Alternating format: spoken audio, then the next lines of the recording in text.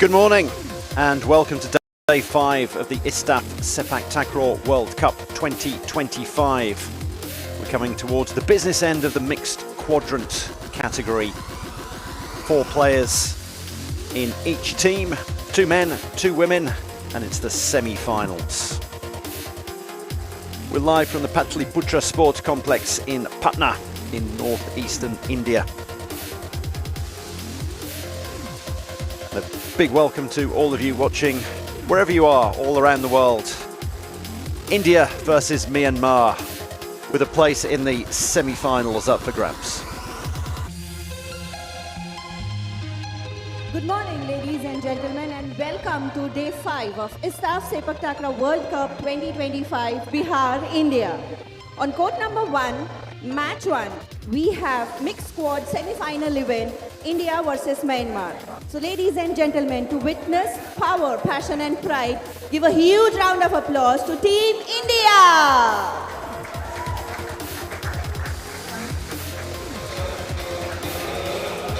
Out they come, the defending champions. This category, mixed quad, was played for the first time in 2024 at the World Cup final in Kuala Lumpur, and India won the final. So they are the defending champions here.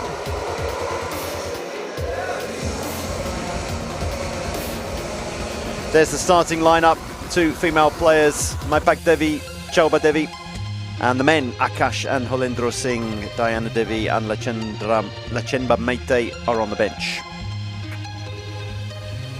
To see the unyielding spirit and determination, give a clap to Team Myanmar!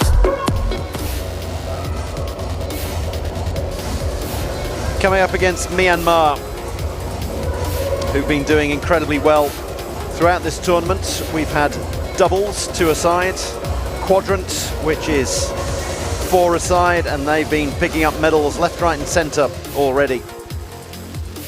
Didn't get a medal last time out in the mixed. I was saying the mixed was in 2024. It wasn't actually, it was in 2022 in Daejeon, where India defeated the host South Korea in the final of the mixed quadrant. Japan and Vietnam getting the bronze medals there.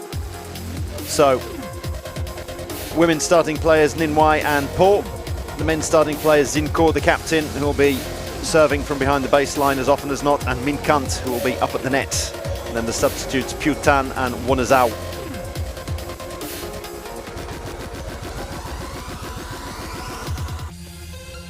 Welcome to you all around the world, wherever you're watching on streaming. Maybe early in the morning or late at night. But thank you for watching.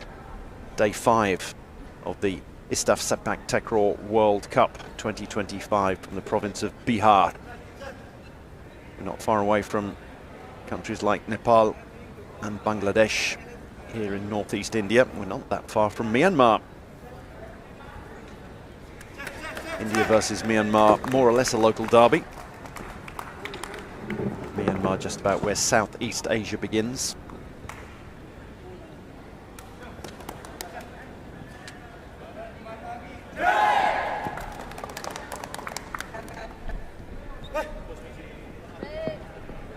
In the group stages, India were in Group B.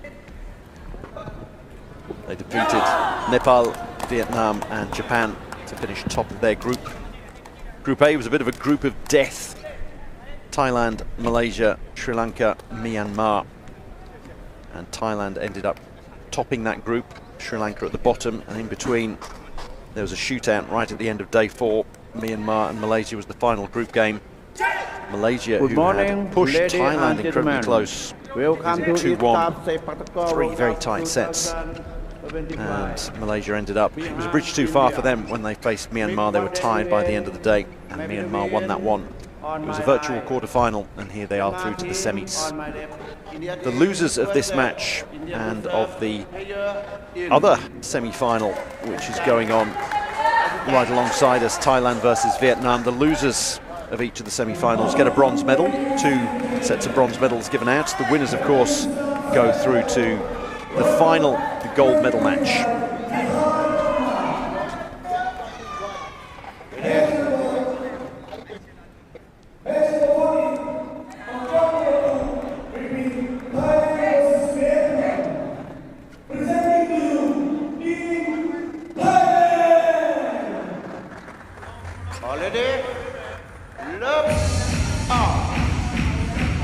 India to get us underway. Akash, look at him racing forward from behind the baseline, ready to block already. And the attempted block was more than enough. It put off Minkant. The ball went wide. You'll see it land just out. Cleverly left by Chauba Devi. And first point to India. You don't tend to score points on your own service, so that's the equivalent to almost of a break of service, a mini break early on. You're more expected to score points when the opposition's serving because they put the ball in your court quite literally, save, set, spike. And that's what's happened here, so 2-0. Great start for India. Reminder that it's best of 3 sets, first of 15 in each set. If it gets to 14 all, then play up to 17.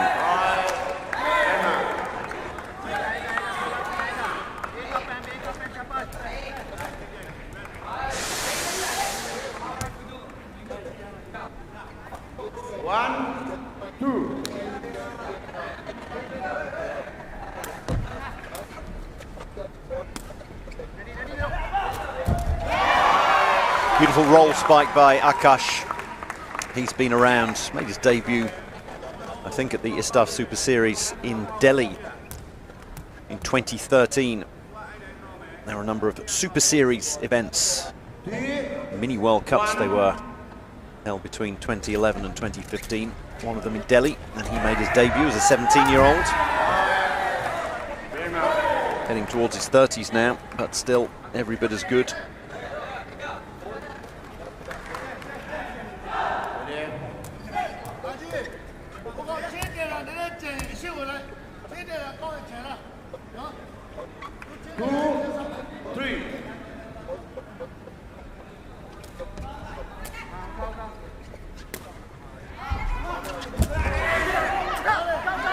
The save, the set, the spike.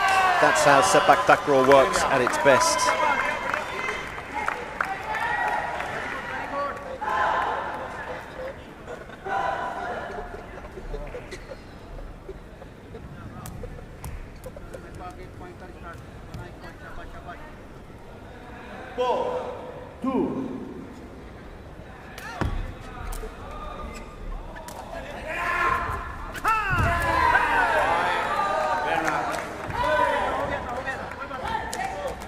Good start for India. You always want to build up a little bit of a buffer early on, so even though they lose this point here on their own service, which is more or less to be expected, they're still in the lead.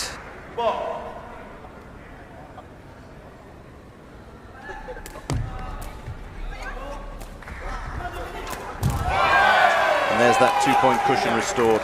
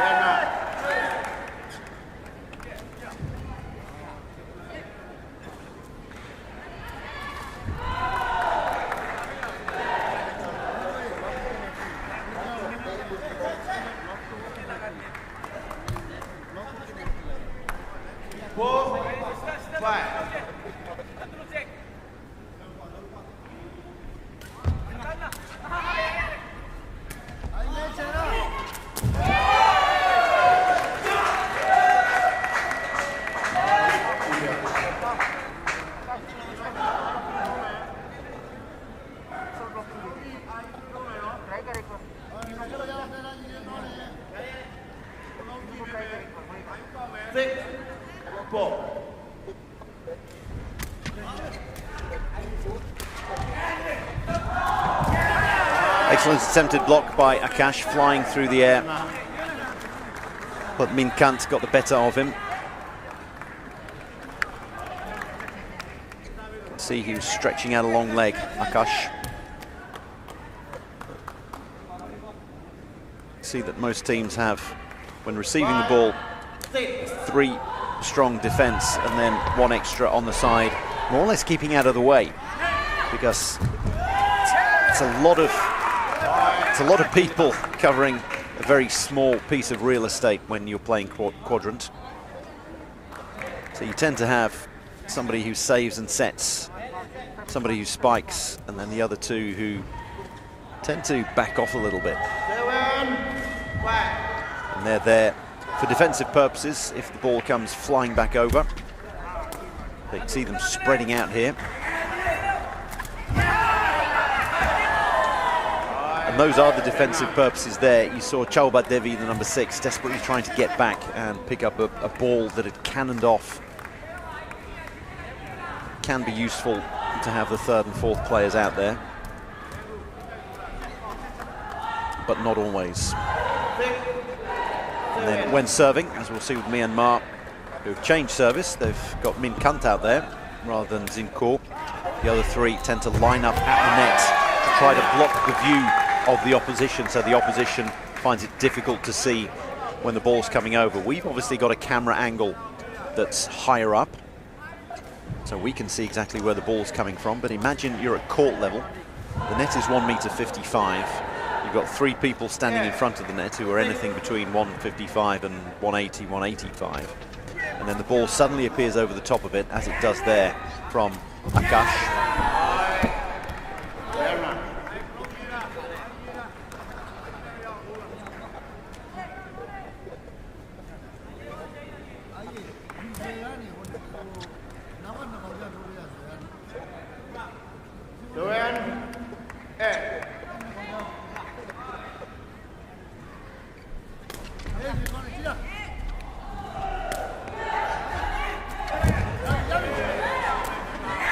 The save, the sets, spike, the block. Sepaktakraw at its best, and oh, it's been called against Akash. They've said it hit his arm.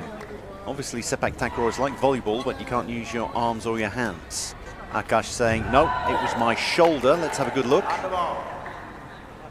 And that was definitely the top of his arm, and the referee up in the chair, perfectly positioned to see that. Excellent tackle all round. Shame it didn't quite come off for Akash. But look at that, Myanmar have got it back level, 8-all. Winning a point on their own service. And they're in the lead. Not what the home crowd would have wanted.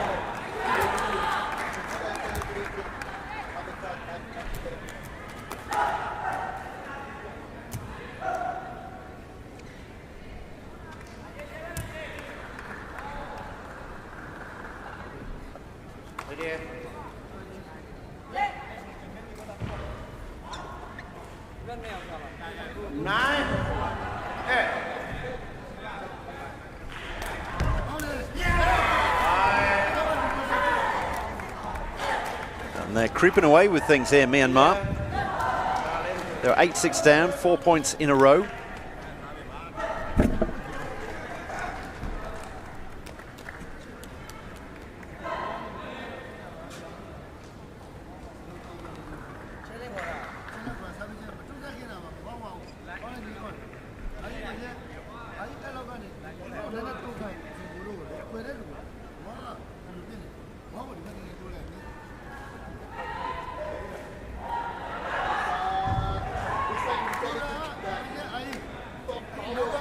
One thing you can have in Sepaktakraw is video challenges, and we've got one here at the moment. Obviously things are very much in the balance here. India were 8-6 to the good. Myanmar have rattled off 4 points in a row. So once the video referee has come to a decision, he calls both of the team managers in. Hemraj for India on the right. On the left, Tutkangwe.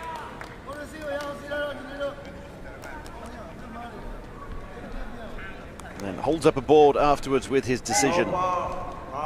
No fault, no harm, no foul. Challenge unsuccessful. India now desperately need to win a point on their own service. What can Akash do here?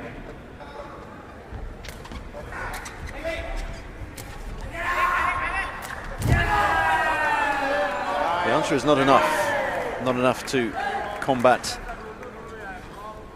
Minkant, and India have decided to take a timeout. Teams have 1 timeout per set. They last for a minute, and India need to do something here because they've lost.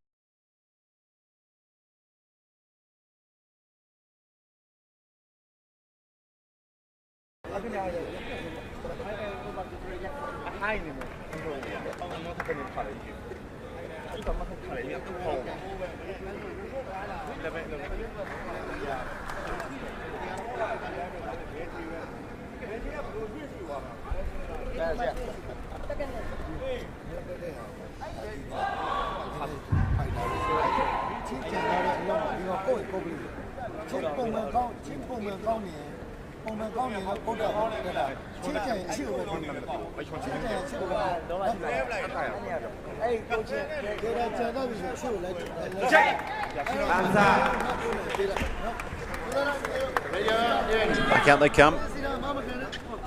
Myanmar just 4 points away from taking this opening set.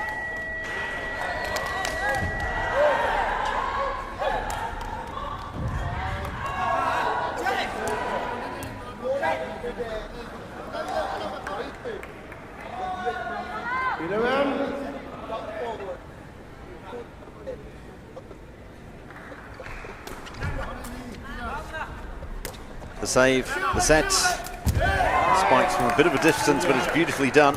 And I think you could see Akash there telling Holendra Singh exactly where he wanted it, maybe a little bit higher up. And then nearer to the net. Minkant disappointed that he couldn't get a block on that one. You can see him gritting his teeth.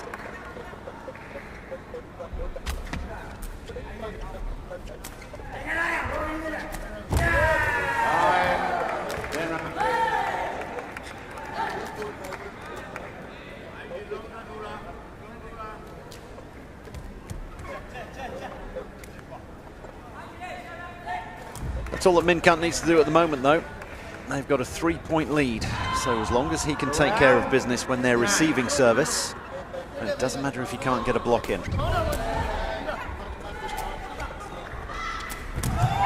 keeping pace, but they need to win a point on their own service. That's when things start getting a little bit dicey. You think to yourself, where do I serve? How do I serve?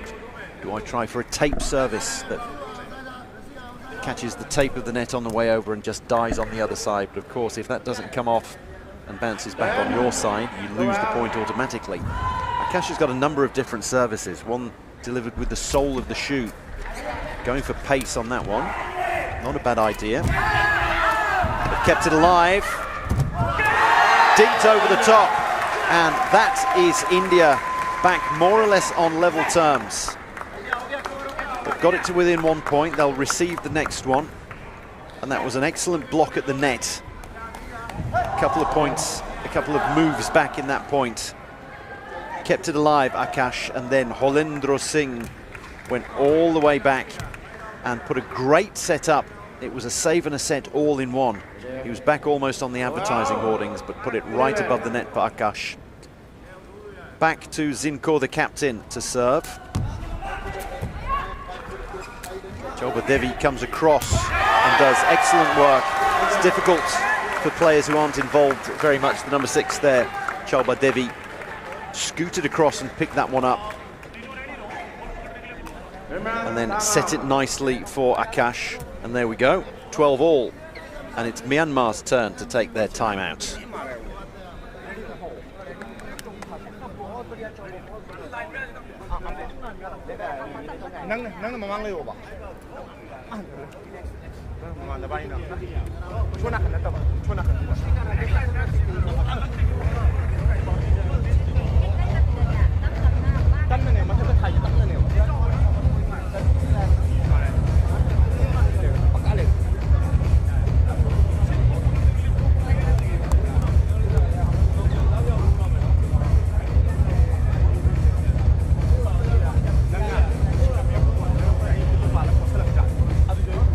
First to 3, best of 5 now, since it's first to 15.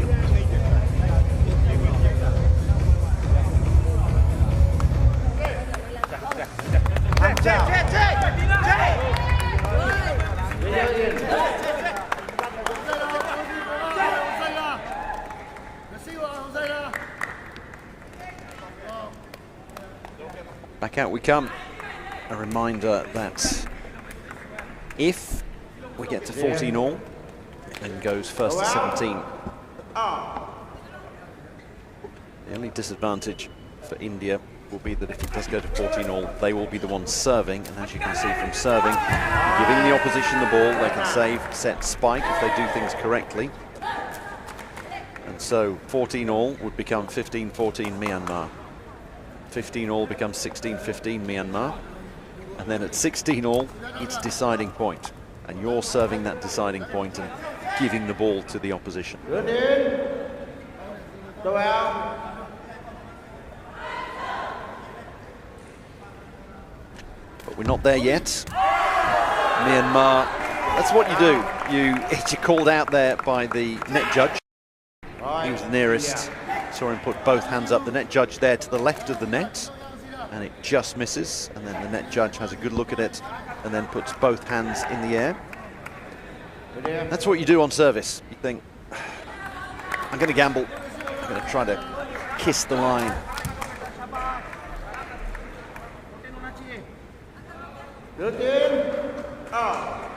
Is Akash going to gamble? See one of his screwball services with the sole of the foot? No, with the outside of the foot. Up to the net he comes, tries to get the block, and there you can see him. He's not happy. He's saying, why didn't you come across? You left a corridor open there. He's particularly telling Holendra Singh there that he needed to be further across. Myanmar now with a set point. It's on their own, it's a set point.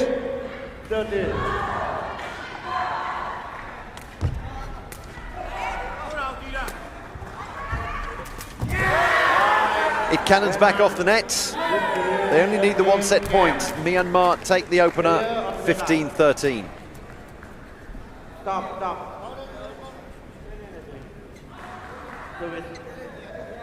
India are going to challenge the service.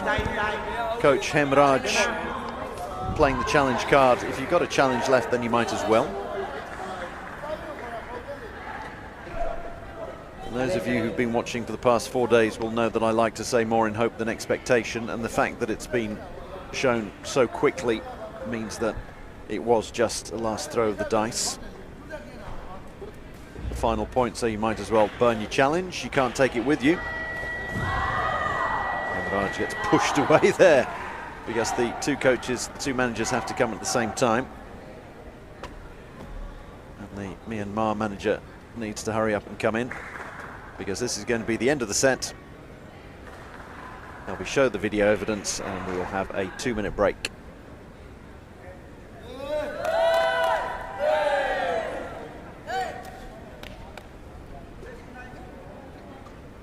No ball. No faults.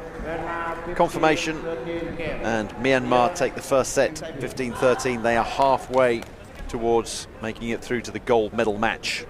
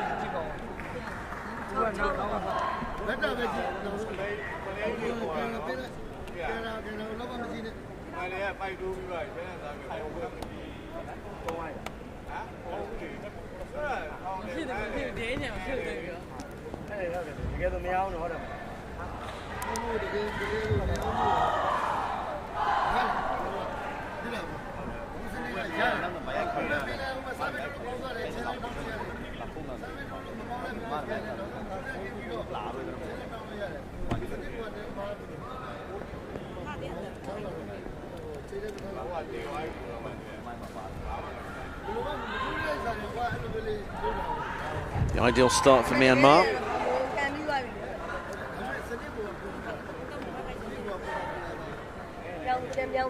Things just got a little bit out of hand, as they can do very quickly for India.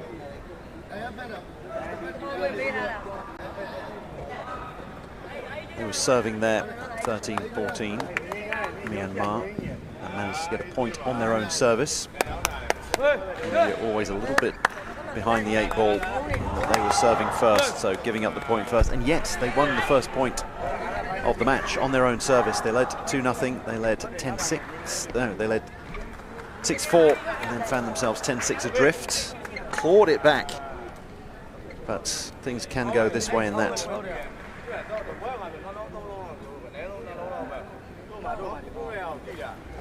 Myanmar have a gold, a silver and a bronze at this tournament already.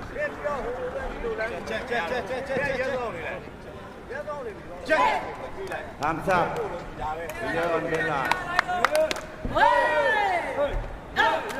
India with it all to do. They still only need to win 2 sets. Myanmar have halved their requirements. Myanmar, who have a gold, a silver and a bronze at this tournament already.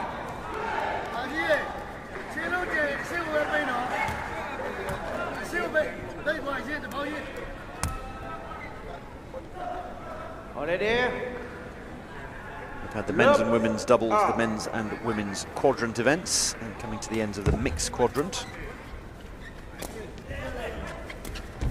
Myanmar's doubles. India.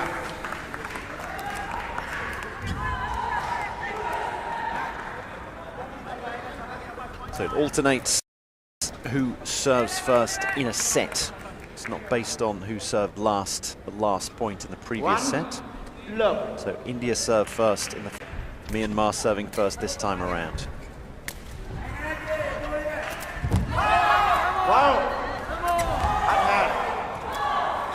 I think the ball was already down and dead on India's side before they managed to get it back.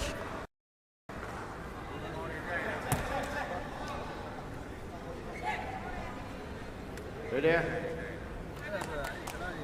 1, off.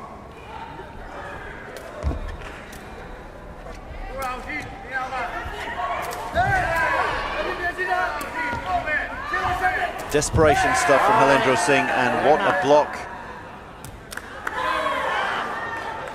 An amazing block.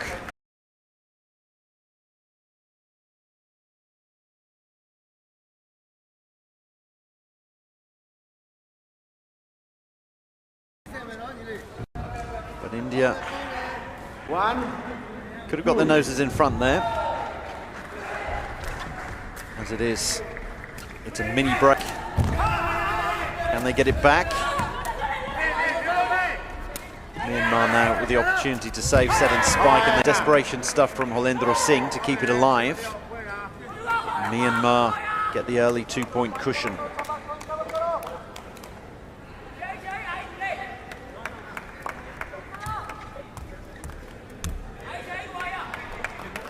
Ready? 3, 1.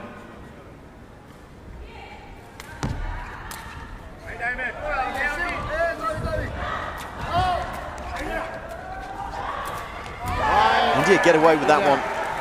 The set wasn't the greatest. Akash going almost into court number 2 to get that one back. Look how far he goes. I think it was Jalba Devi who put it up for him. And they get out of jail with that one. They're still a point behind and about to serve, so still very much advantage Myanmar. 2, 3.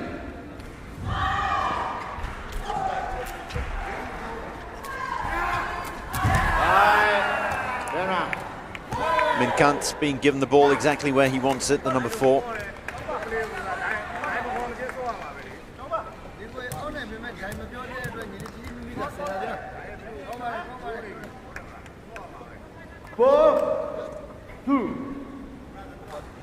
Most of these players on both sides played in the men's and women's quadrant events.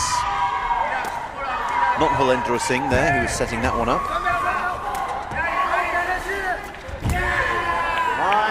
It's all going wrong at the moment for India. It's all going right for Myanmar.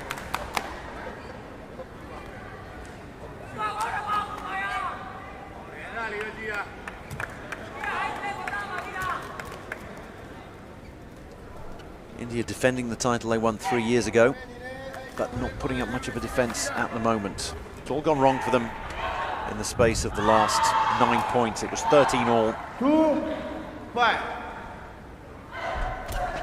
In fact, 13-14, but they were receiving service. And then all of a sudden, Myanmar got something out of nothing on set point. India, time out. India take their time out. They've lost 8 of the last 10 points.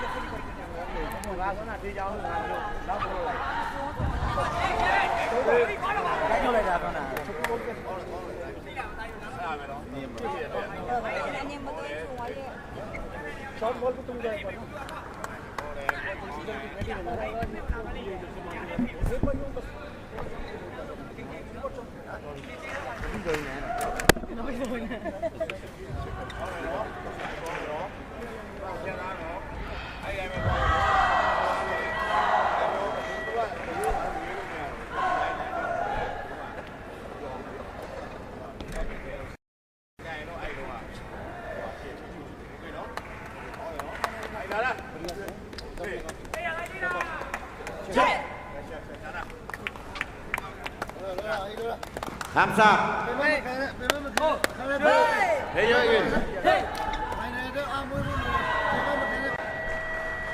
Back we come after the 1 minute break. India with it all to do. They're 9 points from elimination in this tournament. They need to ask more questions when they're serving, because at the moment Myanmar are able to save set spike as calmly as you like. And they need to be smarter and sharper on their spikes. Second time of asking, Akash does that. I wonder whether a substitution might come for India.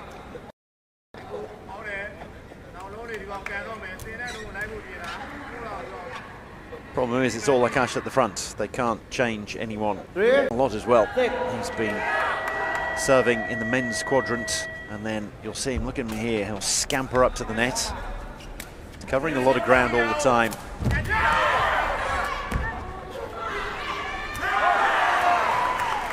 The bounce favours them this time. It was a good block by Akash. You can see the sweat he's worked up. He's serving, he's flying forward to block. And it was a great block here, and then Zipko couldn't quite get that one back over the net.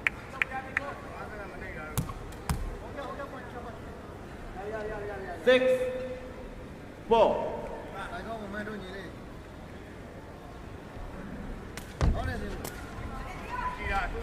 Important point for India. Need to take care of business on their own service. They're doing it, but only just. They're not. The spikes aren't finding the court, they're finding someone else. They're finding a block there. Min Kant gets his back in the way. Paul almost managed to pick that one up. They'll take anything they can get at the moment. They need another point on service here as well. 5, 6.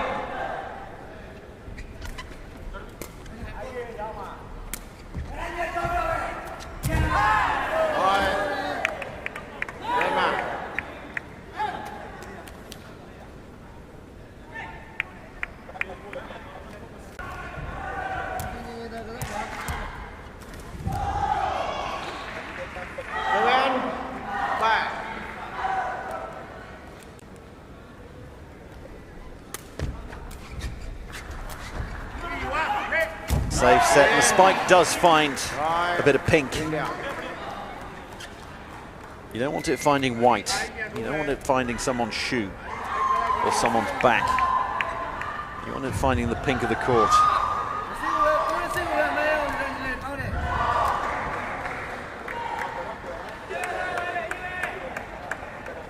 Six, 7.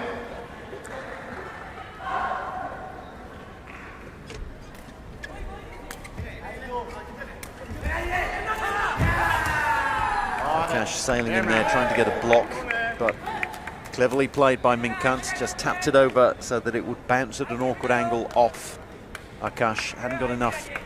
He didn't put much on it, so that way it didn't come cannoning back over his side of the net. 8, 6.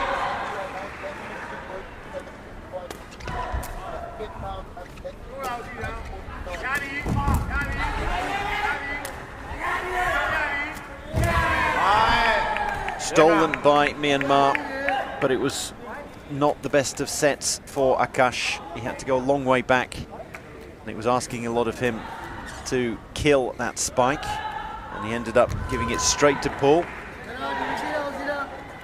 and all their hard work undone.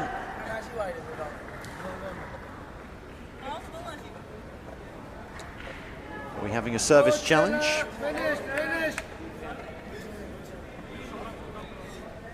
What is Hemraj saying?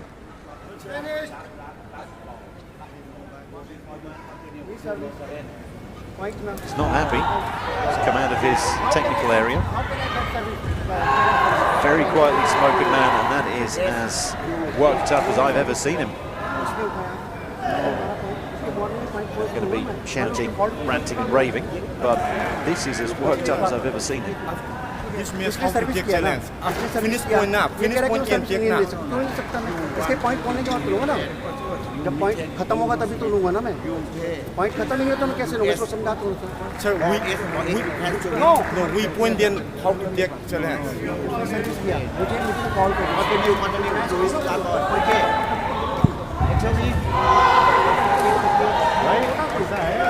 वो ऐसे बताए कि जैसे service होते कि call लेना है My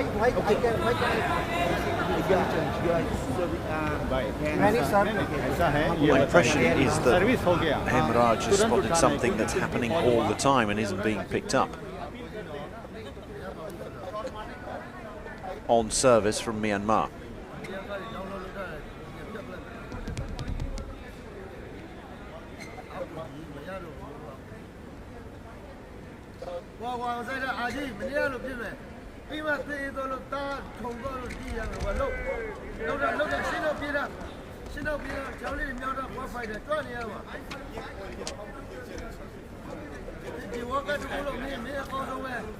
Interesting to see what's happening here. See one of the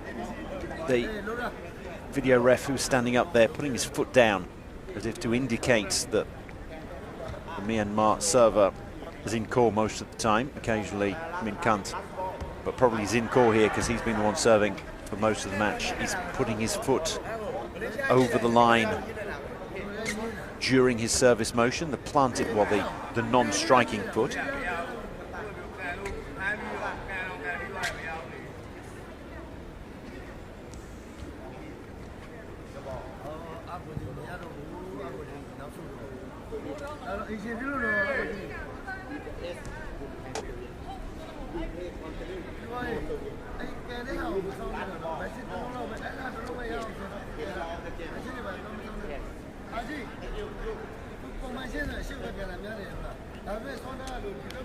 It's obviously quite an important point here. They're taking a lot of time deliberating about it.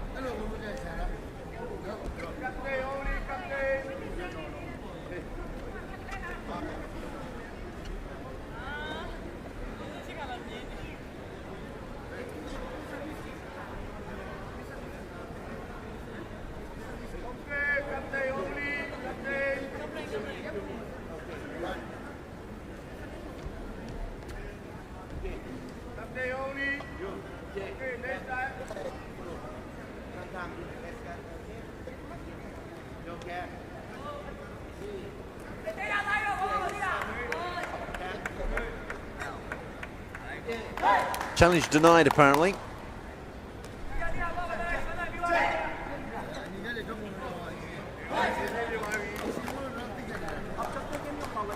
Ready?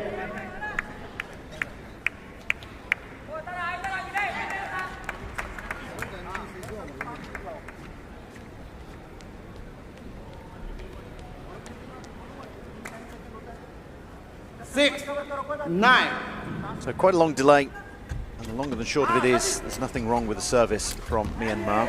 And there's absolutely nothing wrong with the service reception for Myanmar. India not asking enough questions. Akash might be getting a little bit tired. played in men's quadrant.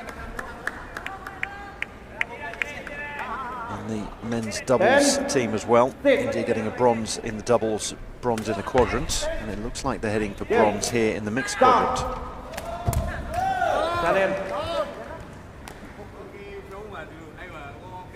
Myanmar just 5 points away.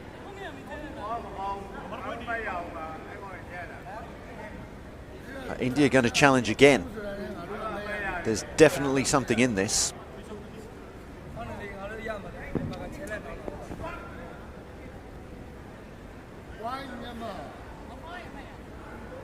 We had a long challenge and Hemraj, he's come out of his technical area.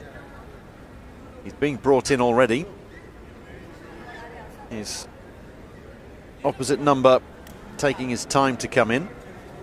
Always takes a long time to come forward, as the Myanmar manager Kang Wei.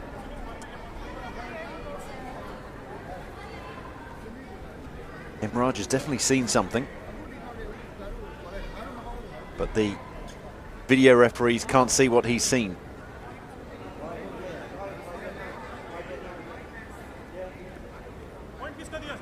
He's not a happy man.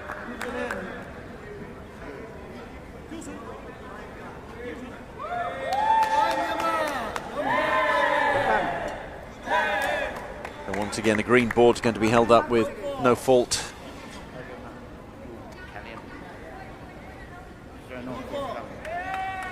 Surely the end of the challenges from India. It's a couple that have come to nothing. Can't see the foot there, which is obviously the bone of contention.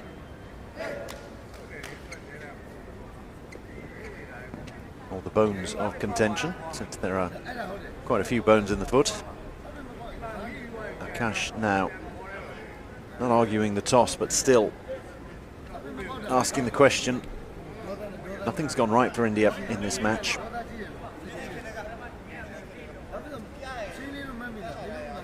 They're a long way adrift.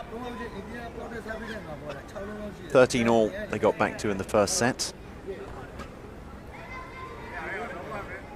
A lot of officials meeting at the desk.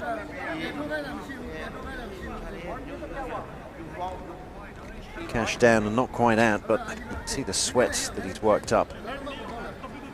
Also seemed to be a little bit unhappy with his teammates at times, telling Halendra Singh he's maybe not in the right place, and it's been almost directing traffic, pointing this way and that. And he's on his own here. The other three are talking amongst themselves, and he's just down there trying to compose himself, but it's becoming a bit of a lonely figure.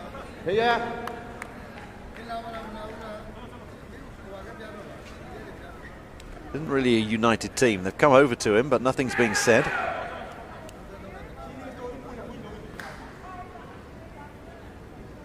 Is he feeling unwell? Officials come over and said, if you can't continue, then you need to leave the court. If he needs treatment, then he needs to leave the court. I thought he was just trying to compose himself, but might look a little more serious than that.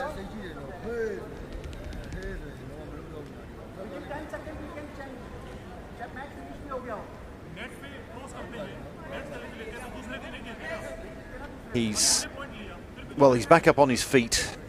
Bit of an empty look in his eyes, though.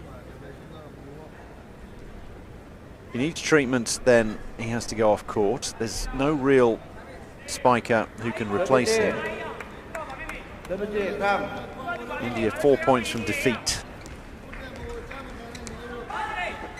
You're going to carry on? I presume so. Just a shake of the head and a bit of a dismissive hand gesture. I can see this finishing sooner rather than later. He's been called over. He needs a ball. If he's going to serve, he needs a ball, and he's been given a yellow card by the referee for delay of game, which is only fair because we've been waiting for the past 4 or 5 minutes for Akash to compose himself, and I can see this unraveling very quickly.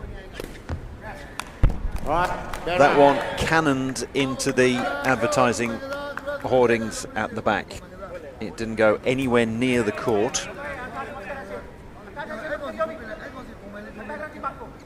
You're not going to see this one bounce. It's going to disappear out of camera angle. Tries to get a foot to that one, and cleverly done there by Myanmar. Target the man who is all at sea. Target the player who is completely and utterly out of sorts. You wonder how far, you wonder where this service is going to go.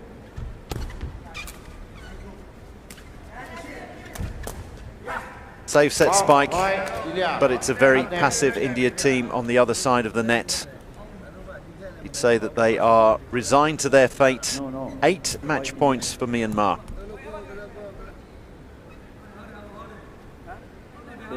Emraj has done his best, but he's obviously seen something that he's not happy with.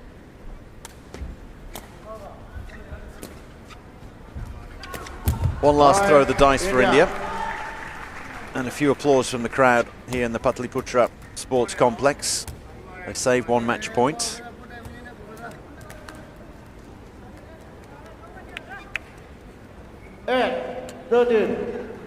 Actually, we've had a readjustment of the scoring, I think, during all of the delays.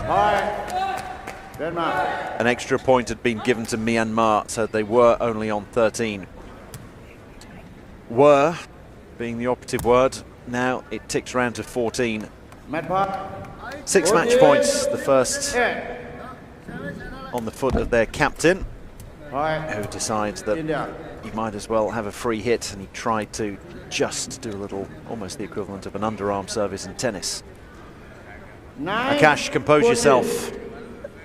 The match is on the line. Myanmar with a save. The set, Minkant with a spike. It lands in, and Myanmar have defeated the defending champions. They have knocked the hosts out of the tournament. Myanmar are through to the finals of the mixed quadrant, defeating India 15-13, 15-9.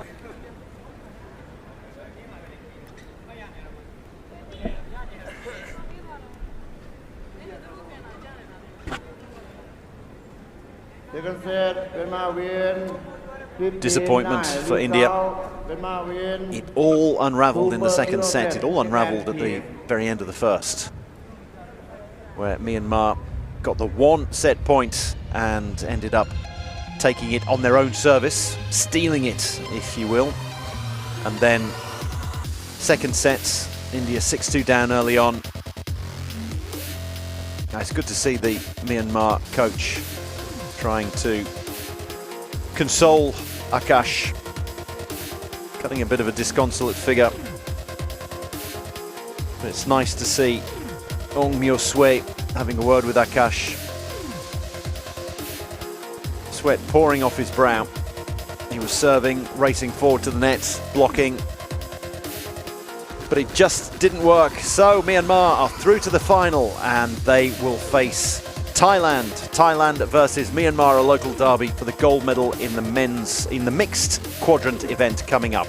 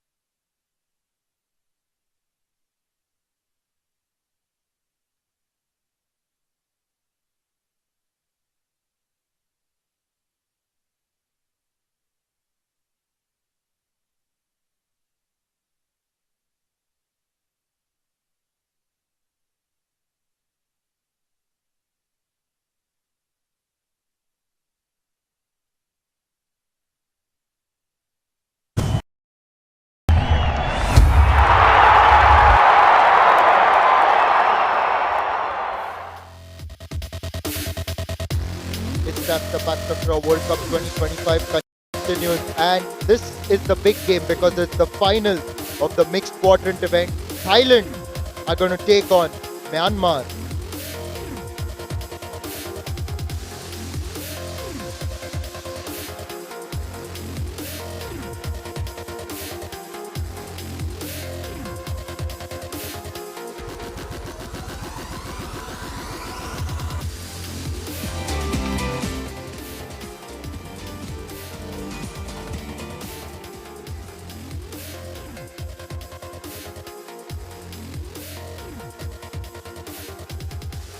To please report on court number 1.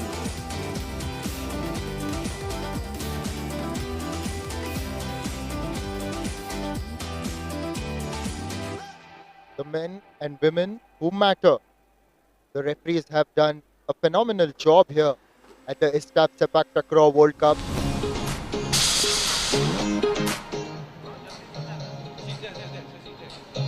With me in the commentary box, I've got Drew Lilly joining me. Welcome, Drew, and this final promises to be a good one, but also a word on the referees, very consistent and good throughout the tournament. That's right, Nishad. Yep, and you need a fair few of them. You need the main referee, one on the other side of the net from them as the net judge. You then need 2 line judges looking at the lines, the sideline and the baselines to see whether the ball was in or out. You then have a table judge who is there to make sure that everything is filled in correctly.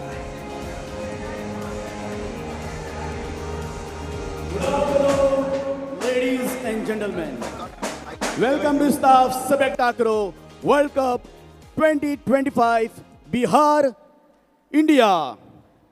It's not just a game. It's a chance to create memories that will last a lifetime. Match number 15 on court number 1, mixed court grand finale between Thailand versus Myanmar. Presenting to you, Team Thailand. The Thais, the favourite for anything they enter. 3 men, 3 women, 4 on court at any one time, 2 men, 2 women. That young lad at the front is probably going to be kept on the sidelines. That's Putawan. He featured very heavily in the doubles, the successful doubles campaign for Thailand's men. But he's going to be on the bench today. You can see at the bottom, Sirinan and Putawan on the bench. Seksan and Tawisak, the men. Masaya and Vipada, the women. Seksan will be the server. Put your hand together for Team Myanmar.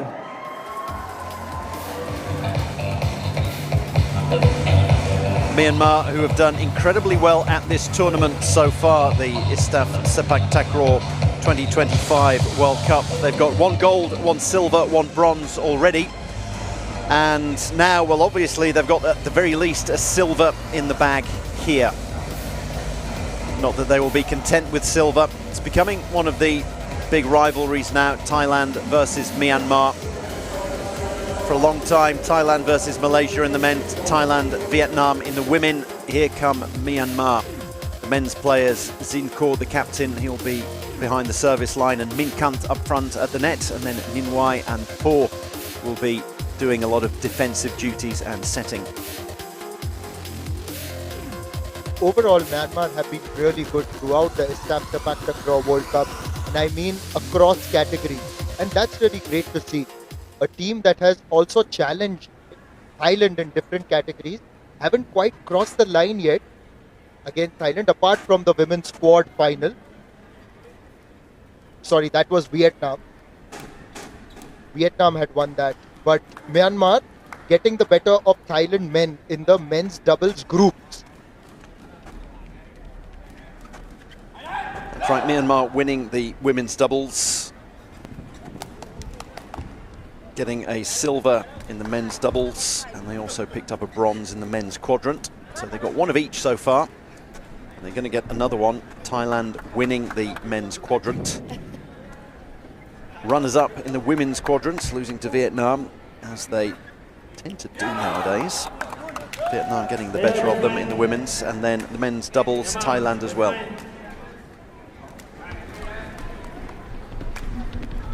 Two groups we had in the mixed quadrant, Group A and Group B. One of them was a real group of death that Thailand found themselves in, defeated Malaysia 2-1. That was so close, could have gone either way. Myanmar in the group stages, and then Sri Lanka cruised past them. And then earlier today on day 5, they defeated Vietnam quite comfortably in the semi-final. So very much the tougher of the two groups for Thailand. Yes, and we had covered the game against Vietnam, which they won in straight sets. The second set, though, had gone to a 17-pointer. Thailand never really troubled, but this is Myanmar's road to the final. Overcame India in the semi-final, won that 2-0. The only game that they dropped was against Thailand in the group stage, which sort of ensured that they finished on the second spot in that group, and this is the second time that they are meeting Thailand in this tournament. Time for them to get revenge. Zin Kaur gets us underway. Tawisak spiking at the net. Just a reminder, or maybe for your information, it might be the first time you're watching Sepaktakraw. It's best of 3 sets, so first to 2, and then first to 15 in each set. Alternating services as well, from one team to the other. And what a perfect service that was from Seksan, the lefty. Comes in at a different angle anyway, but that one clipped the tape as it went over, which means it deviates and is incredibly difficult to pick up. First blood to Thailand. They've got the first 2 points, both receiving service, where you expect to score, and then serving yourself when you don't expect to score.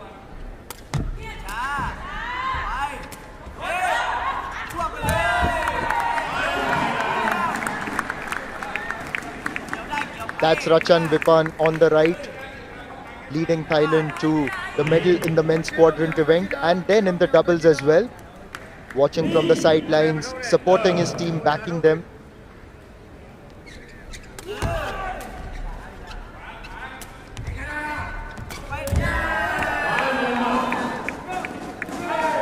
There's one by Min Kant. Min Kant was really good in the doubles, in the men's doubles. Just to illustrate what you spoke about earlier, Seksan, even in the match against Vietnam, got a few taped serves in very well. The accuracy was good. He's a reasonably tall player. We look at Sanapong, another of the Thai delegation here. He hasn't featured all that much in this tournament, and this is pretty much it as far as the Thais are concerned, because they haven't entered the men's Regu, which is the 3-a-side competition.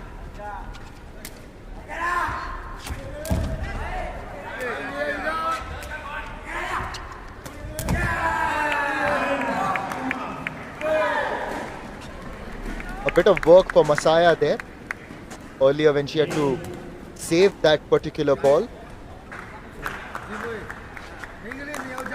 It'd be quite difficult in quadrant because you've got 4 players on the court at any one time, so there's a lot of limbs out there. You need to get out of the way of those who are expecting to receive the ball, like Vipada, and then you find yourselves on one side waiting to be involved, or maybe you're not involved for a good 5 minutes at a time, and then all of a sudden you're called upon just to keep the ball alive. It can be difficult. Right, the first challenge that we've seen, it's been challenged, I believe, by Thailand, because the call was that it was out. No, it's been challenged by Myanmar because it was called in, the spike, by Thailand.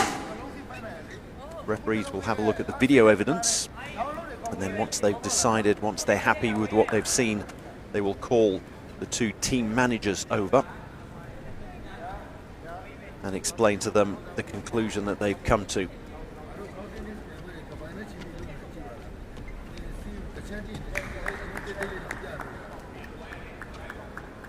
Vipada is she's a tekong. Usually she's a tekong in doubles and quadrant, where everybody can serve. It doesn't matter, you don't have a specific server. You get certain people who like to take on the service duties, but you can alternate. And she's proved to be a very strong server when you're serving from behind the baseline in doubles and quadrant.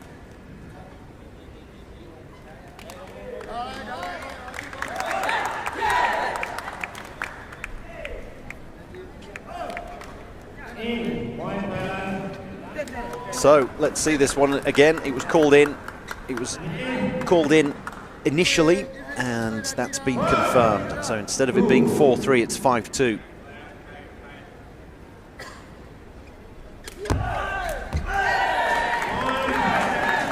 That was a very good serve in by Sexan. It's quite reasonably tall, but quite powerful. And you see the spin there as well. And that's what you need to do in any kind of sport. You target two players, get it in between them. Myanmar taking a timeout already.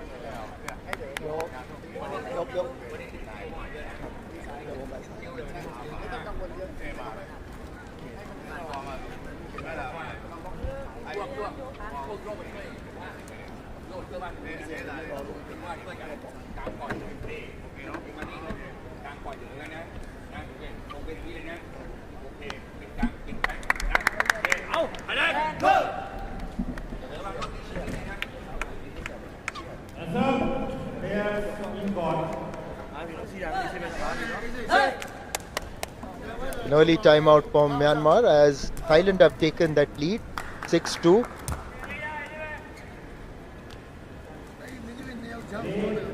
Will be someone who will be happy with that. He's obviously impartial as the acting president of ISTAF, Kun Bunchai Lord Pipat, who is Thai. He'll be happy that Thailand are doing well, but as I say, impartial as the acting president of the International Sepaktakraw Federation.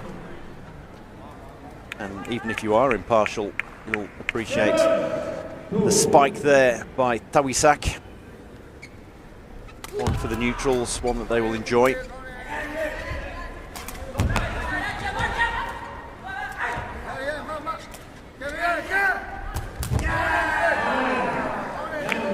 Something I'm picking up on today, day 5, compared with day 4 when we had the group stage of this particular event.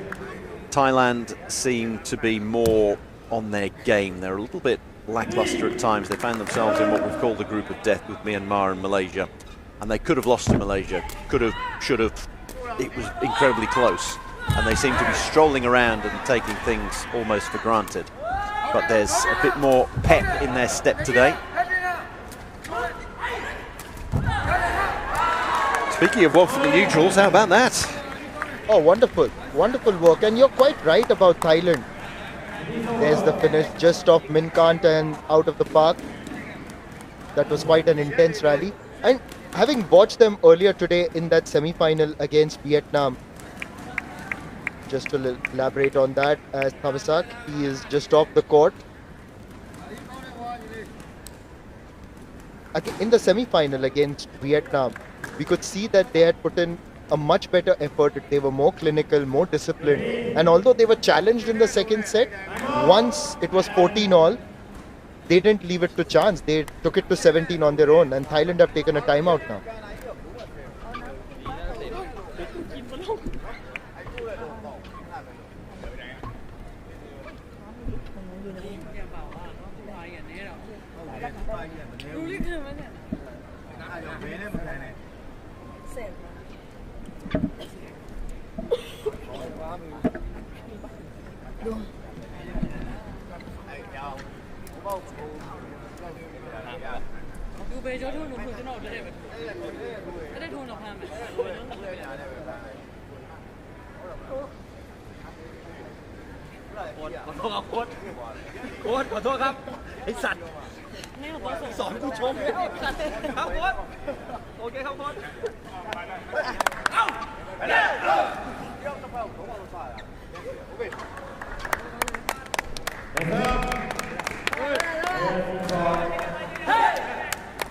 An early lead for Thailand in the first set in the final, 8-3. As Tektan gets ready to serve yet again.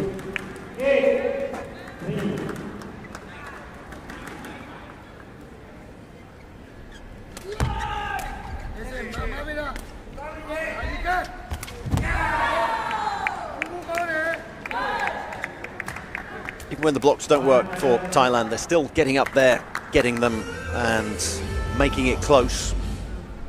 You can tell that today it's about the medals, and that's where Thailand come alive.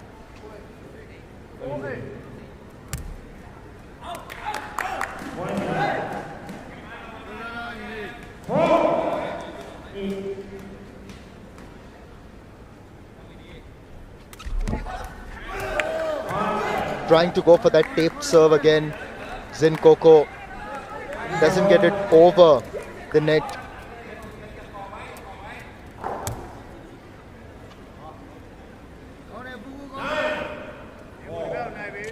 Three Thais together, and they're going to put their heads in, and they're trying to create a wall that the opposition can't see around, so the opposition doesn't know. They can guess where the ball's coming on service, but they won't know for sure until it appears above the little wall of Thai heads.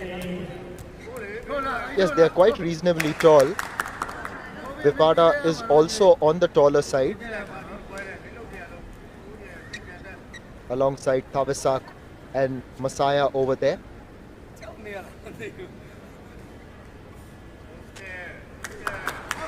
Just approaching the referee's desk for the moment. Had an interesting conversation with one of the referees today, obviously on the other commentary stream. He said that in training the referees are told not to be too serious on court, be confident, but not too serious, because if you're too serious, then the complexion of the game could get affected. Yeah, if you're permanently scowling, then the players are going to scowl back, and it invites an argument, whereas when it's all smiles, it's, okay, fair enough, we're all human, we're all here doing our best. Doing our best, and obviously it's the best in terms of both the players and the officials. Even the overall disciplinary levels have been quite good. We haven't seen too many cards throughout the tournament, so that's also one of the good things here.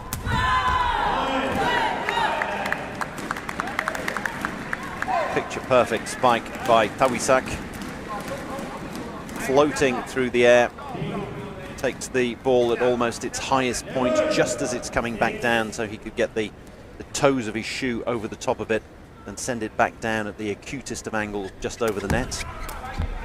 But they're just getting a head out of the way at the last moment.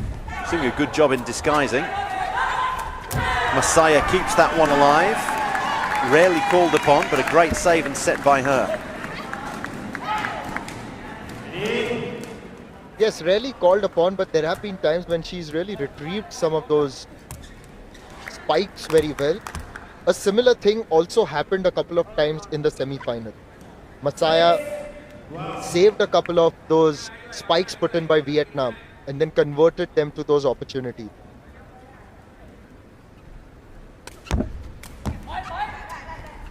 Good low service, but it's picked up well.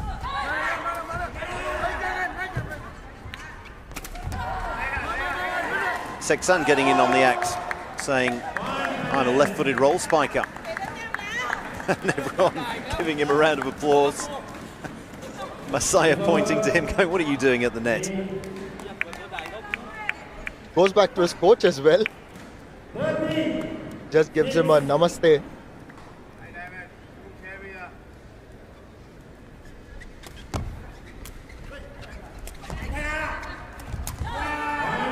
More of a Sawadika. He's from Thailand. 13-7. They are running away with this. What's it called in Thai? I didn't quite pick up the name because I don't know about that though. Well, just putting the hands together and saying hello is Sawadika.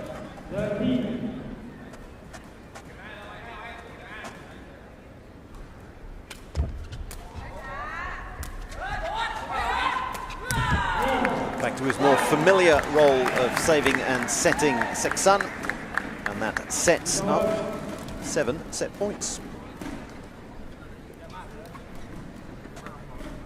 Game point 47.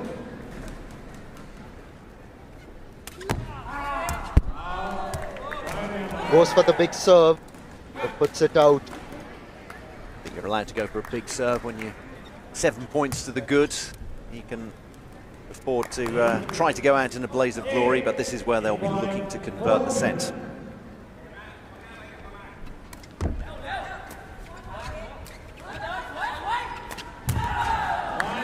How easily have Thailand won the first set in the mixed quadrant final here? It's as if they have reserved their best Sepaktakraw for the big game, which is the gold medal game against Myanmar. And Thailand have won the first set 15-8 and are leading 1-0 in this final. Thailand ने 1-0 से बढ़त ले ली है यहाँ पर ISTAF सेपकटाक्राव world cup 2025 के mixed quadrant final में। ये इनका फाइनल म्यांमार के विरुद्ध खेला जा रहा है।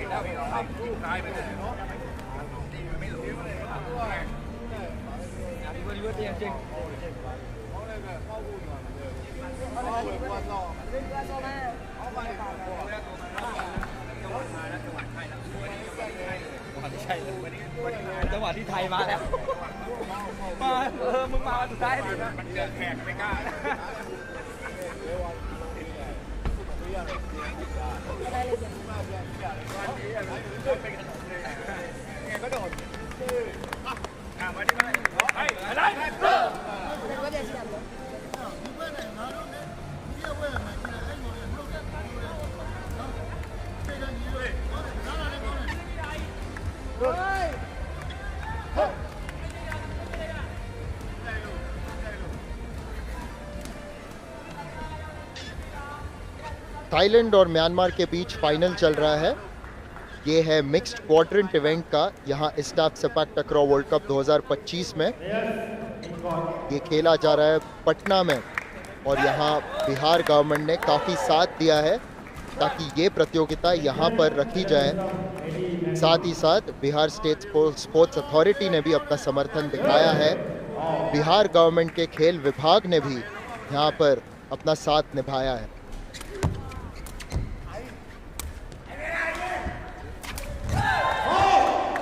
What should have been an advantage for Myanmar has been turned into maybe another nail in their coffin. Thailand serving to open the second set. You alternate who serves first, which team serves first, and Myanmar receiving the first point, so they wanted to get their noses in front and make the running from the front. But Thailand have held service on their first point, and then how about that, nodding that one over at the net. Tawisak, you're allowed to do that. And he's done it very well. Nodding a corner kick into the right post. I think you should be allowed to do that in tennis. Just stand right at the front of the net and volley it straight back on serve. That'd make things fun, make for shorter points.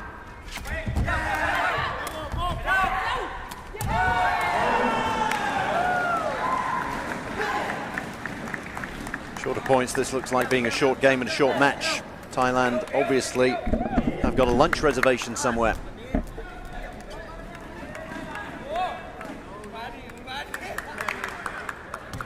Two points on their own service. It's the mark of a good team. I think that lunch reservation is alongside us in the players' lounge.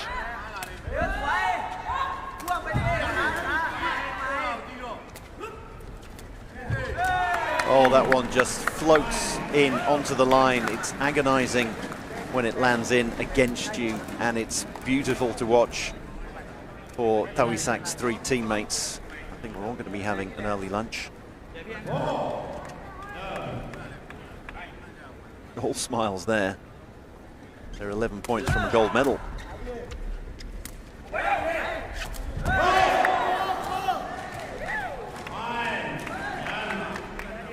Everything going Thailand's way. But you've got to say that today, surely, they have been much better than what they were yesterday. That's right, that one didn't quite go their way in that it hit the arm. So it hit Tawisak's arm when it went over, and the referee very alert with Lofty perched there, top right of your screen. See that perfectly. Lofty, he's about on a level with Tawisak when that man there, the number 4, floats through the air and puts in a clinical spike.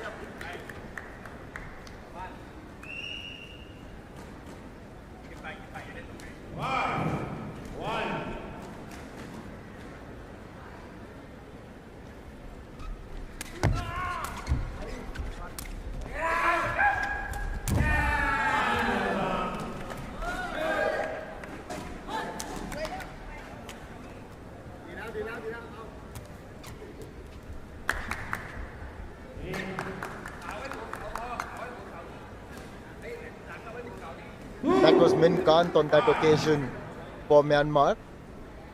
He's been awfully quiet actually today. The whole Myanmar team has been rather quiet today. And obviously you've spurred him into action there. Myanmar need him in action sooner rather than later.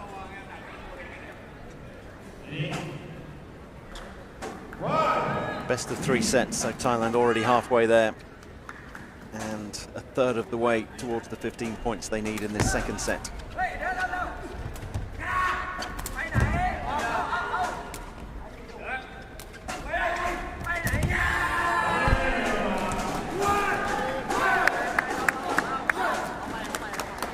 A good passage of play here for Myanmar as they get a few points.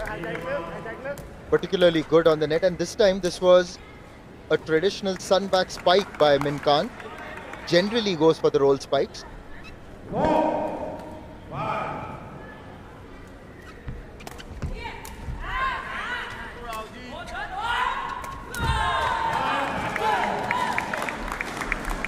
Myanmar raised their game earlier on day 5 in the semi-final against India.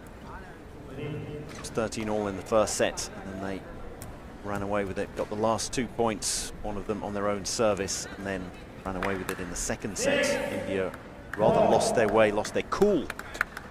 But it seems that they peaked for that semi-final when they eliminated the hosts and defending champions, and now they're looking, I was going to say a little bit tired, but if they can get a few more of those. That was an incredible spike from behind the Regu Tekong circle.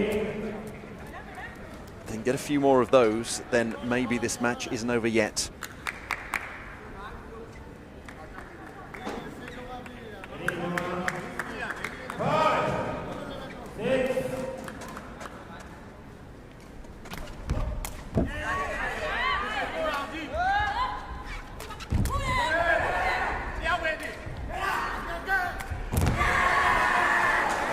Min Kant again.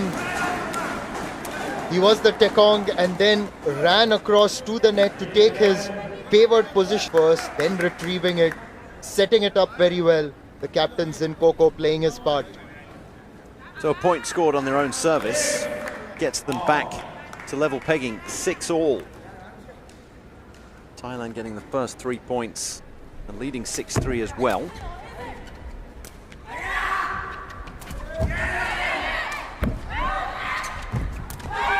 And of course, as soon as Myanmar have the opportunity to get their noses in front, the Thais say, we're having none of it.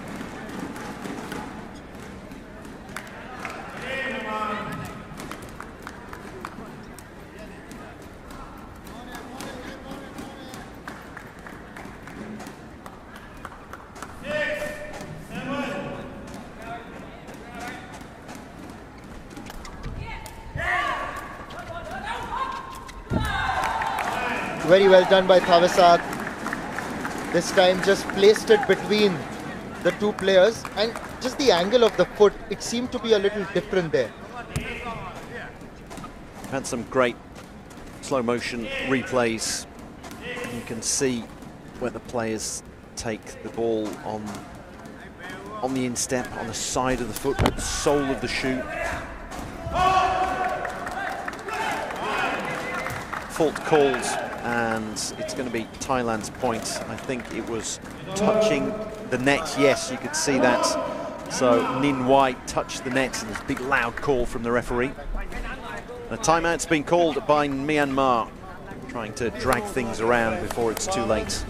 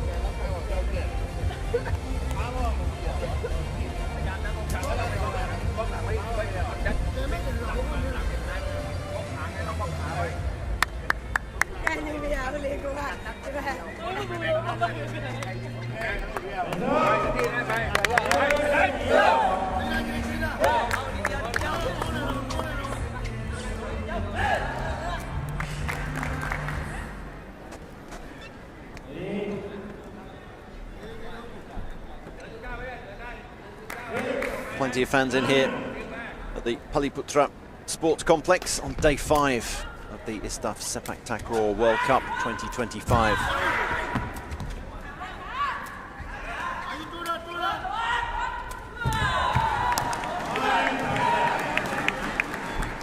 Both teams winning points in bunches, and unfortunately Thailand getting more of these bunches and making this one even bigger. 4 points in a row for them now. 4 points in a row, and they've moved into double figures, 5 points away from clinching another gold medal here at the ISTAF Sepaktakraw World Cup.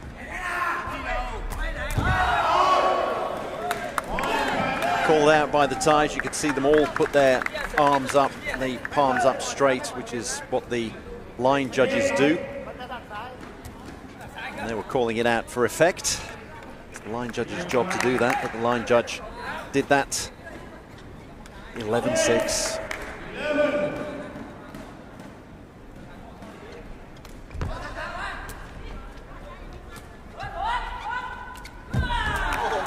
How beautiful! It was almost as if we were watching a replay and not real-time action. Look how slow that was, made even slower by the real replay. Sole of the foot of Tawisak absolutely flat. He's saying, look how high I was. So off goes Tawisak. He goes, my job is done. In comes Putawan. I think the youngster just must have told the coach that, hang on a minute, I would want some action of the final. Now that we are well on our way to a gold medal. He's got a smile on his face. That was a good serve. Very well done. It was a very good serve, and it was really difficult for Myanmar to retrieve that. Inching closer to victory, Thailand. I think the Thais should play a bit of a prank on Putawan. I think Wipada, when she picks up the ball here, should set it for either Seksan or Masaya. No, they do things by the book. First point for Putawan, and it sets up 8 championship points.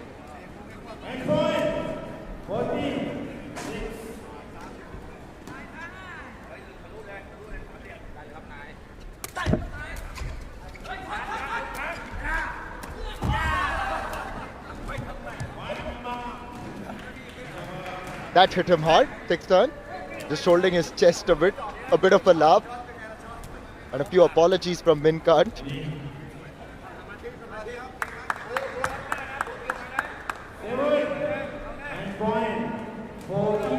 It's not funny when it happens to you, is it?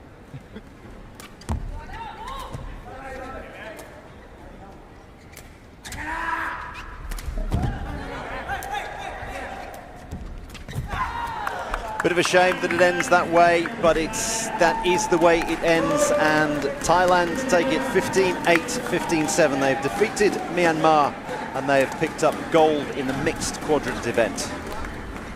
If ever there was a very convincing performance by Thailand, it is this at the ISTAF Sepaktakraw World Cup 2025 in Patna, taking yet another title. The mixed quadrant event, Thailand have won 2-0 against Myanmar, 15-8, 15-7.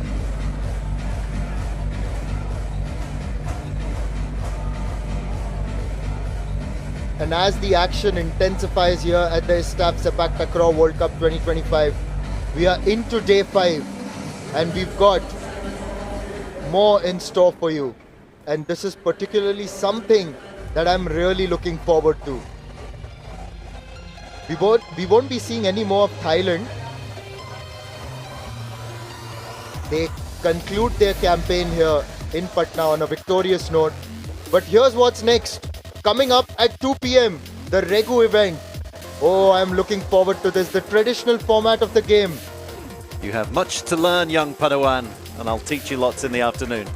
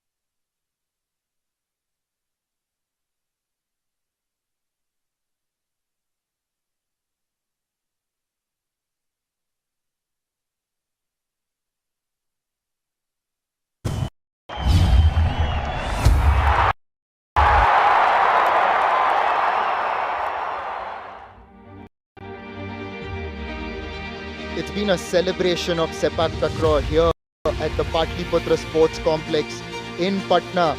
A festival featuring the best in the world, and the crowd, they've loved every bit of the gravity-defying action. The Indian teams have fared quite well, much to the delight of the crowd. Both the men and women have won medals. There have been 4 bronze medals and 1 silver medal. But there's more in store, because they've got to start this campaign, and that is the Regu event. This is day 5 of the ISTAF Sepaktakraw World Cup 2025. We are live from the Patliputra Sports Complex in Patna, and the Regu event begins today on day 5. The crowd have assembled to celebrate the sport and to support the home crowd. The first match, it is the host, India, taking on New Zealand.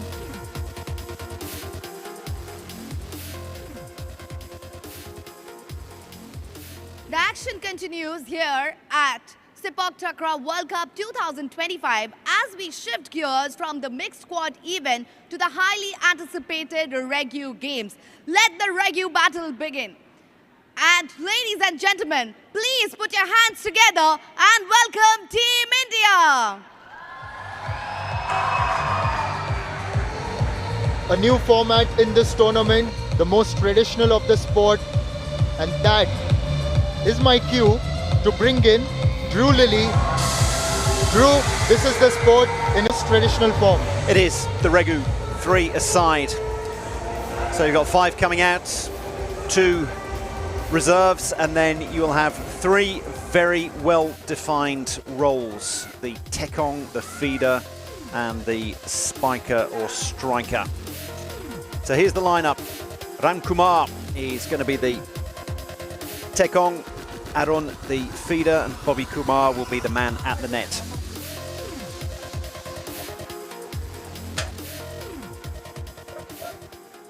The Kiwis are all set to light up in the court. Ladies and gentlemen, please put your hands together and welcome Team New Zealand.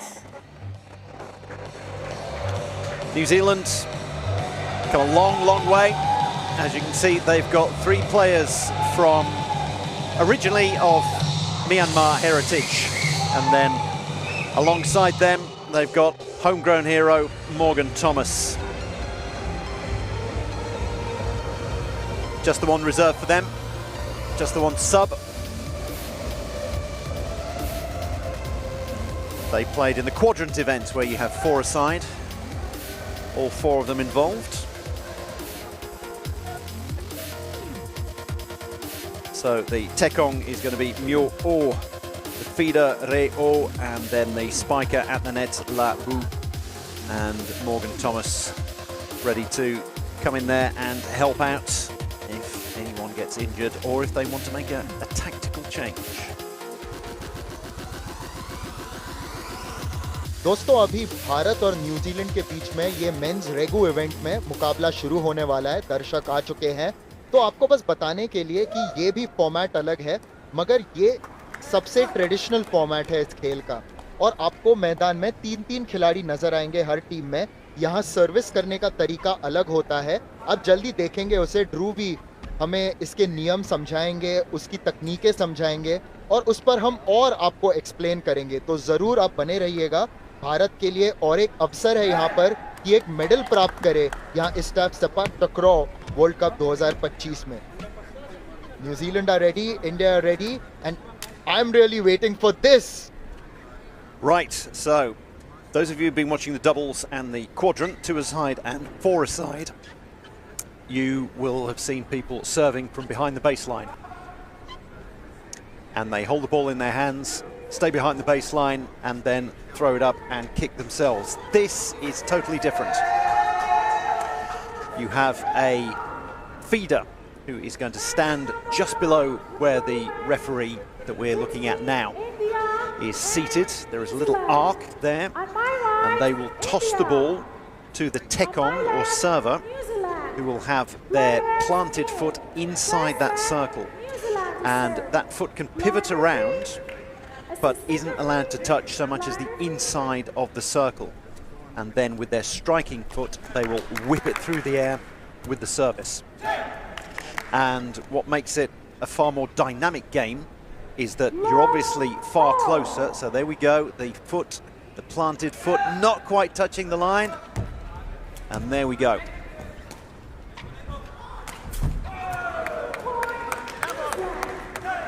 Again, you're still expected to score more points when you're receiving the ball, but you have 3 services. Well, you used to have 3 services in a row. Now they've swapped around to alternating. My question to you with regards to this, and India get that service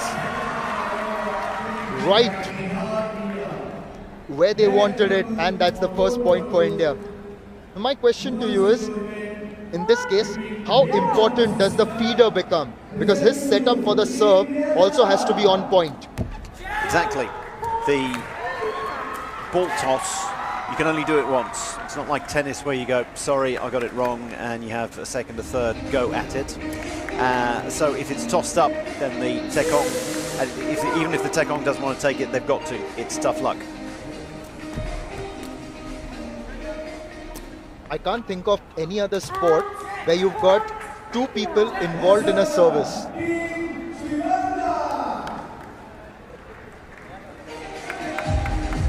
Takes some getting used to after you've been watching the doubles and the quadrant, but it's a real skill. In fact, 2 real skills.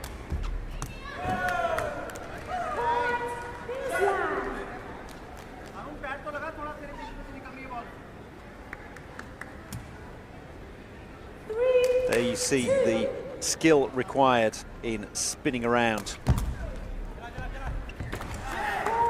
That was a really quick service onto the head of Regu, and it just deflected, went away. How quick was that? Look at that, he couldn't quite control that. It wasn't Regu actually, it was Patliputra. That's the thing when the service comes at you from mid-court as opposed to behind the baseline. It comes at far more pace.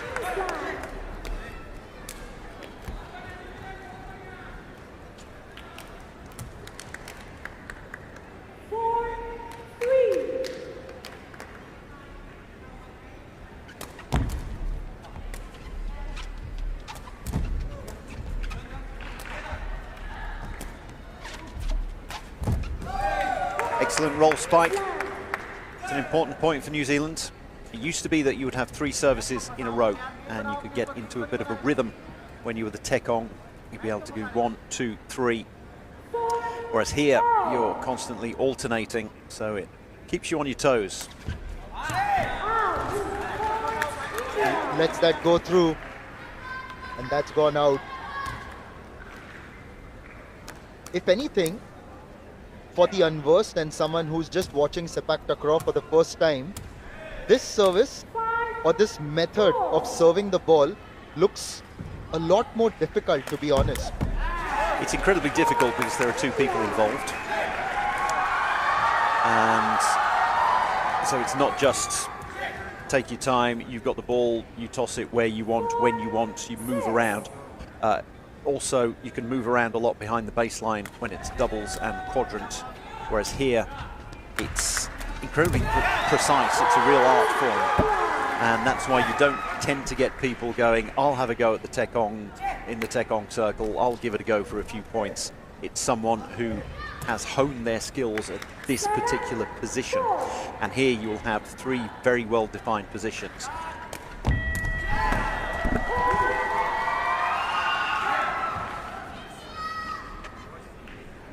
Bobby Kumar has been the feeder for India.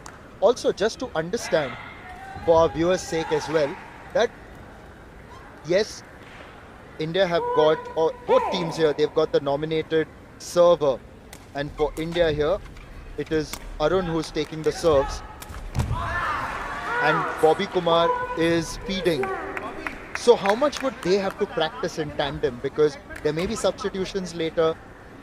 That sort of coordination, understanding between the feeder and the server, how's that developed? Exactly, you've got to work together. You've got to know exactly how high to toss the ball for a particular tekong, which side they want it from. So you can, of course, change sides.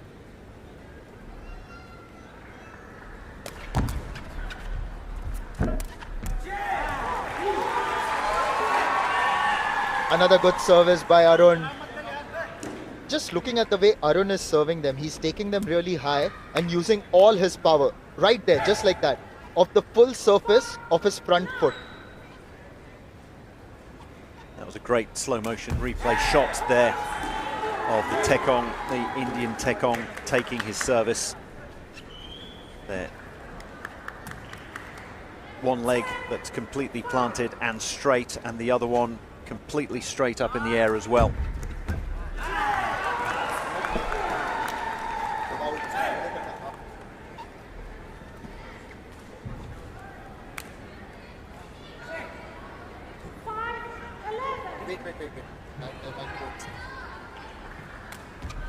Reminder that it's the familiar scoring system though, so it's best of 3 sets and first to 15, with India making real progress here in this first set, leading at 12-5.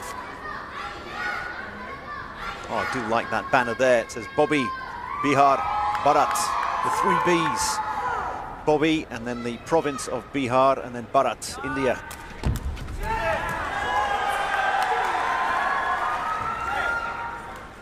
दोस्तों अभी अभी आपको जो ये सर्व है यहाँ रेगू event में, इसके तकनीक और इसके नियम रू ने समझाए।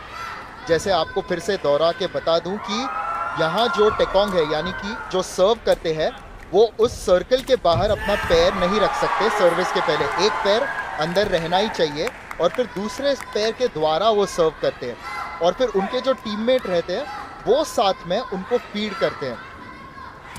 And now, as I was explaining to our audiences in Hindi, but India have got the set point, and that's a good tape serve. India have taken the first set against New Zealand in the opening encounter of the Regu men's event at the ISTAF Sepaktakraw World Cup 2025. A good performance by India. It was quite balanced to begin with, and then India really got into a rhythm, particularly in terms of the way they were serving. Tekong was very strong, and New Zealand are going to have to try to work out how can they start defending them.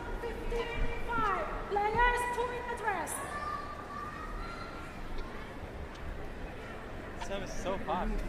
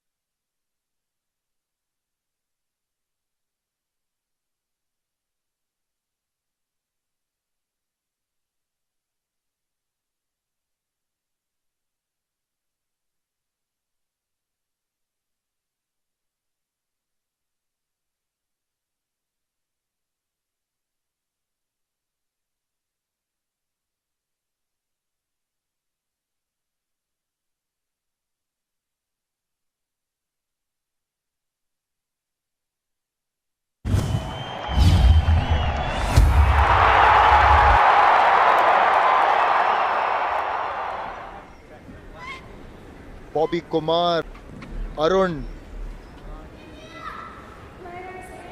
इन्होंने एक बहुत अच्छी शुरुआत दी है भारत को राम कुमार के साथ और यहाँ 1-0 से बढ़त ली है न्यूजीलैंड के विरुद्ध।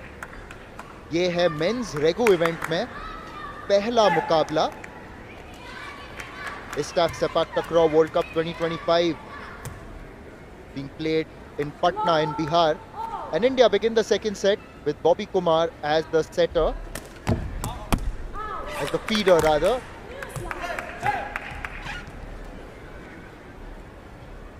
Arun has just put it out wide.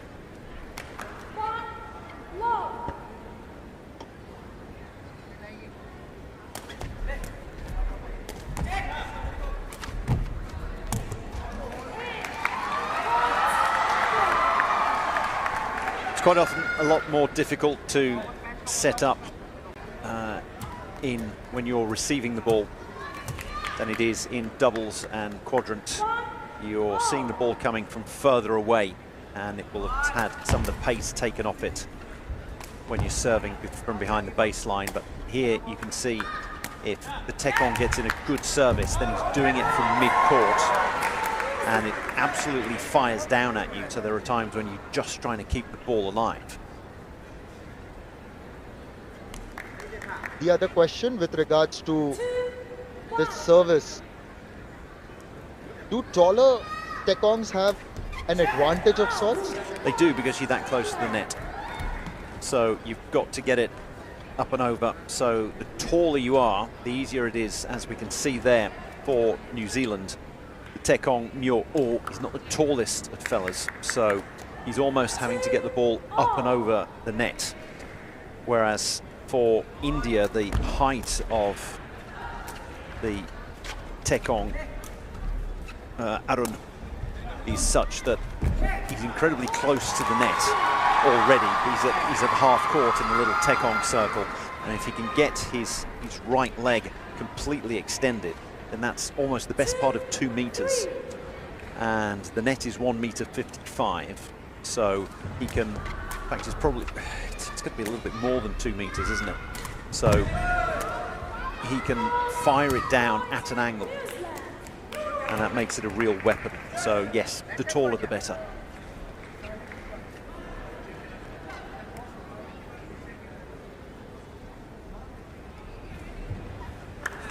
And the game's going to evolve because people are getting taller, quite simply, and it doesn't work in such a way that every generation gets taller by 2.5 millimeters or something like that. Heights tend to stay the same for a couple of generations and then jump. And we're seeing a bit of a jump at the moment, which is why a lot of teenagers, when you look around you, all of a sudden are 6 foot plus. There are 14, 15-year-olds who are already 6'3", 6'4", and we see it with the Thai team. 15 years ago, the best Taekong ever, the best server ever, who is now team manager for the Thai women's team, Swebsak Pansweb, he is 6 foot, 6'1", and that was very tall at the time for a Thai player and for a Sepaktakraw player. And now we're looking at the Thai team. You look at the likes of Putawan, the young spiker, and he's 6'4" and probably going to carry on growing. So the sport's going to evolve as players get taller.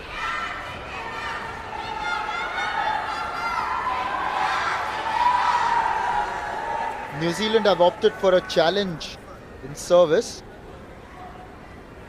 The referees are going to have a look at that one. There's a fair bit more to look at because there are obviously 2 people involved in every service. So as opposed to just looking behind the service line and seeing what the one server did and whether they accidentally put their non-striking foot on or beyond the baseline when they were serving, here you've got to have a look at the feeder, who's got to stay inside the little arc that's by the net, and the Taekong, who's got to keep their foot, the non-striking foot, planted inside the circle.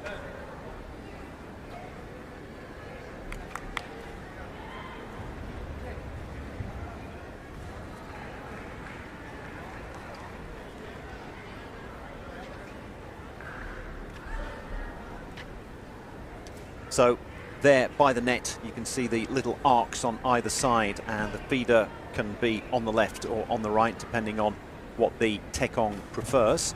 And then here you can see Arun, the number 11, he is a right footer. He needs to have his left foot inside that circle and it mustn't come out of the circle until he's made contact with the ball on the service. So that is what the video referees are looking at as we say a quick hello to Morgan Thomas. No fault. There we go. So they got everything right. Even the feeder cannot leave that quarter circle, isn't it? The feeder has to stay inside the little arc as well, yes. 3-6. There we go, perfect illustration.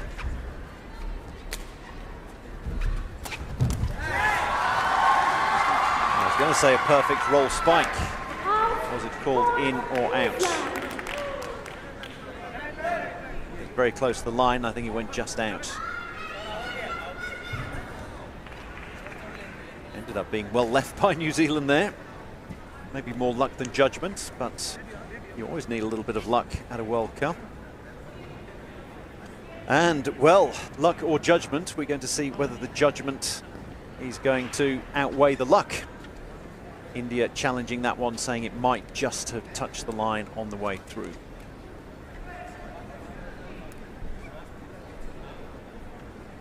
Looking at the New Zealand team, and they have 3 players of Myanmar heritage, and that's often the way in what you could probably call development countries around the world. You look at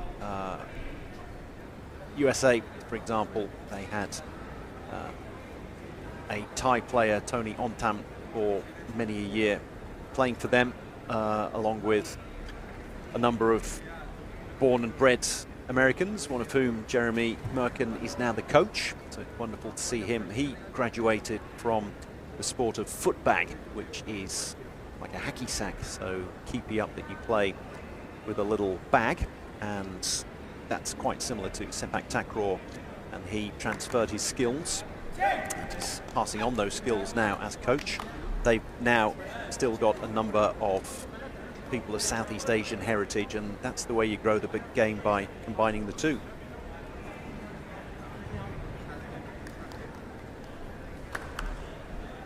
The game will grow, and as it will spread to some of the other parts of these countries, there are more people playing, not imports but born and bred in those countries. That's when the sport really takes root, and India get that point. They get the point. It was a successful challenge, so it was indeed in.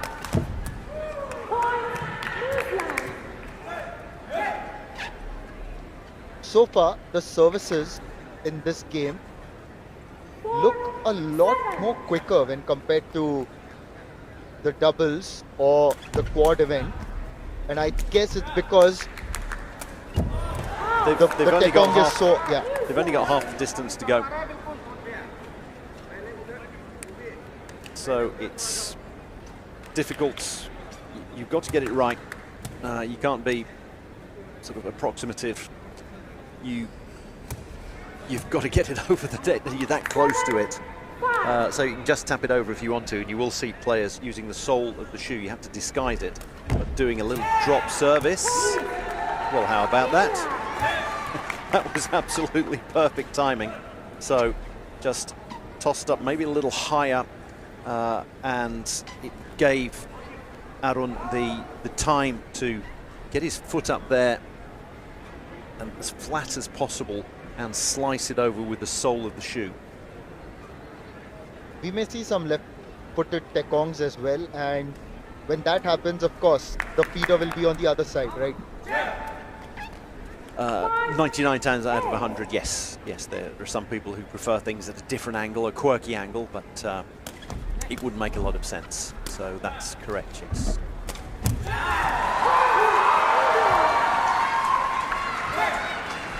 Let's go, India. We just saw that banner, and India just moving ahead to 9-5, making a mark on the scoreboard. 9-5.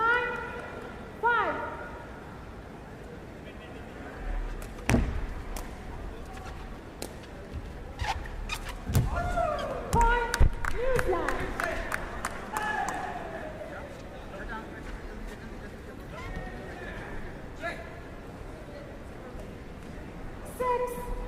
Number of teams involved, well, 12 teams involved in the men's Regu. We're in Group B here, India, New Zealand and USA. Group A is Japan, Nepal and France. C, Brazil, Singapore, Sri Lanka. D, Chinese Taipei, Italy, Iran.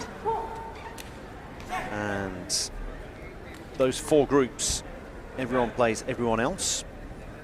And then the winners of, well, the top two teams get through to the quarterfinals, and the winners of Group B, India will be hoping that it's them, will place the second team in Group C in the quarterfinals. We've had a change, India deciding to bring on a substitute. And it's not Akash, we've seen a lot of in the doubles and in the mixed quadrant this morning. He cut a pretty despondent figure in the quadrant this morning and took a yellow card, so I think he's being kept out of the action at the moment, and instead it's Henry Singh who has come on.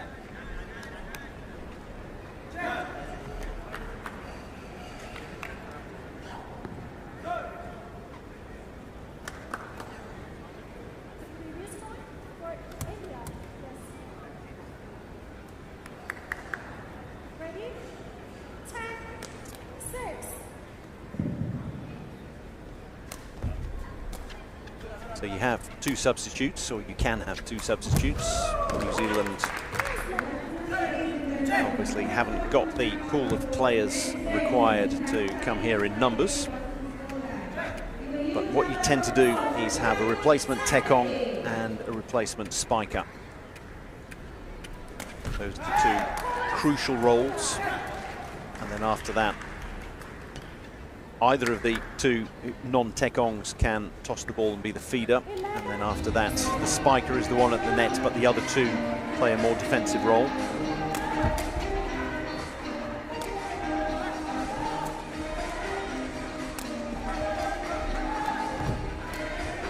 Bobby Kumar didn't go hard at that one, allowed New Zealand that opportunity to take that point.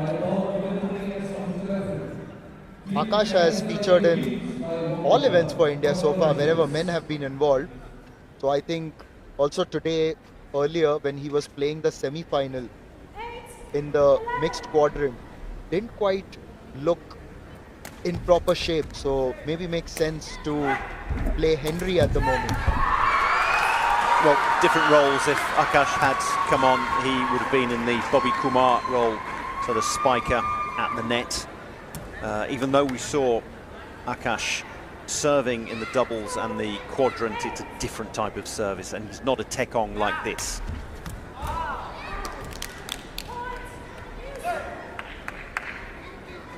The roles are a lot more clearly defined and a lot less interchangeable in Regu.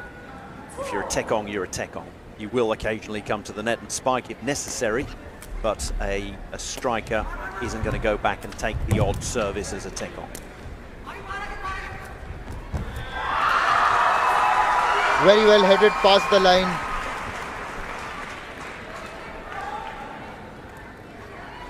At 13-9, India just 2 points away from winning their first match, starting this campaign very well in the Regu event.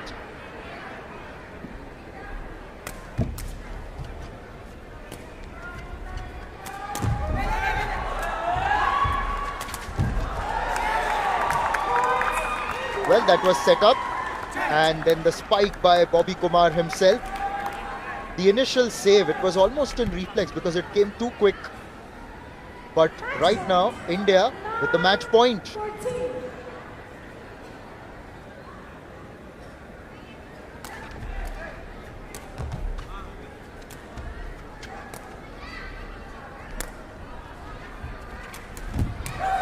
Good service by New Zealand to keep themselves alive, a tape service. That works just as well, if not better, in the Regu format, because you're that much closer. You can fire it into the tape, and if you give it enough of a whack, it'll get over. And of course, as soon as I say that, Henry Singh tries to give it enough of a whack and it doesn't quite get over. So 2 match points saved, but another 3 to come. 11-14.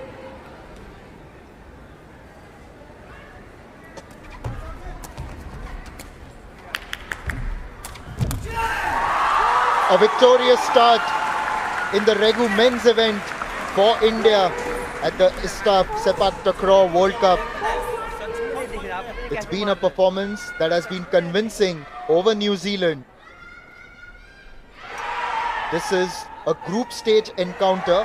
We are into day 5 and India continue to showcase their talent and quality in the group stage. It is India 2, New Zealand 0. India won that one 15-5, 15-11. And here's the winning moment in trademark Bobby Kumar, the local favourite. His style, the trademark style that we've so come used to during the men's quadrant event.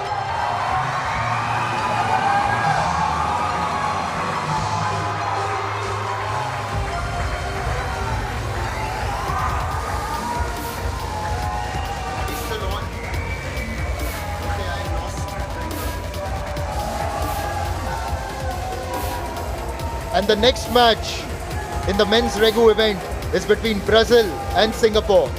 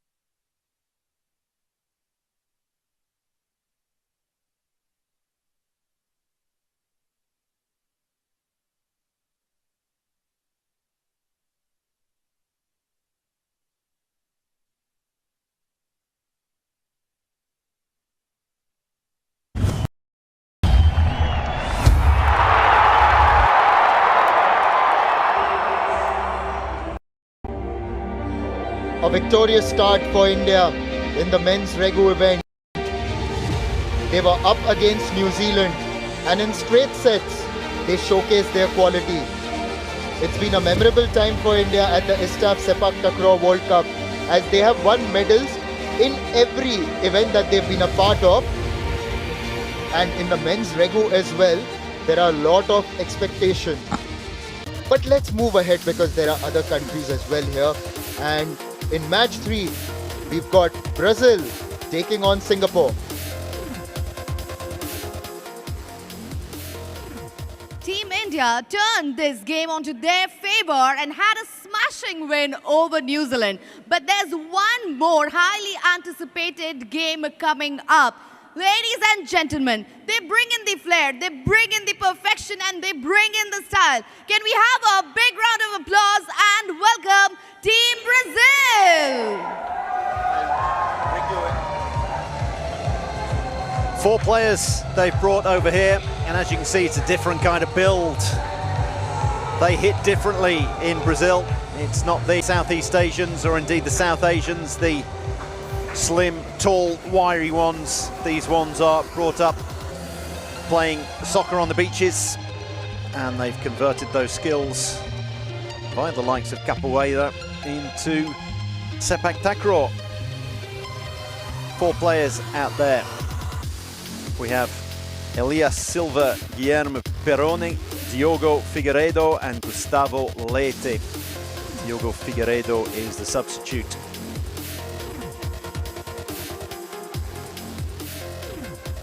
They are here to roar and they are here to stamp their mark. From the land of lions, can we have Team Singapore?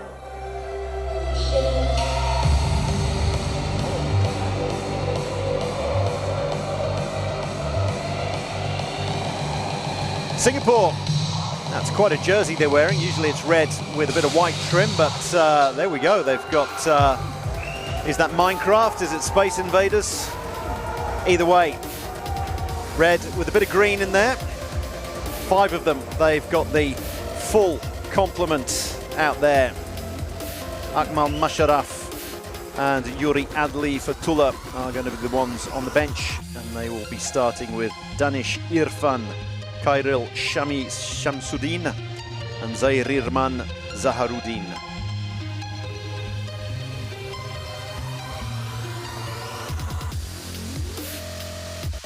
Well, interesting jersey, I must add.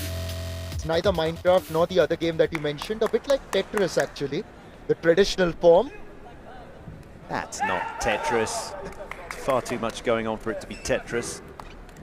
Maybe 4 different games going on at the same time in different corners. It's a strange Minecraft, or it's Space Invaders, and I'm sticking to it. I'm the one with the experience of Sepaktakraw. I know Minecraft and Tetris. Fair, I'm going to concede there. But just talking about Brazil, I watched them during the men's quadrant event and we covered one of their games. It was really interesting to see just their body language and the way they use their head and body. It just looked like they've been brought up on a lot of soccer or beach football or whatever you call it. Soccer or football is the same thing, of course. But just the style and the way they play the game, a lot of footballing influence, you know, it was so evident. There's a fair bit of height there.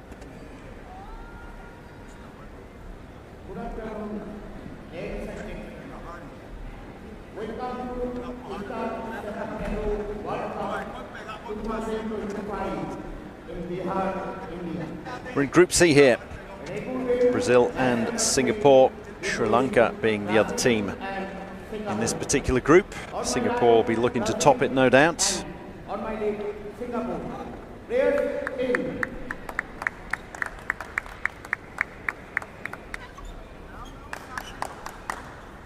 Singapore as well. We saw some of these players during the men's quadrant event.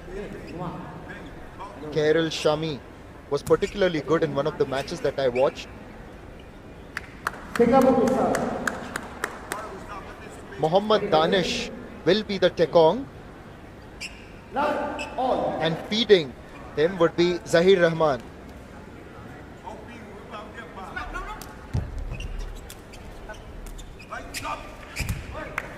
That's how you hit, and that's how you score a goal just by the goalpost. Unfortunately, it doesn't get you a point in Sepaktakraw. Needed to go up and over a little bit more.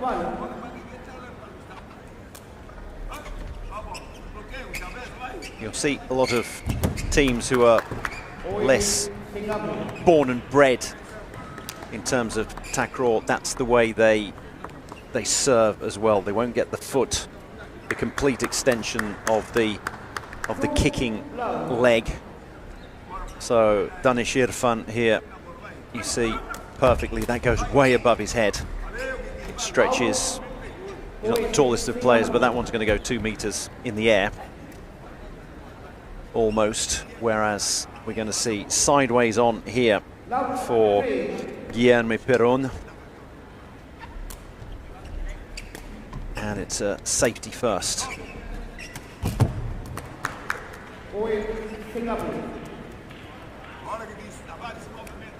What's it like in Singapore?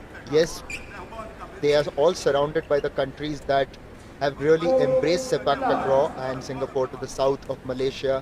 What kind of a structure they have? It's the home of ISTAF as well. That's right, it's where the federation is based, and there's been a lot of investment in Sepak Takraw, particularly since the turn of the millennium. And much along the lines of Japan, there's a good university system there, and it's played very widely. It's been promoted by the government, it's been promoted via the military, which is obviously a big aspect of Singapore as well.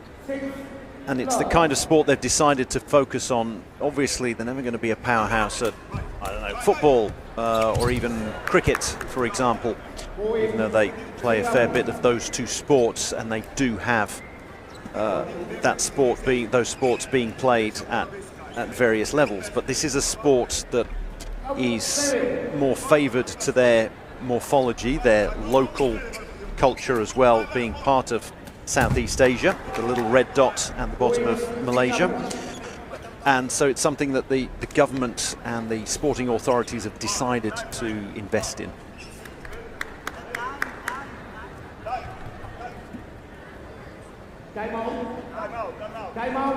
Meanwhile, the Brazilian coach has just called for a timeout.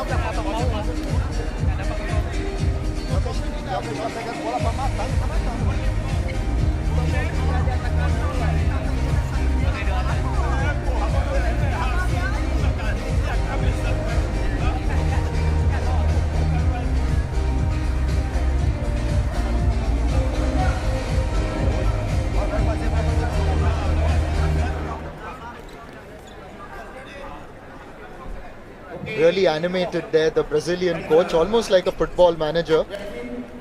A bit of Scolari over there, maybe? Doesn't look happy, does he? Hilario Nobrega. A lot of hand waving, gesturing.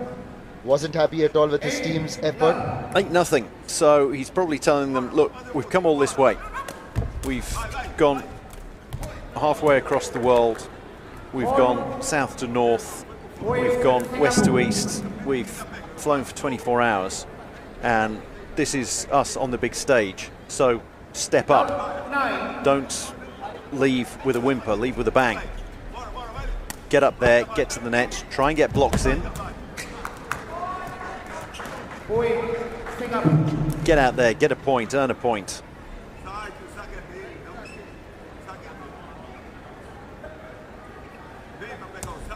Yes, and the difference in skill level is quite evident, not just looking at the scoreboard. So Brazil have got a long way to come, but this tournament is more about the learning than anything. You said, and we've used this phrase numerous times, that when you're development, while that is true for some of the other teams as well, but you would expect someone like a Japan or Nepal to compete a lot more. From Brazil, it's purely about learning at this stage. It's going to be tough for them as well, but before, at previous World Cups, there have been two divisions. There's been a Premier and then a Division 1. And this time around there isn't. However, not every country was allowed to enter every event, other than the hosts. India, they've been allowed to enter every category, but as is often the case at things like the Asian Games and the SEA Games, when there are multiple categories, you have to choose 2 out of the 3 out of the 4. And so here in the Regu, it's a wide open competition. There is no Thailand, for example, no Malaysia, no Indonesia, so it's wide open, and we've got a bit of a mixture of Premier and Division 1 as we have another look at Hilario Nobrega. He's not happy. 14 set points for Singapore, and Hilario Nobrega not happy with any of them. Well, now 13 set points. I think Danish gave them that one. I'm going to call that a mercy point. This ball hasn't landed yet. I think it's gone all the way out of the complex, down the road. That ball was heading to Kolkata, but we're heading to a second set. Yes, Singapore quite easily taking that first set, 15-1. तो पहला set यहाँ Singapore ने जीता है Brazil के सामने 15-1 के margin से.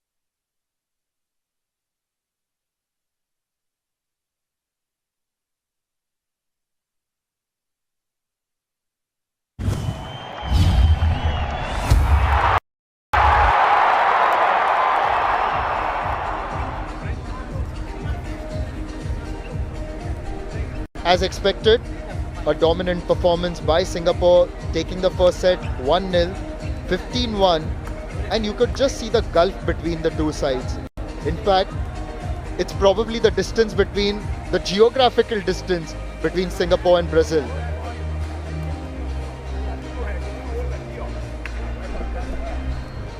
This, I think, is going to illustrate the difference. On the one side, you've got an attempted header by Guillermo Perón, and then on the other side of the net, Zahirman Zahrudin with clever little spike, tap spike over the net.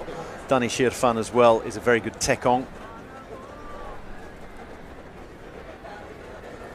And if that's Tetris, then, I mean, how could you play Tetris with that? I mean, it's far too complicated. That's some sort of mega master Tetris, that is. That'd be beyond me. A couple of weeks ago, I saw one of my cousins play a game like that on his phone. So they've come with different versions, and even I couldn't make sense of it.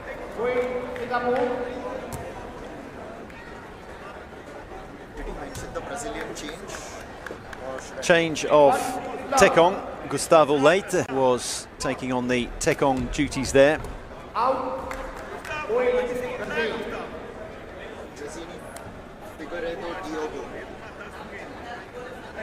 And Figueiredo Diogo is now on the park.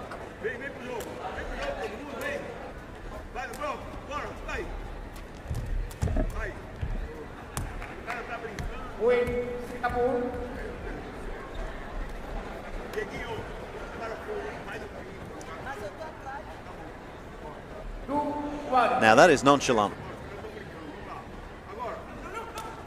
That is going to be demoralizing as far as Brazil are concerned. Zahirman just standing in the net, letting it land on the back of his head. It's not going to go down well with Hilario Nobrega, I can tell you that. He's still shouting the odds.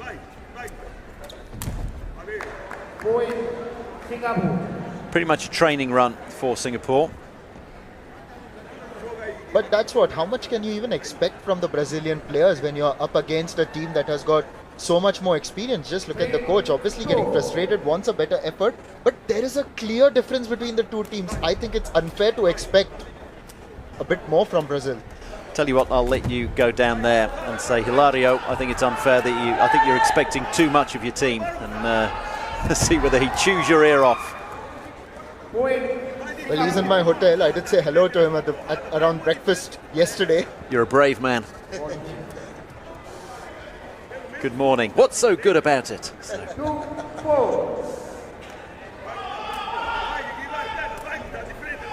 Alternating Tekongs, Brazil, so they've gone back to Guilherme Peron.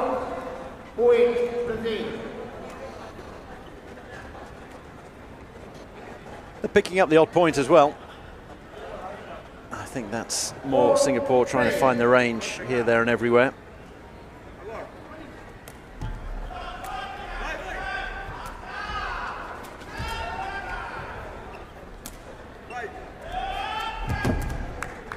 I don't think they have the skill to spike or roll spike, because in the couple of opportunities that we've seen that there has been a setup, there's only been a header on show.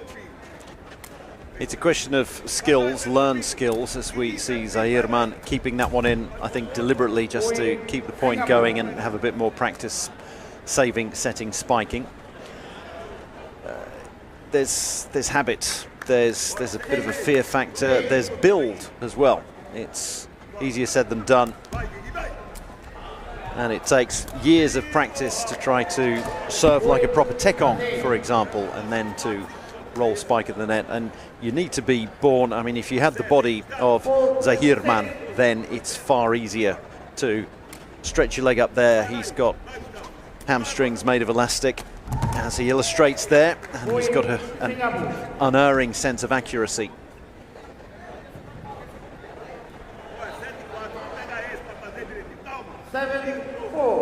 Yes, and as we know that Brazil is known for football, there's a lot of beach soccer being played there. Oh, that's very well done by Gustavo on the net. Come on, you can smile now a little bit at least. He's saying, no, it's gone to Singapore. I think he might have touched the net, unfortunately. It was absolutely the right thing to do and almost the right execution. What did Zahirman do there? Did he try to change from roll spike to sunback and do a left-footed sunback in midair? I think he might have done. I think it worked. And this experience will help Brazil. If they get the opportunity to interact with some of the other teams, that will also be a very good opportunity to exchange notes. Like, for example, I was telling you, yesterday I saw the Iranian coach take one of their women's players and they were talking to the Thai legend and they were asking him questions. I didn't eavesdrop, I was just looking at it from a distance, but that's the language that everyone speaks here, Sepaktakraw. We can all eavesdrop. If Swebsak Pansweb is going to pass on his pearls of wisdom, then I'm sure everyone should be allowed to listen in and glean what they can. That was more like it. That was what they were trying to do earlier, and Gustavo Late gets that one over.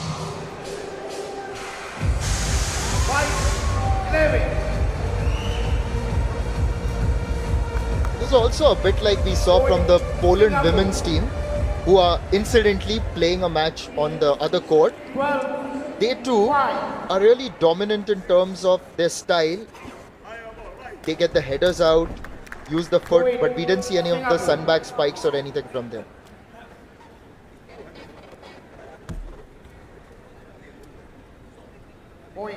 .2 points remaining for Singapore.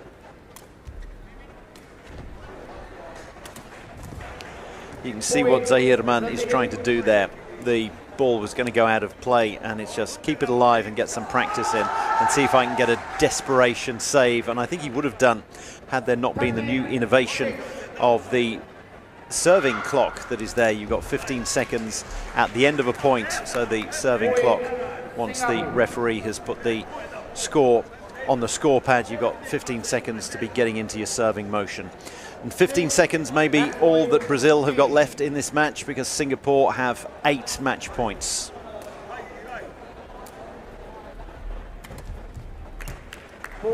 Easily done.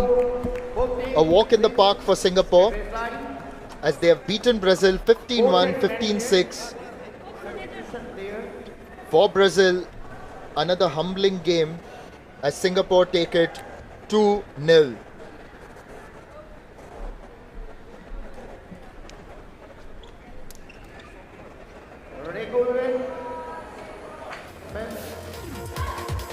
As we move forward at the ISTAF Sepaktakraw World Cup 2025, we will have Japan taking on Nepal, and that also is a men's Regu event.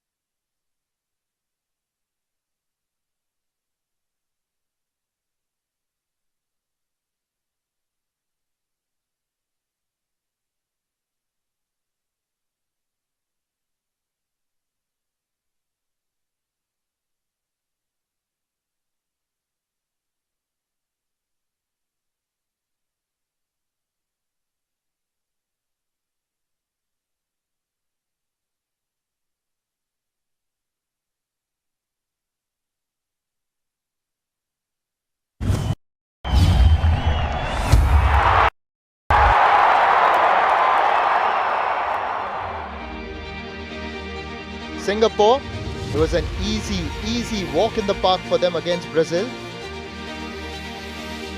In straight sets, 15-1, 15-5. Absolutely no opportunity handed to Brazil. And we could see the Brazilian coach frustrated with his performance, his team's performance rather, but you've got to really them credit for being here at the ISTAF Sepaktakraw World Cup. Just try and win their development, because such matches will only help their learning. But we move ahead, and it's going to be Japan taking on Nepal in the men's Regu event.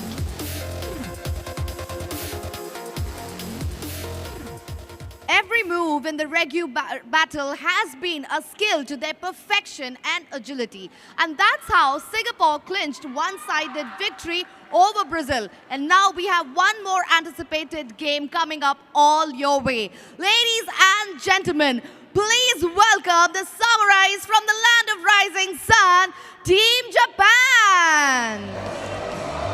The samurais from the land of the rising sun. How about that? Japan, they'll be fancying their chances here. Got a bit of a flex to them as they come out. Japan find themselves in Group A. Japan, Nepal and France. So I'm not sure whether France are going to have enough players. So it could well be that Japan and Nepal are already through, and we're looking at this match to see who finishes first. Mito, Ichikawa and Kobayashi are their starters. Kato and Sasamoto the substitutes.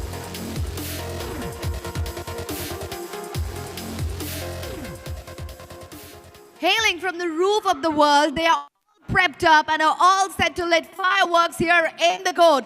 Ladies and gentlemen, please put your hands together and welcome Team Nepal.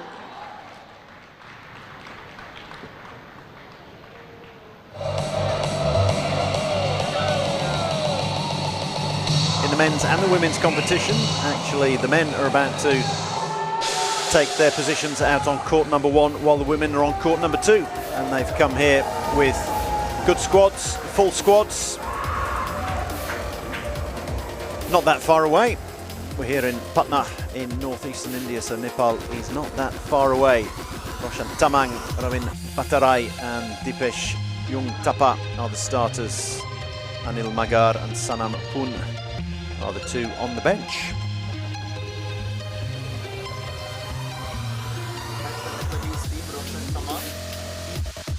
That's the Nepalese team. As we saw, Roshan Tamang, the captain, was the Tekong in the quadrant, and then later as well in the mixed quadrants. A lot of historic ties also between Nepal and this region of Bihar. But Japan, I think, one of the most dapper jerseys in this tournament.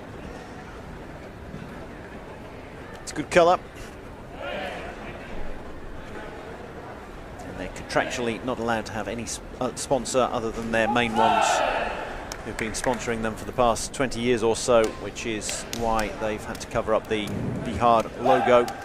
Everyone else with Bihar on their jerseys, courtesy of the province that has invested so much into this 2025 ISTAF Sepaktakraw World Cup. And we're very grateful to them. Absolutely, the Bihar government right behind the Sepaktakraw Federation of India in getting this World Cup here, alongside the Bihar State Sports Authority and the Khel Vibhag of the Bihar government. Not to forget, there's also a lot of support from the Sports Authority of India and the Ministry of Youth Affairs and Sports at the central level.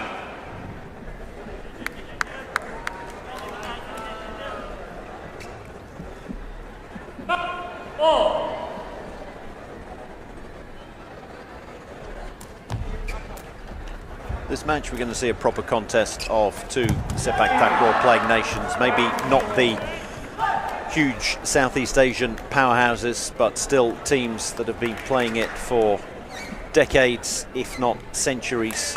And we're going to see proper skills on display here. They're still emerging, of course, but on a level with each other where they can really compete, put in some good performances, and that's gone out. Although one of the highlights of the tournament for me, this whole journey that we've been a part of here in Patna, was the Japanese women's team in the doubles and the way they performed, particularly in the semi-finals. That presented a lot of promise. That's a good service there by Japan. Hirokazu Kobayashi is their tekong, the tallest of the three. He's been around for quite a while as well. Now we've got a challenge on his service. We're talking about how good his service was, and it's been challenged. So did Kobayashi accidentally touch the circle with his planted foot? I say it's planted, you can pivot it, and you obviously do pivot it because you swing the kicking leg and the kicking foot around while the ball has been tossed by the feeder. When the ball's going through the air, you do pivot around. Now the team managers have been brought in. Takeshi Terashima for Japan, a former player. Same as with the women's team, they have Chiharu Yano. Two coaches with great ISTAF experience. So in the Regu event, do we see more challenges in terms of the service? Because when it comes to the serves in doubles or even in the quadrant events, there's enough space to play for the tekongs, particularly behind the baseline. You shouldn't commit a foot fault in doubles or quadrant, because all you've got to do is stay behind the baseline, and there's a heck of a lot of baseline and runoff area.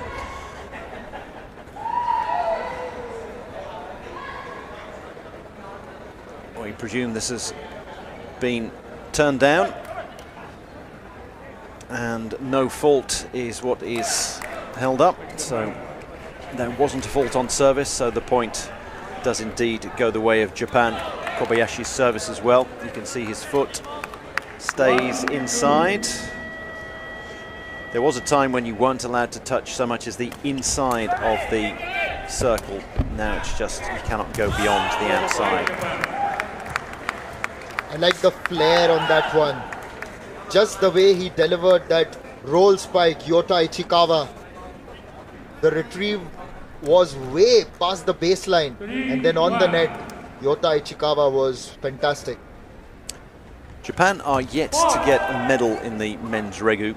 We've had 5, this is the 5th World Cup that we've had, the 5th ISTAF World Cup, and they haven't got a medal yet, so they'll be rather hopeful of getting as far as they can this time around.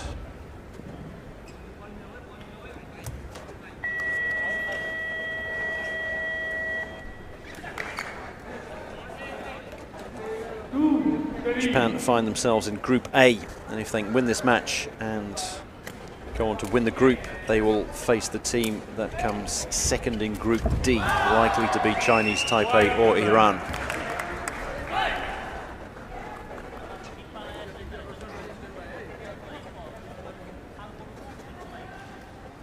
Yota Ichikawa has been quite good on the net in the couple of occasions that we've seen so far. He's also the feeder right now for his team.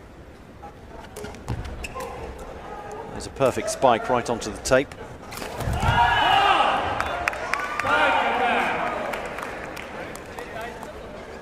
And I think that was a perfect block as well.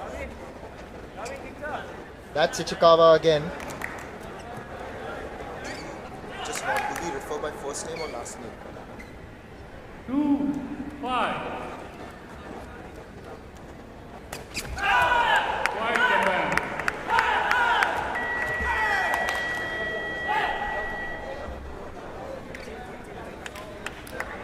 So far, Japan seeming to be more in control of their game here. With a 4-point lead, or tried to give it everything. The tekong, but smashes it right into the net. So just tell me something more about this. We've seen tekong so far giving it everything, going at it with a full body pivot, targeting the top of the net, of course. But also, even if you miss, it goes at such pace and you're closer to the net. Isn't the easiest for the opposition also to retrieve, right? When compared to doubles or even the quadrants.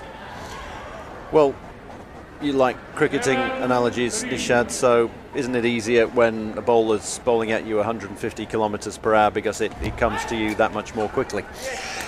It isn't. It's coming at you so quickly that you've got to a lot of times you've got to work out whether you get your left foot or your right foot out to try and save it. It's incredibly difficult because you can also have Tekongs who take the pace off the ball as well.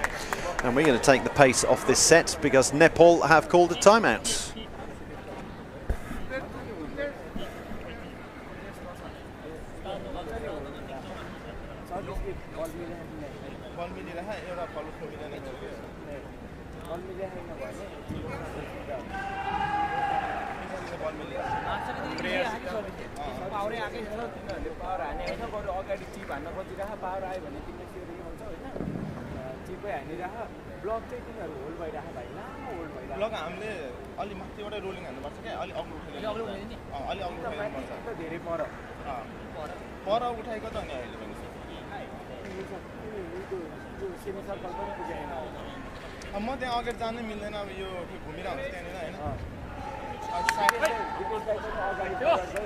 Nepal just deliberating their strategies as Japan have taken a 5-point lead. It's the first set. Ichikawa in particular for Japan has been very good on the net with both his spikes as well as a couple of blocks.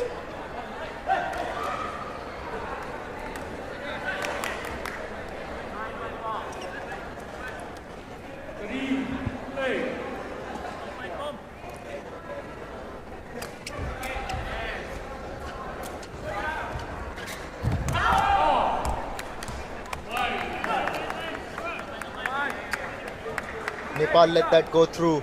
Good judgment there from Roshan Tamang, the captain.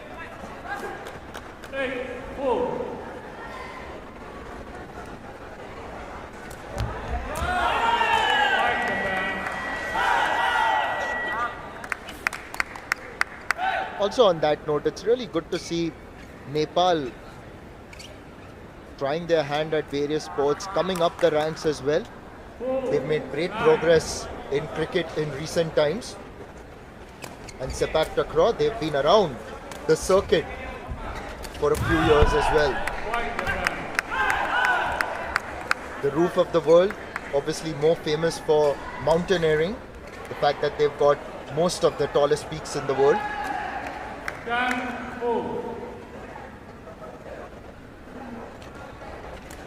Well, that sets us up for a sporting cliche. They've got a mountain to climb at the moment since they are 11-4 down against a very efficient Japanese side.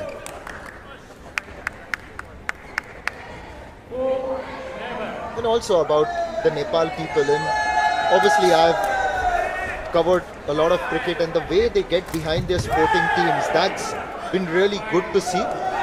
They want to see sporting success, which is why they get behind their national players, and that's how a sport will grow. Fantastic block at the net there by Roshan Tamang. So it was fantastic block at the net. Was it a little bit too fantastic? Did he reach over or did he touch the net on his way up or way down? That is what the officials are going to be having a look at.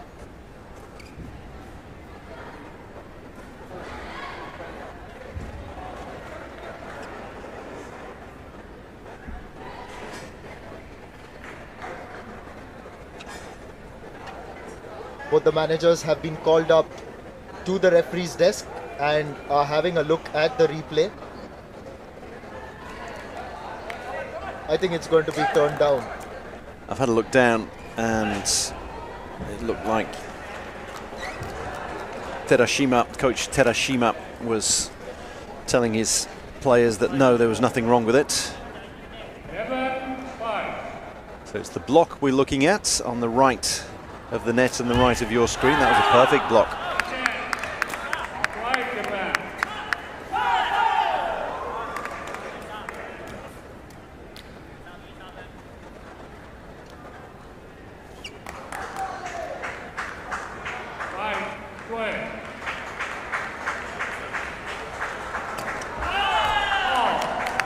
Well left, very well left indeed.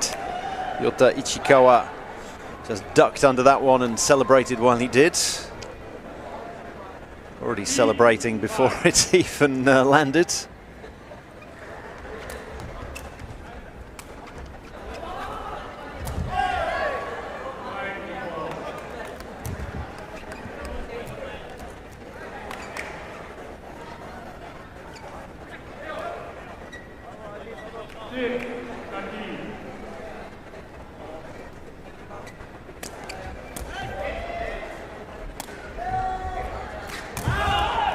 There's that man again. Ichikawa with the roll spike, earning the set point for Japan.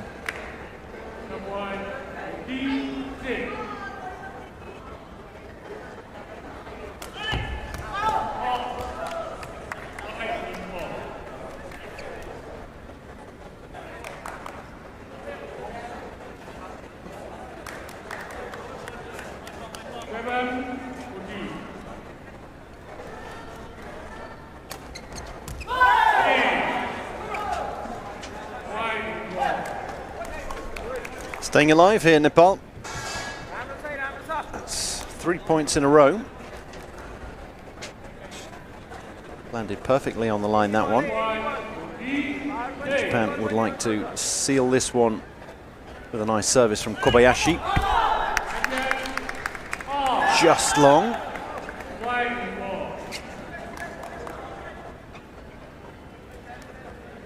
Gave it his everything.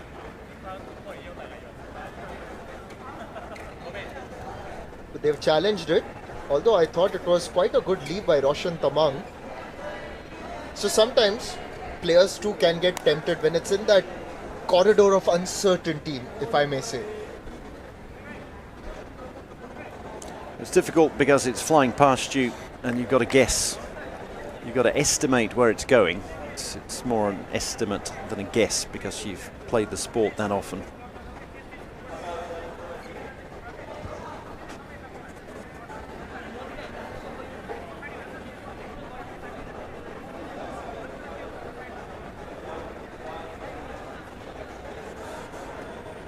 Lots of color, lots of support here for the sport of Sepaktakraw. Yes, I think now the point will be awarded to Nepal. Serve was found to be just out. The set point for Nepal continues, of course. It's probably Coach Terashima who's a little...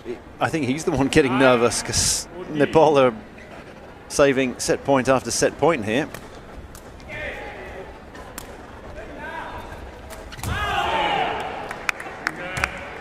Doesn't need to be nervous anymore because Japan have won that first set 15-9, and it was largely a clinical performance by the Japanese as they take the first set, and the match is at 1-0 to Japan.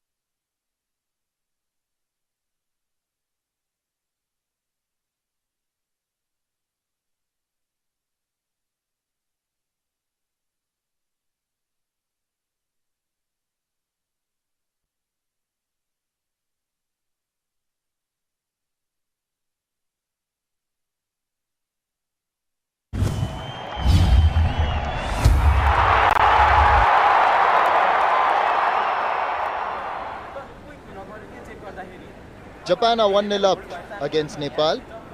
The first set was 15-9 in their direction. Towards the end, Nepal did chip away, saved set point after set point. But then Japan were obviously on the cusp of getting that set, and then they sealed it off. Just having a look at a few moments from the first set. Remember, we are in the Regu event. Ichikawa was brilliant on the net. And you've got to say that Japan were quite convincing in their performance.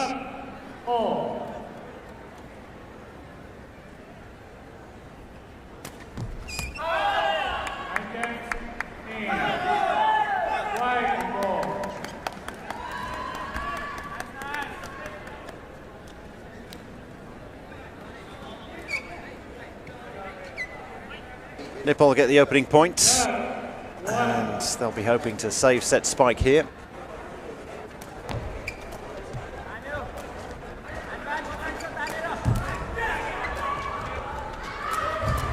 Well, they do save set spike, Nepal, and then saving, setting and spiking himself is Yota Ichikawa. He's a one-man band.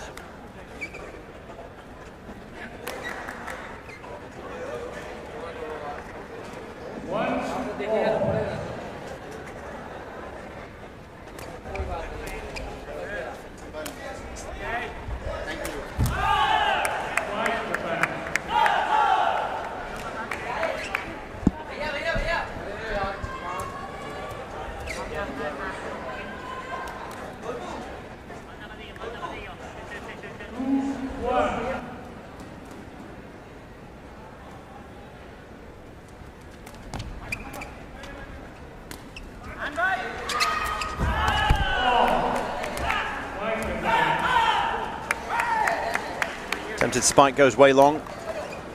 Opening point for Nepal, but 3 in a row now for Japan.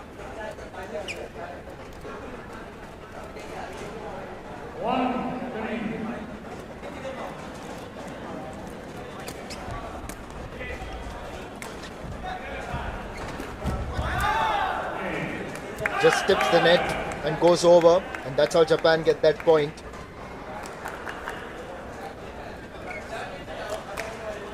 I think no one actually involved in that one. Landed all of its own accord on the top of the tape and had enough momentum to take it over.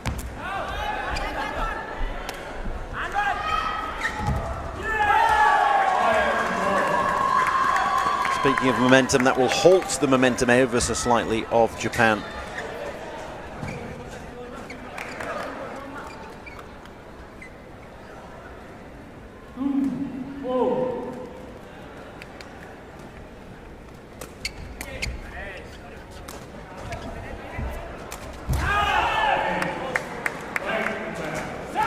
Great positioning. Yota Ichikawa is a very accomplished spiker, beautiful roll spike, and he knew he had the entire wing to aim at.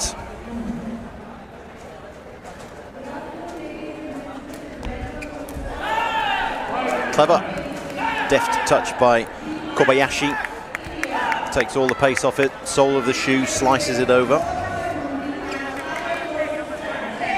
That was very well done. And Roshan Tamang, he was still in that Tekong position while receiving the service as well. It's not necessary for the receiver to stay there, isn't it? When you're receiving, then you can stand wherever you like. On court, off court, entirely up to you. Tends to be in mid-court and trying to form a line in mid-court, because that way, if it's hit deep, you can try to cushion it with your head or your chest, and also it means you're close to the net in case there's a slice service with everything taken off it. They tried to save, set and spike that one, but it's gone wide. But yes, just observing the position taken by Roshan Tamang, the Nepal captain, when he's receiving, it's almost as if he's rooted to that circle. That's where he serves from, that's where he receives as well. Well, it makes sense. You can see exactly the same being done there by Kobayashi. What you need to do is occupy as much of the width of the court as possible, so the player in the middle makes sense for them to have their feet pretty much on the Tekong circle. because you're setting up right in the middle, and that shows your teammates exactly where to stand.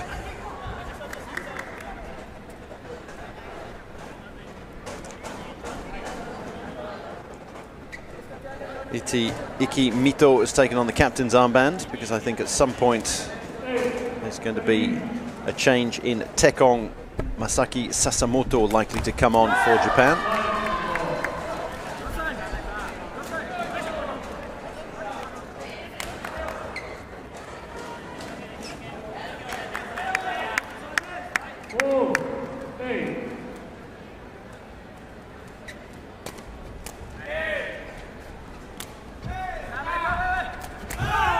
And to just talk about the structure of the units, you've got 3 out there in the middle, and you've got 2 substitutes available. So generally, if you've got a full squad, that is, some teams have of course come with only 4 players for this event, but we'll come back to that as we head into a timeout.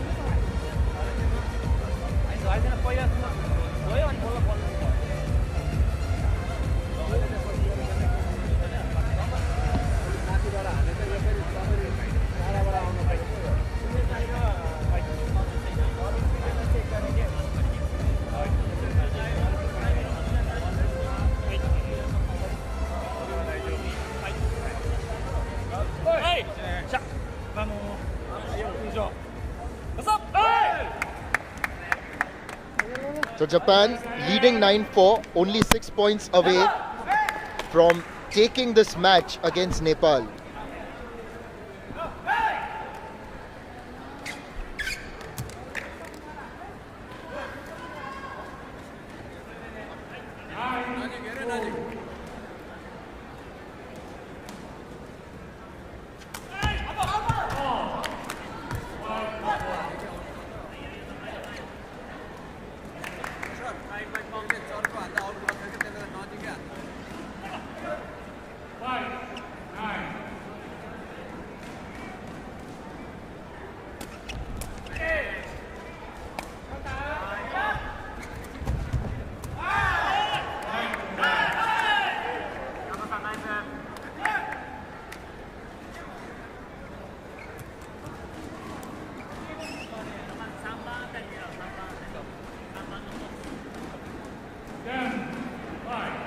No substitution made by Japan, even though it looked like it. There was a change in the captain's armband.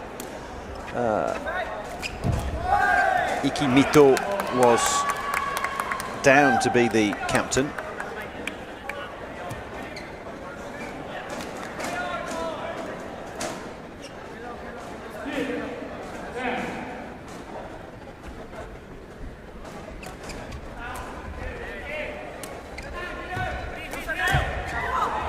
Very well saved by Roshan Tamang, but his team can't finish it. The initial reflexes were good.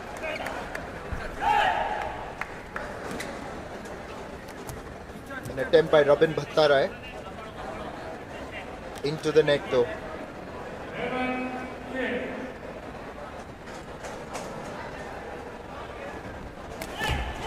Very good view of the planted foot there. You could see keeping it inside the line. Kobayashi, and a great service as well into the tape, dying on the other side.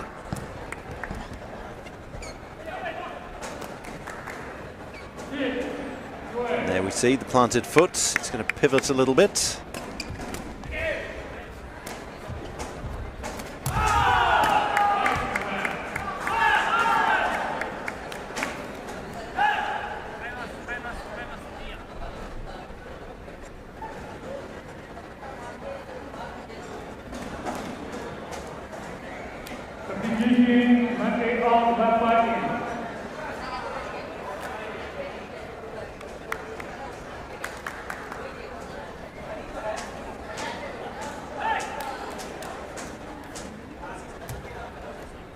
They've got Masaki Sasamoto now on. We saw him performing the Tekong duties even during the mixed quad event.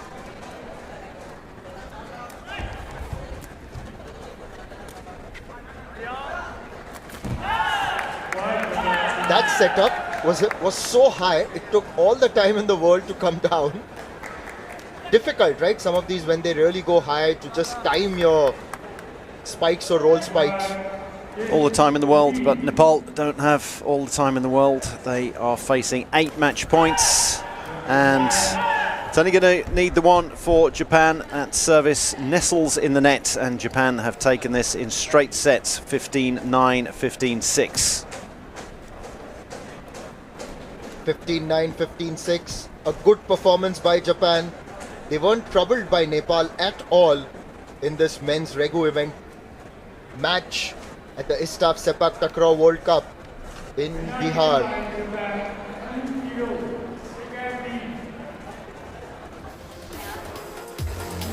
What's up next? Let's have a look. There it is. This is the big one because it's the women's Regu event game. Home team India versus Malaysia.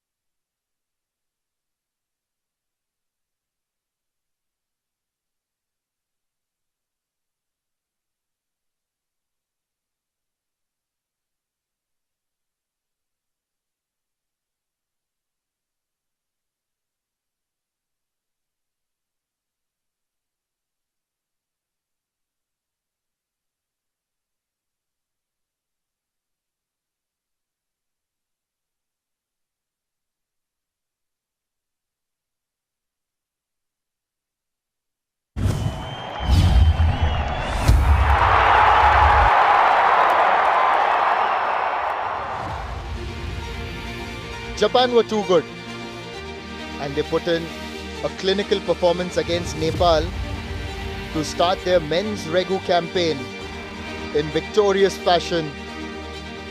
Ichikawa on the net, showing good skills Nepal did showcase a bit of promise from time to time, but Japan were far ahead in this match. Now this is going to be a big one because the Indian women will take on Malaysia, and this is match number 7. Indian women, they won the silver and a few bronze earlier in this tournament. So a lot is expected from them as well. Now it's the clash of the titans and they're all set for the face-off. Now Sepaktakraw runs in their veins. And for the next team, it's just not a sport but a legacy in total. Please put your hands together and welcome Team Malaysia.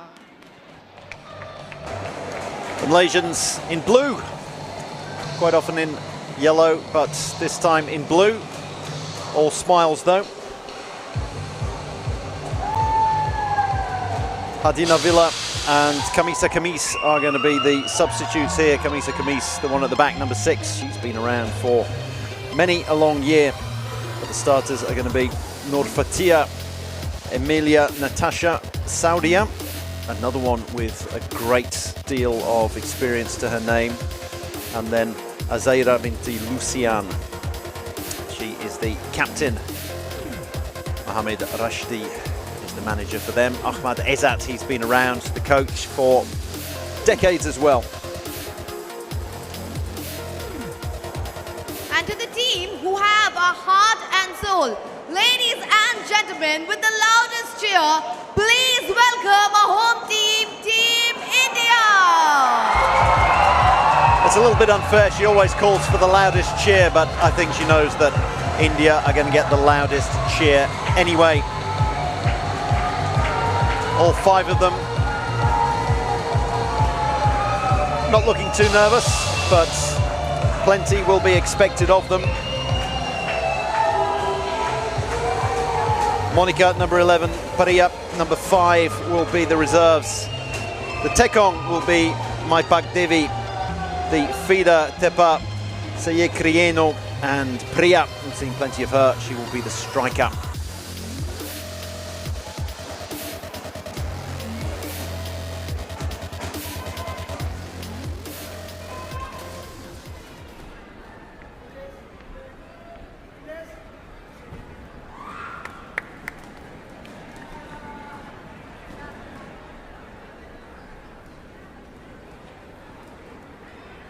The Indian women, they've performed quite well in this tournament.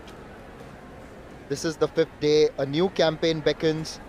We've seen some of them doing very well. Maipak Devi, Priya also has been around, and we saw them in the women's quadrant event as well. This place will now come alive whenever India score a point, as Malaysia also get into a huddle. Quite a difference actually. I see when at least the doubles was going on, the Indian women would get the Sepaktakraw, the takraw, right in the middle of the circle and just pray around it. But the same ritual isn't followed here by the Regu team.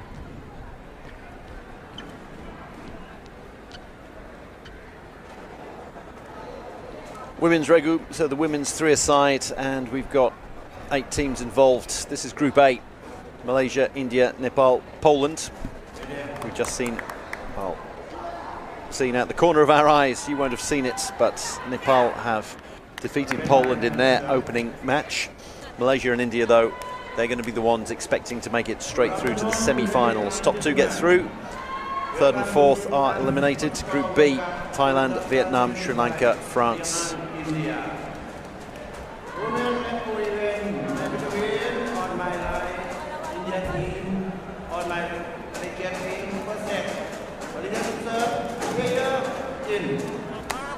Members of the Nepal team watching on.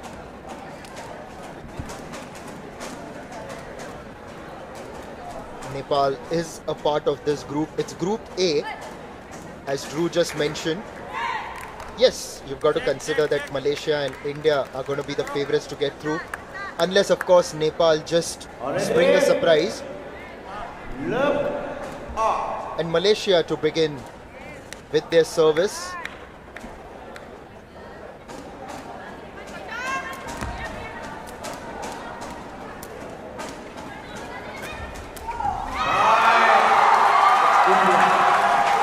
There's a loud cheer as India open their account.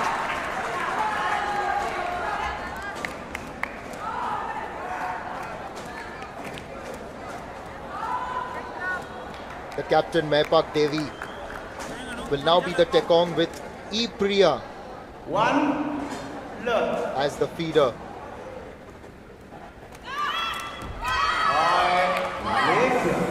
Not the best of starts. Hit that under the net. Just got it off the corner of the foot, which is why. Not getting it off the full surface of the boot.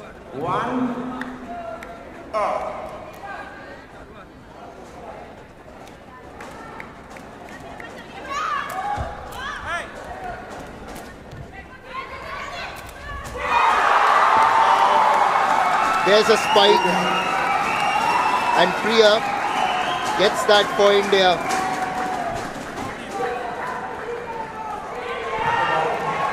One of the things that we've also seen during this tournament is many women players, when they execute the sunback spike, they land on both their feet.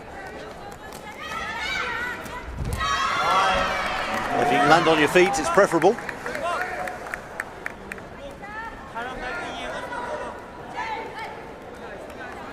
How much of your body you're throwing into it, how much you're arching your back, where the ball is, where you're taking it.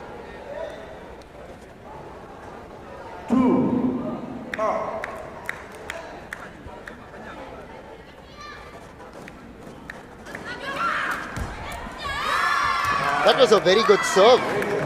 Just taking the tape. Well done by Emilia Natasha.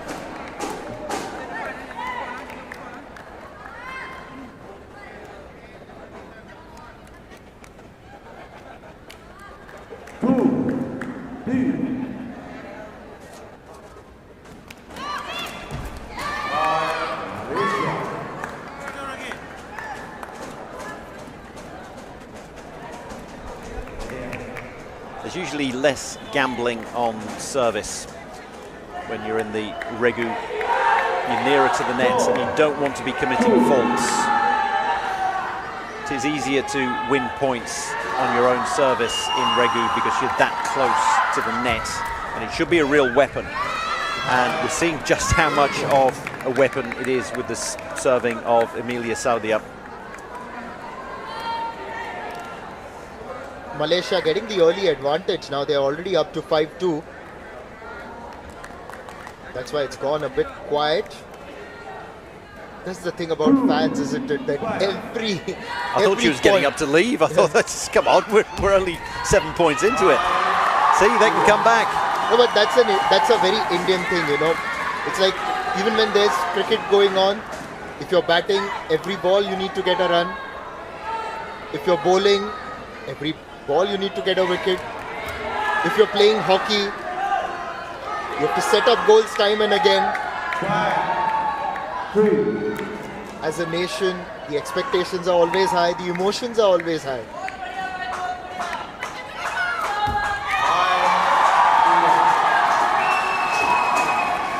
This can turn around very quickly.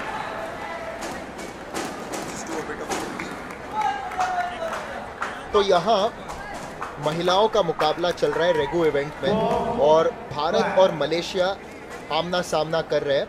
Malaysia ने शुरुआत में अच्छी बढ़त की थी, मगर यहाँ अभी भारत ने थोड़ी सी वापसी कर ली है, और जैसा ही मैंने ये कहा, ये स्पाइक द्वारा मलेशिया ने और एक पॉइंट हासिल कर लिया। अभी भी वो 2 पॉइंट की एक एडवांटेज बनी रही है मलेशिया की। और यहाँ जैसे हमने आपको पहले भी समझाया था कि रेगू में जो सर्व करने का तरीका है वो अलग है। जैसे आप देख सकते हैं आपके स्क्रीन पर, वो सर्कल में आपको खड़ा रहना पड़ता है और कोई और आपके सामने बॉल फेंकेंगे, उन्हें फीडर कहा जाता है, और ये टेकोंग है, इन्होंने फिर ऐसे सर्व कर दिया। That's a well-earned point by Malaysia, particularly by Emilia, the way she flicked it with the back leg and managed to save that. It's a good point all round, and we're only going to see the end of it. The excellent sunback spike from Noorfatia Sharuddin, and well may she celebrate that one. That was incredibly well done, low down. She was close to the net at an angle and she had to get it up and over, and she did perfectly. Oh, that's an ace.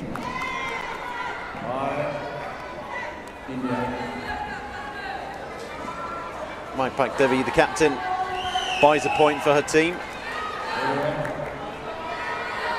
Around halfway through this first set, it could go either way. Malaysia have had their noses in front from the beginning. Emilia Saudia, and she serves well, she serves very well indeed.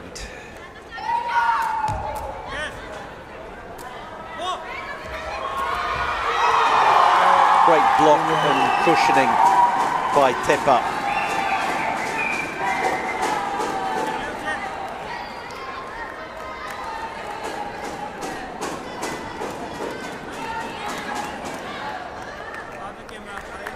As India serve, they'll want to convert this point and level things.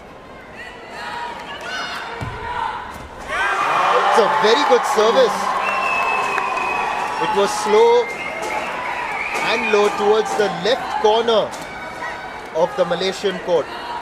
Well, when the ball comes over, when it's being served at you, you back a little bit on your heels because you're expecting to stick a foot out either left or right as it flies past you, or to cushion it and to try and keep it up because you expect it to come at pace. So when you can take all the pace off the ball, then you've got your opponents rocking back on their heels and then trying to get forward. And Malaysia back on their heels at the moment. They were 3 points to the good, they're now a point behind.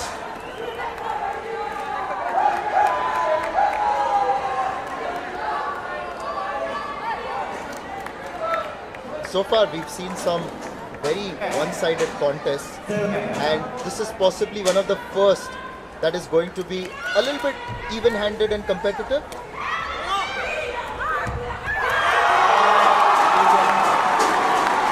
That's a few points in a row.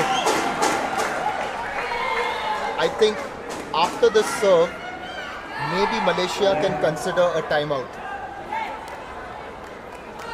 Great block by Priya, one of the two Priyas. We saw the one on the bench, Ayekpam Priya, number 5, Elangbam Priya, with the wonderful block with her back there.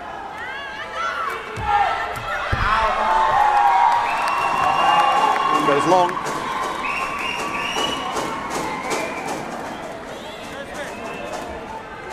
A little bit premature maybe, but I'm sure the players will appreciate the sentiment.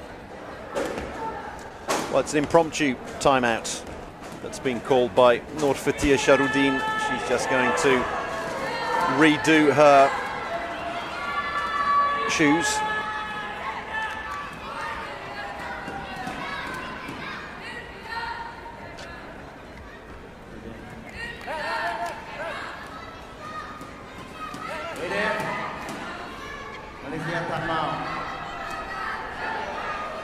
And here's an actual timeout being called by Malaysia.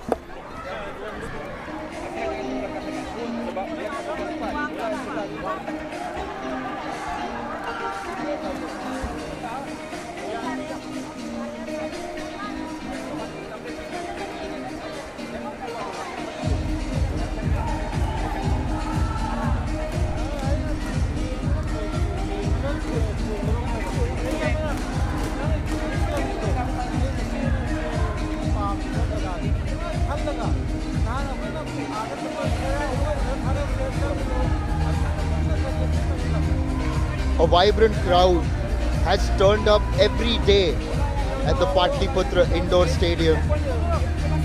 We are in Patna, in the state of Bihar, with the support of the Bihar state government, the Bihar State Sports Authority, and the Khel Vibhag of the Bihar government. Drew and I have been here for nearly a week, and we've had a great time, particularly when we are here at the Patliputra Sports Complex, following the action, presenting it for you on the Sony Sports Network. But we've also been energized by the presence of the crowd, who've of course been very vocal for the Indian players, but at the same time, they've also managed to support some of the other teams.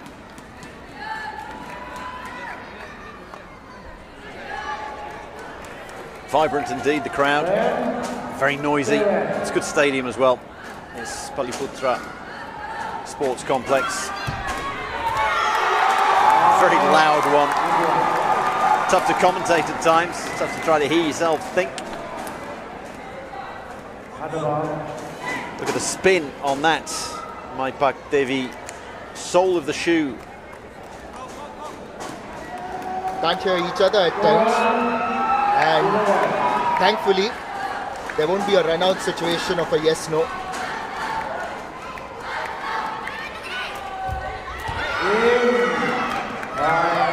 Tape service. That's what they needed, and there's been a change in Tekong. So Siti Jumidil has come on, the number 13 there.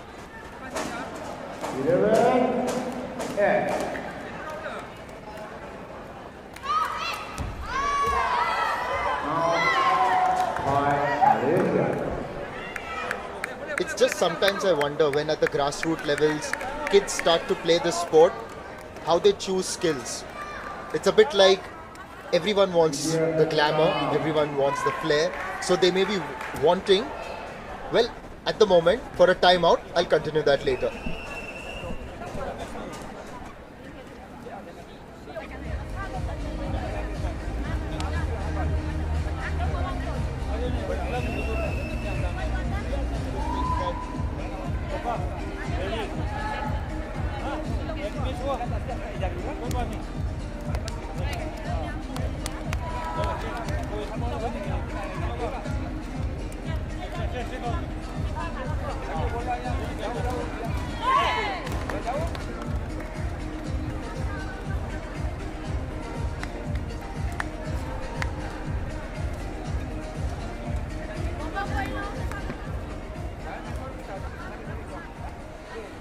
A bit of a break, and we'll be back with India.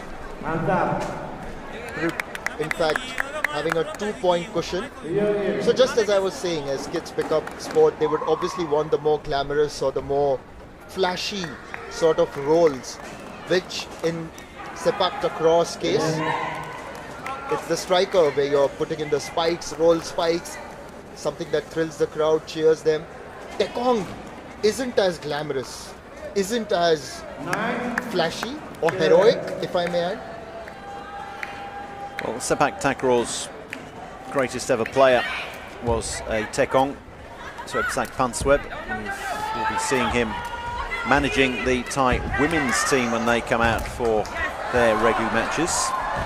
And in the Regu version of the sport, which is the main version of the sport, the one we're watching here, you can almost win as many points from the Tekong position as you can from being a striker at the net.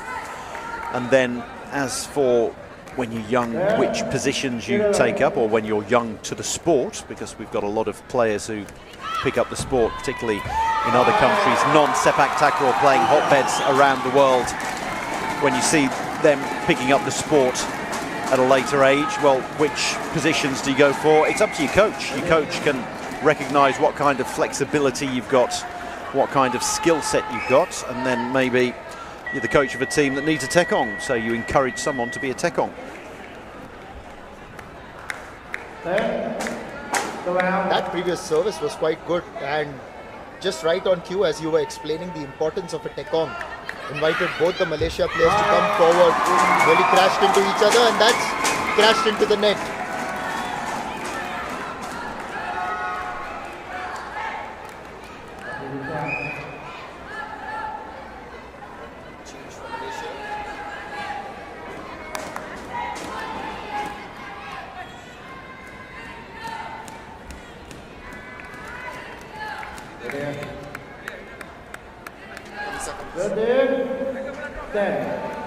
Another change for Malaysia. Khamisa Khamis has come on. And she'll be trying to spike at the net. Here she is, and there she goes. Making two substitutions in this format, it's almost like having a new team altogether, because Yes, mathematically, 66% of your team has been changed. That's why you tend to have a Taekong and a spiker as your backups. You can have a left-footed and a right-footed Taekong, strikers who are roll and sun back, or left-footed and right-footed as well. Great defense.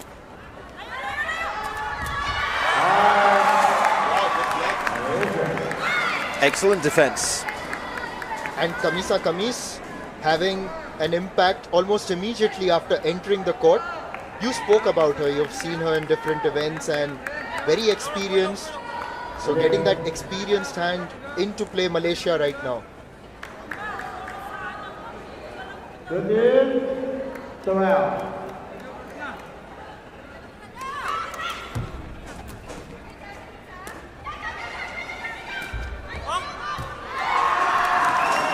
It was right idea, wrong execution there. There was no way she could have tried to spike to win the point. She just needed to put a neutral rally ball back there, and she ended up sending it a little bit too far, and that sets up a couple of set points for India.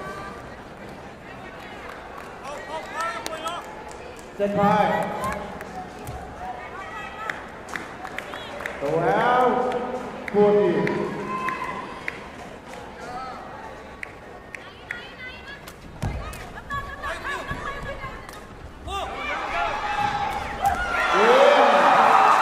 That's the first set for India. The tricolors go up 15-12 against Malaysia in the first set. Malaysia had started very well. India then reduced the deficit, moved ahead, and ultimately take the set and leading this match 1-0.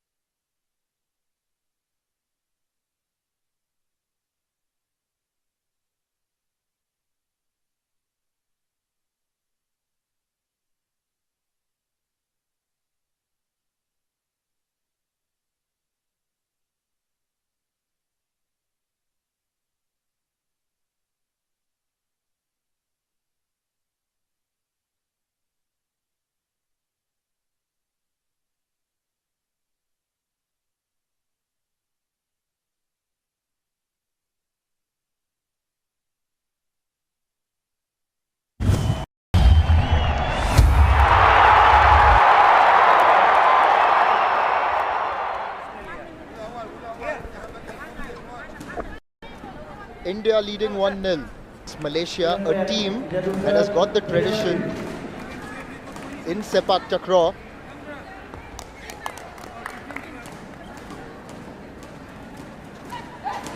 Just as a reminder, India are placed alongside Malaysia, Nepal and Poland in Group A. This is their first match in the women's Regu event. तो अभी ये Malaysia और भारत के बीच में women's रेगू event का match चल रहा है. भारत ने पहला सेट अपने नाम कर लिया और अभी दूसरे सेट की शुरुआत हो रही है. और यहाँ मलेशिया ने पहला पॉइंट अपने नाम कर लिया.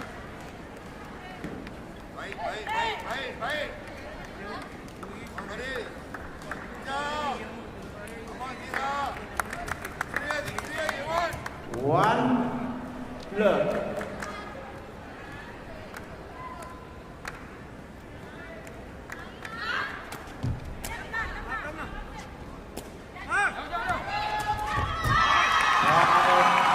India.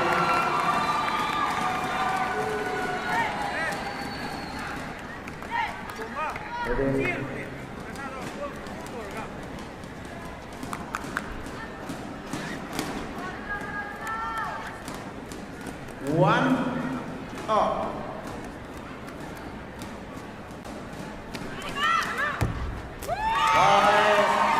Very good service. Maipat Devi, she's done that a few times before. Again, right in the middle.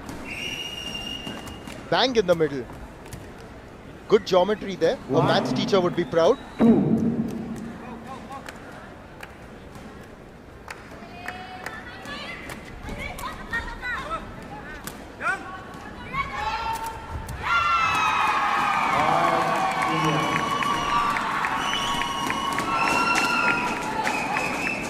India want to make sure that they keep this roll going. They got on a bit of a roll in the first set, having been a few points behind. And if you can get that roll, that momentum, and bag 3, 4, 5 points, it can be very difficult for a team to come back from. And it's only first to 15. It used to be first to 21, now it's just first to 15.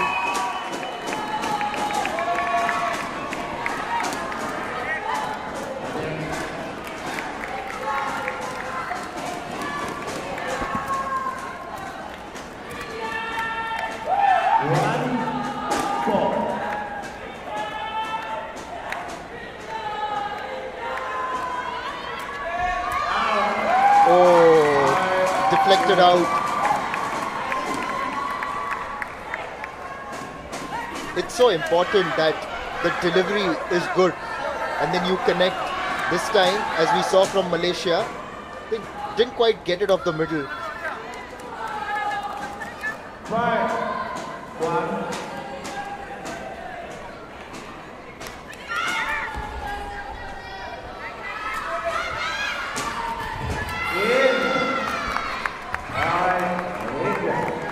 Cleverly done off the tape there by Kamis.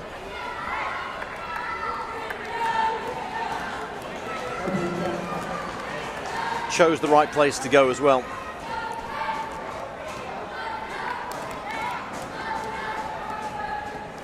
So having a substitution for Malaysia, and Siti Jumidil off. She'd been tekonging, so back on comes Emilia Saudia.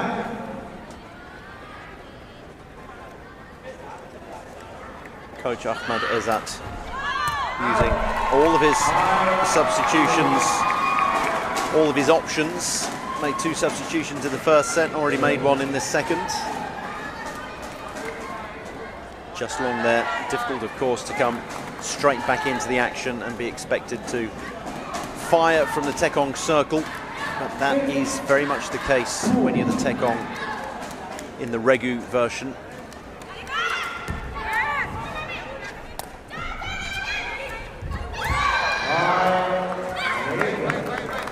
Kamisa Khamis has been a good addition here. Yes, she's been very good on the net. Has delivered those sunback spikes. Blocked a couple as well.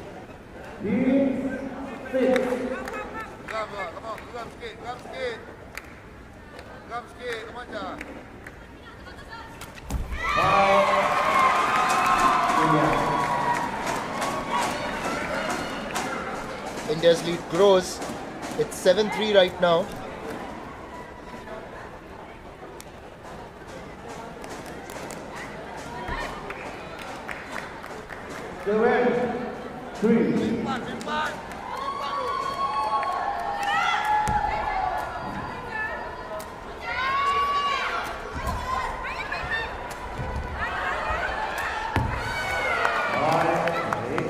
Kamisa Khamis is almost single-handedly or single-footedly keeping Malaysia in this contest.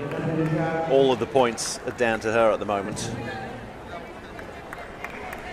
Second substitution for Malaysia, and so there we go. That was a brief experiment. Emilia Sodia came on for a couple of points. Back comes Siti Jumidil. Maybe she just needed running repairs or something like that. As you just mentioned, that Kamisa Kamis has had a great impact for Malaysia here. Just to reflect on that. There again, that's another good delivery, a good header. As Malaysia now move up to 5 points. So just to build on that, individual impact in the Regu, that's also critical, isn't it? Just maybe somewhere between doubles and the quads event. Maybe in a quads event, because there are 4 people, it's even lesser. But the scope is still good here for an individual brilliance to actually change the game.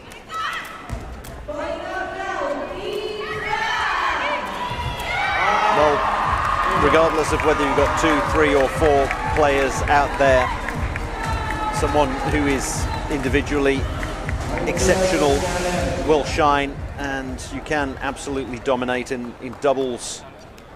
Both of you have to be good if you need both players to be solid and versatile, and they've got a lot of the court to cover as we have a challenge at the net. And it's Malaysia who are challenging. Just to tell our viewers that while there is a challenge, we aren't allowed to show you the replay. We can only show the replay after the decision has been made. Reason for that is otherwise everyone starts forming their own conclusions, and it's better to let the referees do that. Also, people can be those who are in the camps, in the entourages, can be watching it on a stream and start shouting out and calling out that what they've seen, they think they've made their own mind up on the stream. So we wait until the officials have decided, and then after that we're allowed to have a look.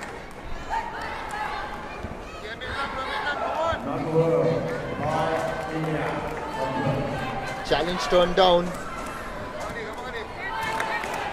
Yeah, she was fine there.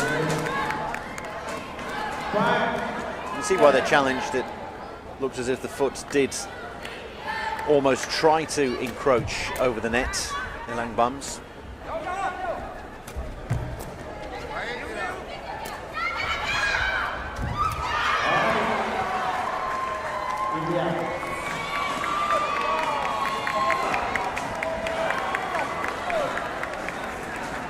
Also, the other question is, like we've seen in quadrant, that there are a few players who may not have to carry a lot of the load, like we saw in the Thailand quadrant team. One of the players was a presence, would just come in sometimes, but in a format like this in Regu, can't really hide, can you? Certainly can't. There's far too much of the court to cover. You can't just have 2 players out there and a third who's a passenger. Everyone has their roles, and the roles are more defined. So you have those who are at the net, those who are serving, and then another player who is usually far more defensive, keeping the ball alive and setting it up.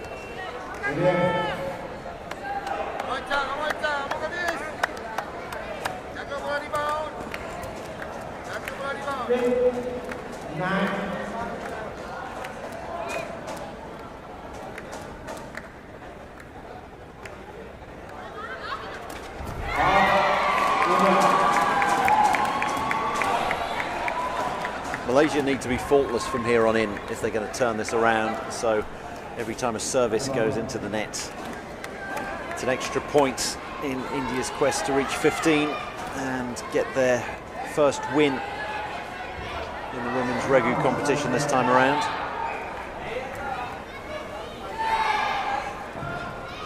Meanwhile, Malaysia have called for a timeout as they trail by 4 points.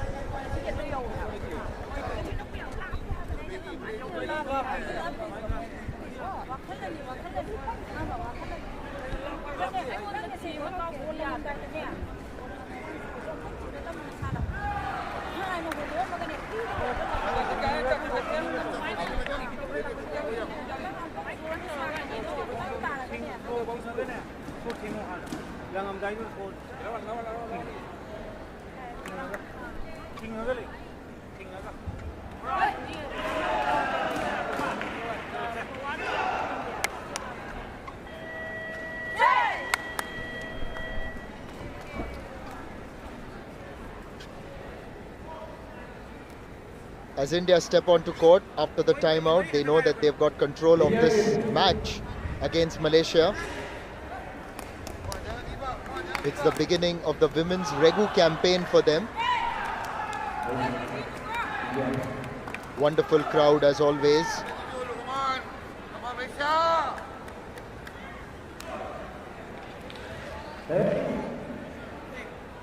Maipak Devi will serve.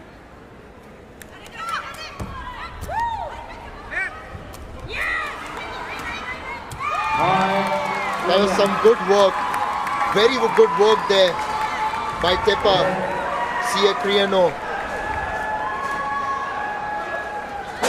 A dismissive slap. It's the way to do it. If you can get your foot there more quickly than a header, and you can also slap it down with a bit more power and direction.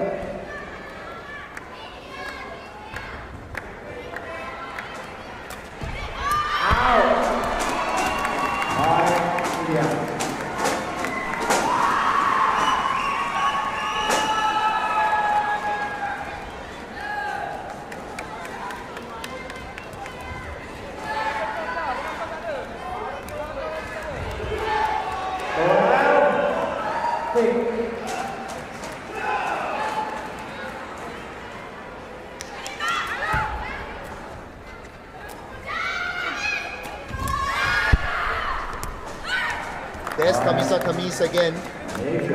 It's been an inspiring change by Malaysia when they brought her on in the first set.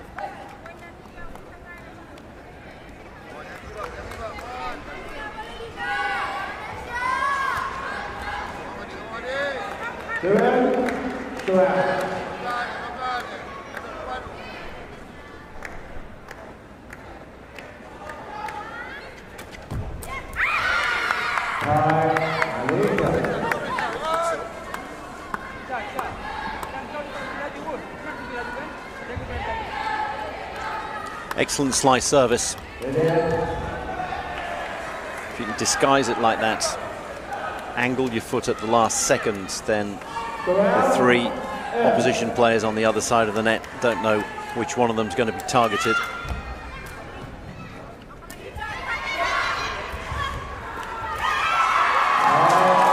A good header on the net.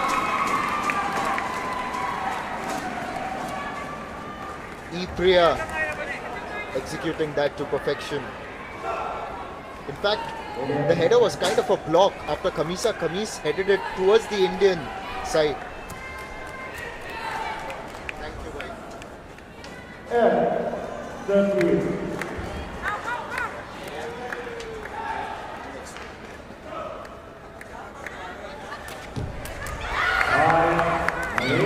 Another good service towards the Indian left.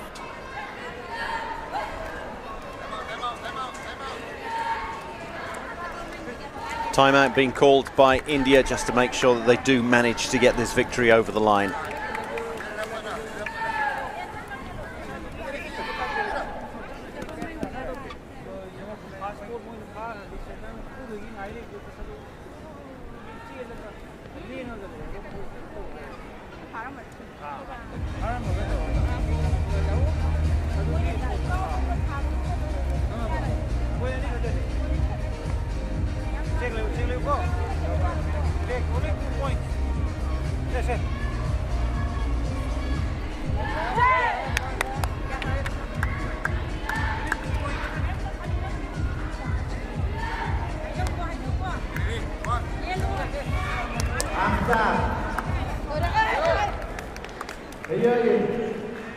As the final timeout of the second set concludes, India and Malaysia head back.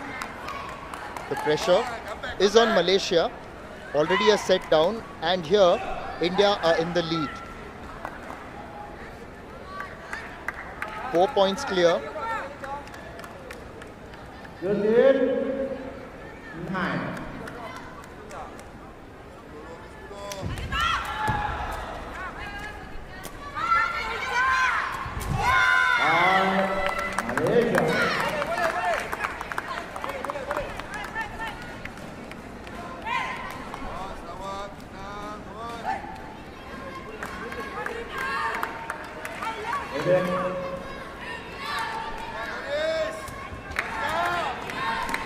That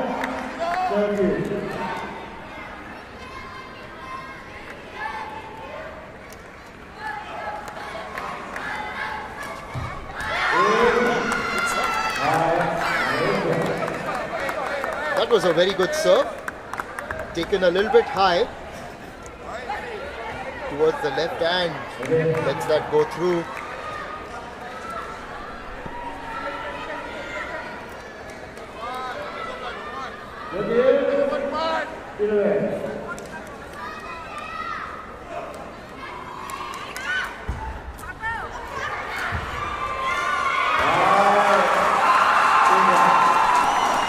Match point now for India.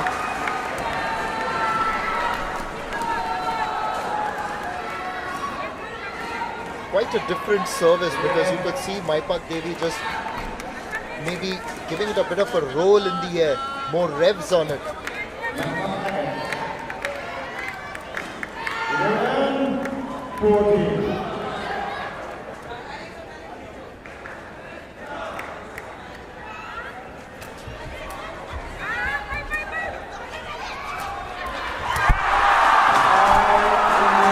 The campaign has begun in victorious fashion for the Indian women in the Regu event, and this victory against Malaysia will surely serve them well going forward, because it's come in straight sets, and in a group where Malaysia and India are the favourites, it puts India in firm position to top the group as well.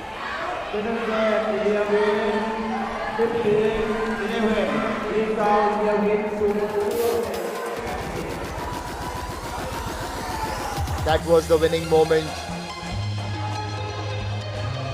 Celebration in the stands.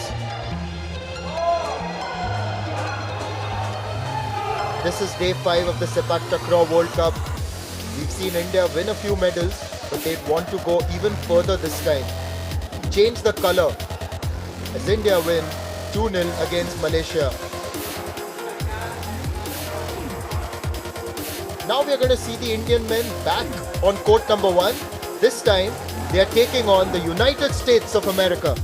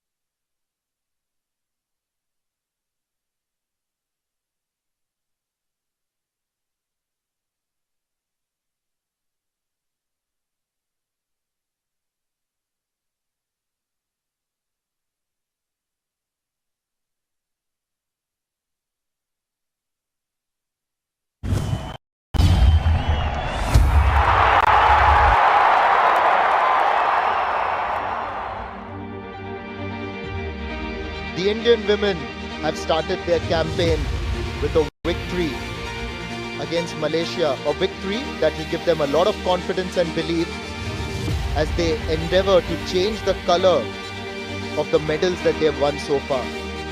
There have been 4 bronzes and 1 silver by the Indian contingent.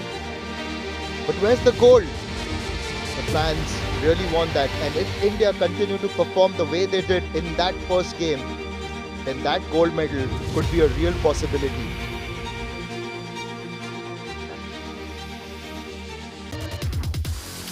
But it's also something that you'll expect from the Indian men, who are now gearing up to face the United States of America.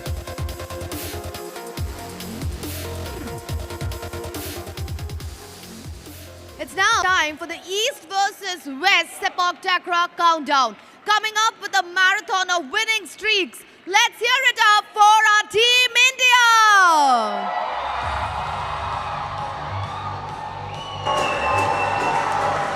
Group B action, we've already seen India defeat New Zealand. Very much expected to top this group, but they need to take care of business.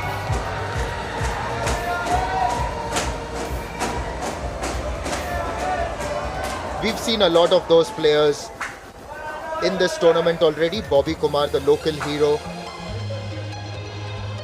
There's the lineup. Ram Kumar, the captain, alongside Arun and Bobby Kumar in the starting lineup. Akash and Henry Singh will be on the bench.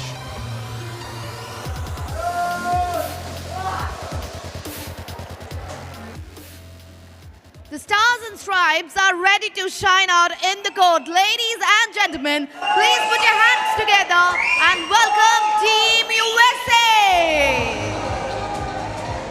USA have been part of the ISTAF Sepaktakraw family for decades now. Good to see them coming with a decent squad. Kerr Char on the right, flexing and giving it a point. He's a vastly experienced player. This is their coach, Jeremy Merkin.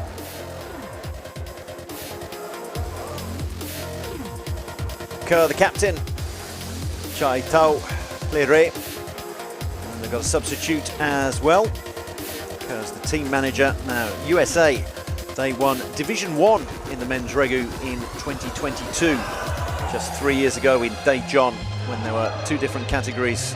They defeated Iran in the final, with Bangladesh and Germany getting the bronze medals there when there were 2 divisions. A bit tougher for this time, for the USA this time around, just the 1 division. But they'll be confident of being able to step up. But what a big ask for them, having to face India. Yes, a big ask indeed. And there's the team manager, I think. Well, strictly speaking, Kerr Char, the captain, is also the team manager, and then Jeremy Merkin on the left, former footbag international, who's transferred his skills first to playing the game and now to coaching it. So was he one of the first generation players in the US? He was indeed. There wasn't a whole lot of Sepaktakraw played up until around 20 years ago, and then Jeremy was one of those that was part of, or close to, the community of Southeast Asian immigrants. There's various communities dotted around the United States in various different, it's a huge country, that's the problem for them, much as is the case with India. And so having a club competition is difficult for them, so they just have local community events really, and then they try to raise money. They have their own fundraising events to try to get players to be able to travel not only for national competitions but also international ones, and that's why it's great that they've been given the support of the Sepaktakraw Federation of India, STFI, as you can see top left of your screen, to get not only their kit but of course their flights and accommodation over here for this World Cup. It's a long way to come here. And it's good to see that there's a team from South America, North America, Oceania as well.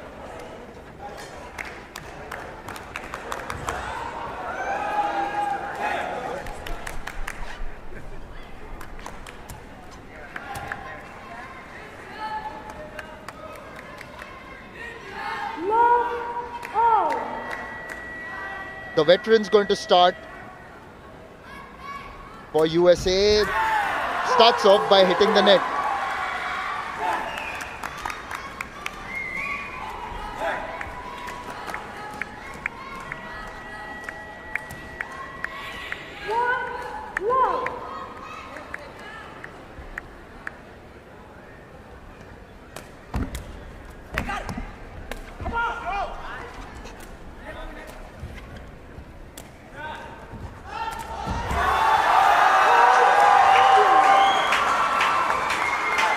What the crowd wants to see. They want to see the local boy, Bobby Kumar, getting a spike at the nets. Always looks spectacular. And when it leads to a point, then that's what the crowd wants.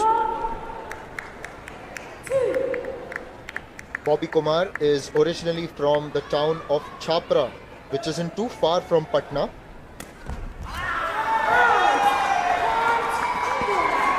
Although he's from there, he picked up the sport in this city.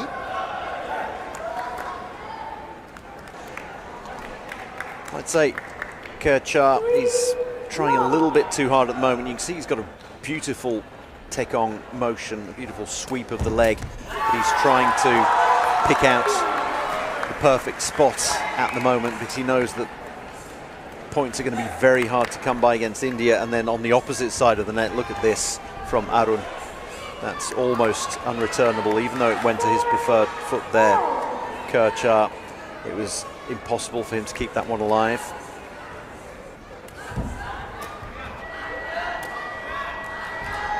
Bobby Kumar. Apologies to Kerchar because it's hit him straight.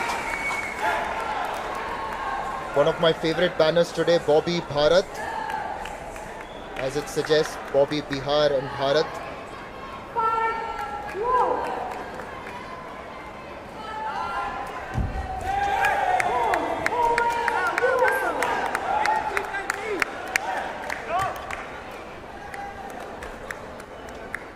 There's the Indian women's team just coming off a victory, meeting some of the dignitaries who have assembled here at the Patliputra Indoor Complex in Patna.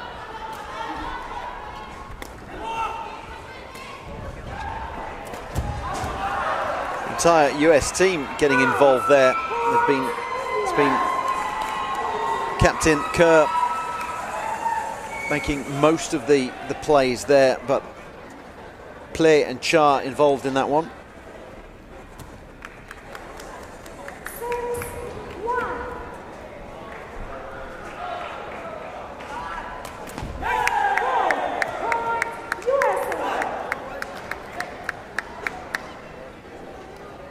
I'm quite intrigued that Play is playing with the glasses on. What's he going to do for a header?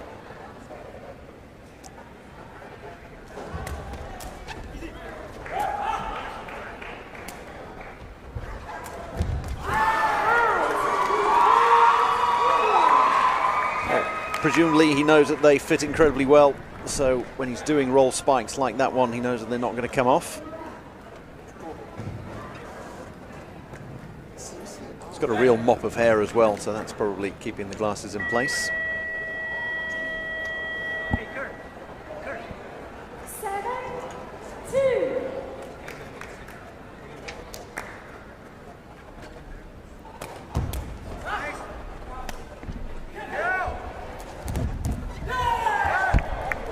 It was actually a good service, but Play gets that over towards the Indian side, and the save isn't as effective. Proper technique by Play, the way he is rolling in the spike. A lot of flexibility as well.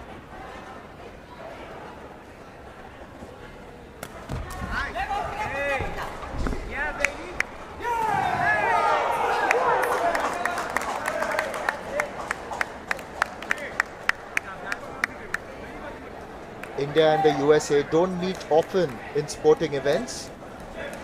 One of the few occasions that you'll find an India versus USA match. 7-4.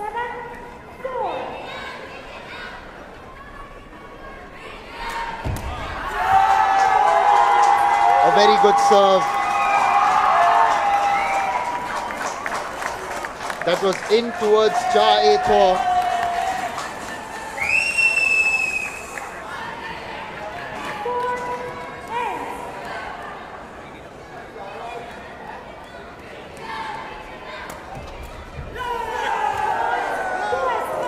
Bobby Kumar went low, trying to get the header in. Save it with the header. We've seen a few players trying to go really low and trying to get it with the header. It's a little interesting the way they go for that, because they can even use their feet, because this one particularly was very low.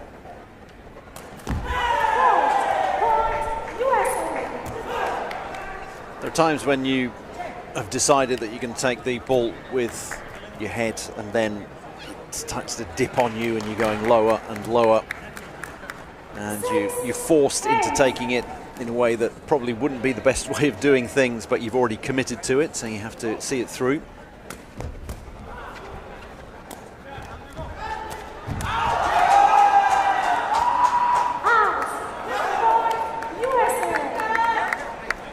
USA just managing to claw their way back. Still a point down, but some good work by them in the last passage of play. 8-7. They've done very well. Got it back to 8-7, and that's going to make India a little bit nervous, particularly when it's 8-all.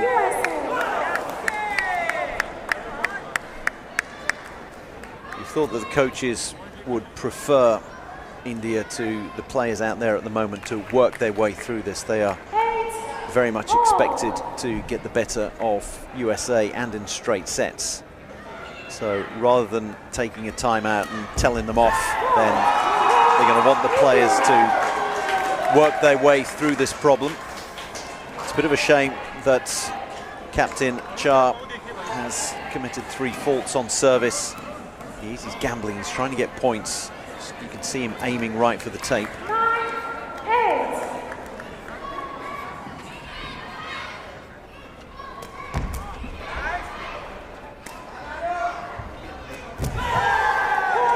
Beautiful roll spike by Regu. Glasses or no glasses, he could see exactly where he wanted to put that one. Very well done. I'm very impressed by the way Regu has really brought his skills out here. Just another question for you. We often see coaches on the advertising hoarding just telling their players what to do. So there is a margin where coaches can actually shout out instructions, unlike tennis, right? In tennis, you are allowed coaching boxes now in the Grand Slams, and you have to be at the same end as your player. Timeout taken by India.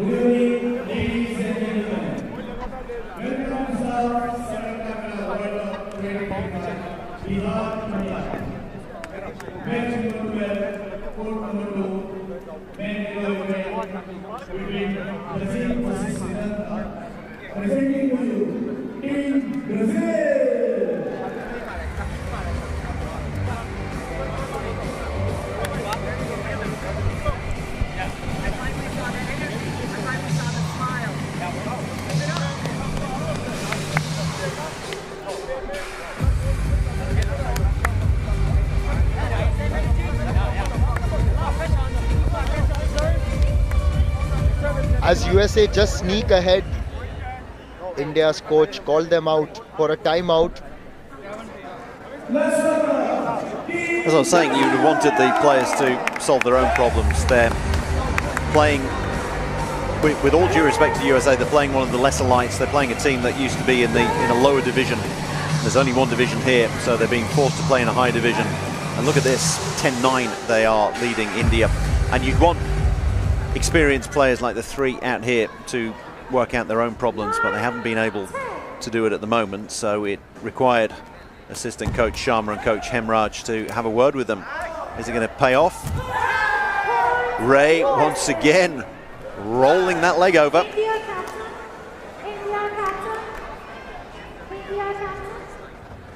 You know, in games where one team is considered to be overwhelmingly stronger than the other and expected to win, a few nervous moments and a few moments that don't go your way, and suddenly the pressure's on you, and that's when teams may start thinking, oh my god, what if we lose? What if things go wrong? And as they say, what's pressure? Pressure is when you begin to think about what others are going to speak about your performance.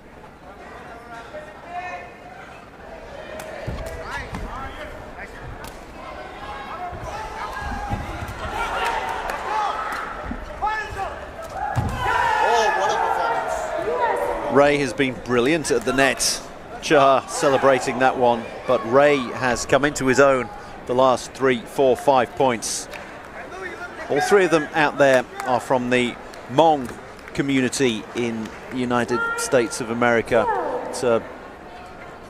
Originally it's a Chinese population that moved to Southeast Asia, and that's where these guys' forefathers will have picked up the game, and they've carried it over with them to the United States, and they've given a really good account of themselves at the moment.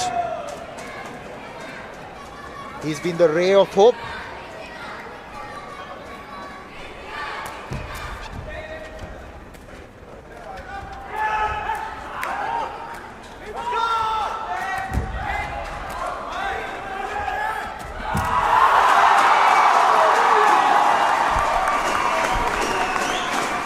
The local boy gets that spike in.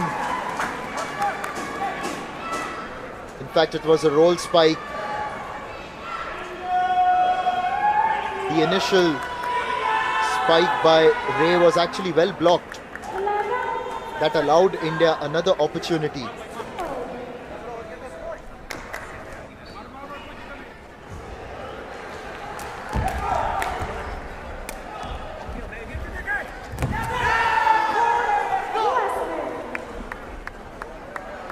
Ray has actually shown very good composure on the net, and this time didn't get carried away. Just used the pace of the ball, didn't hit it too hard. Jeremy Merkin showing great composure. This is going to be his finest hour as a coach here, if they can pull this one off, USA. And I think Coach Hemraj has seen enough of local boy Bobby Kumar maybe not really rising to the occasion, so out comes Akash, who was all out of sorts earlier today, jersey number 33. Well, big ask of him at the moment. USA 2 points away from taking the first set, which would be a real upset.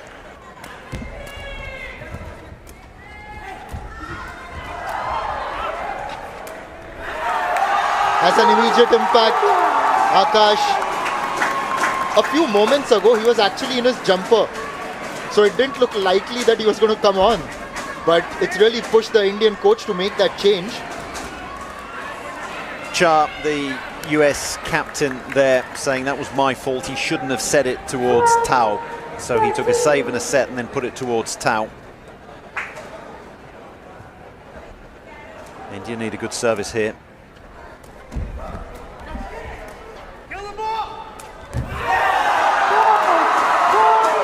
It was an ideal opportunity, but I think the setup was a little bit deep inside the court, which is why Ray had to run back.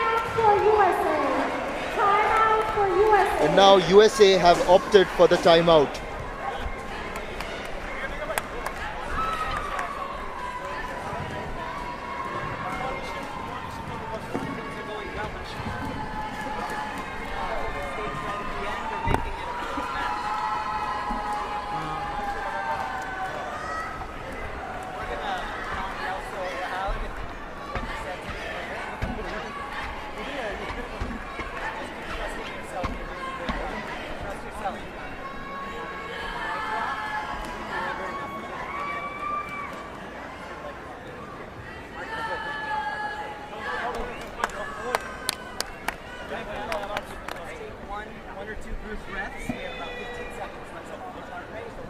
India have bounced back. There was a phase where USA had surged ahead, but now India leveling things at 13 all.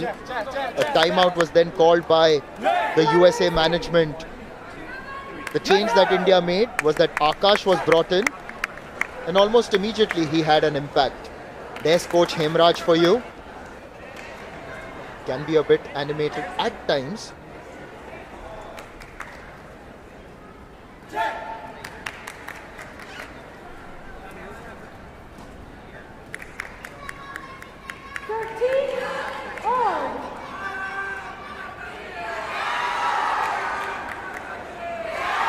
All, first to 15.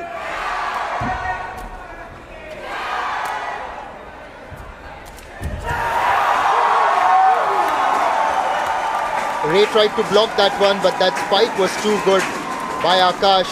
The man from Manipur doing his job yet again. Didn't feature in the first match in the Regu, was on the bench throughout. But India had to call him on, and it's going to be a set point for India. Set point, 14-13.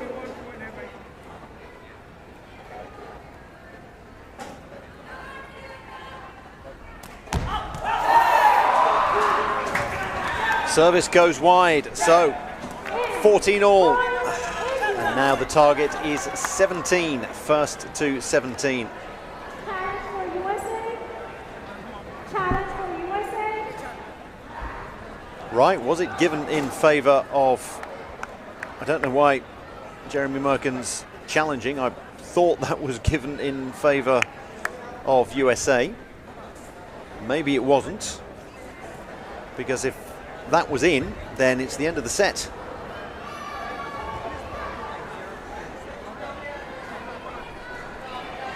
Jeremy Merkin may be learning something from the Thais, which is if it's set point and it's gone against you, then you challenge regardless.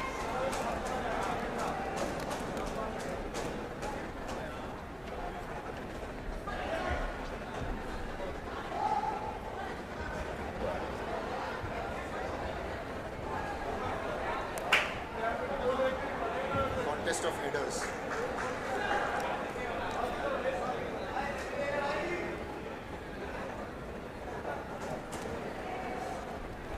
Jeremy Merkins and the Indian official called up to the referee's desk.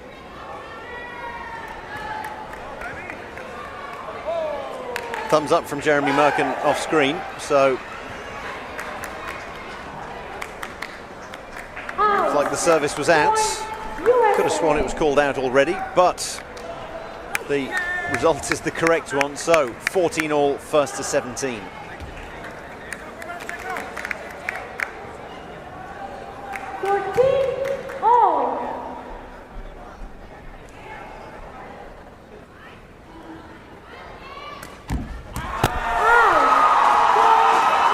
He's not gotten his services right today. Earlier he was hitting the net quite frequently, and now a bit too much on that one.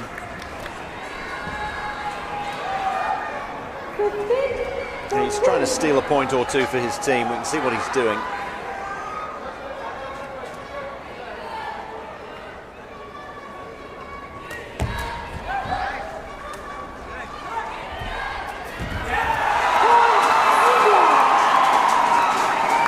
Doesn't get the roll spike in, and that is another set point for India.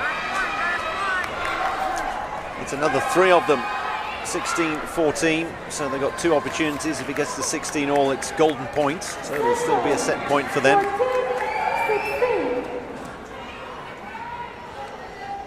Is Chai going to be nervous and just do a neutral service? It's a good one, it's a very good one. Fires it straight down the middle. You'd have thought that Aaron would have got a bit better read on that one, but didn't manage to cushion it, so one saved.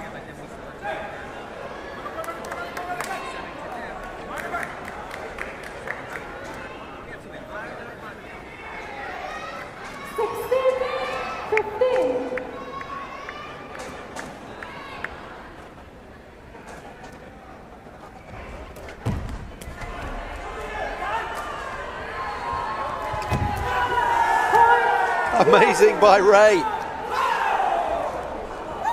So it's still a third set point for India, but now it's a set point for the USA. At the most critical juncture. What a roll spike. A roll tap. A roll feint.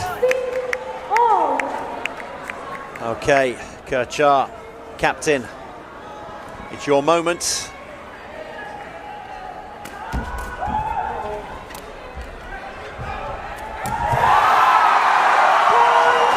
That's the set for India, 17-16.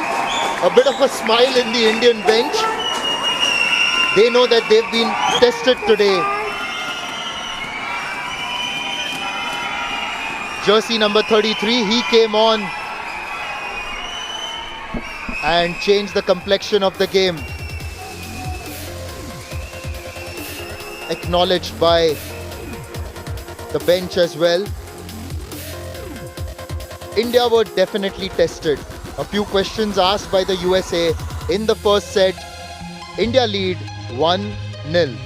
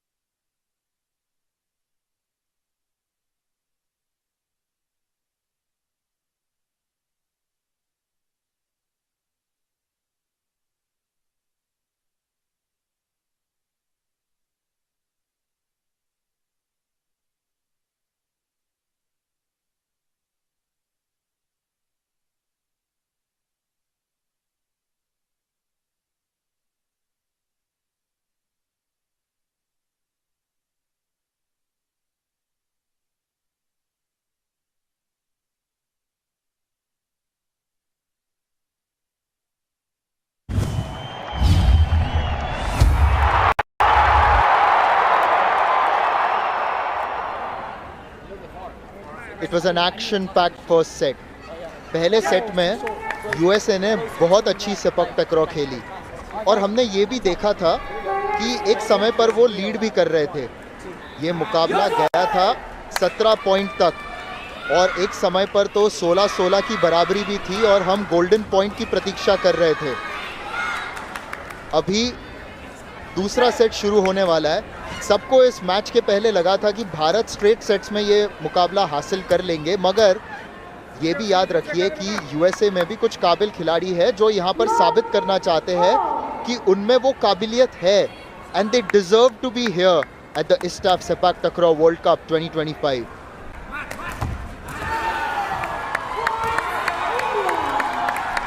India start the second set very well. That's a good service.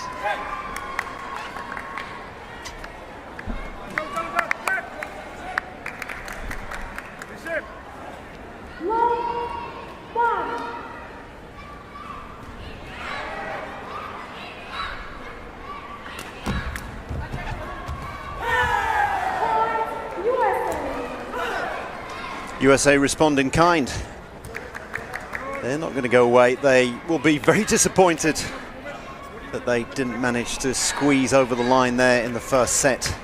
Had an opportunity, but by the same token, India are very much the favourites for the men's Regu. They are on paper the strongest team here.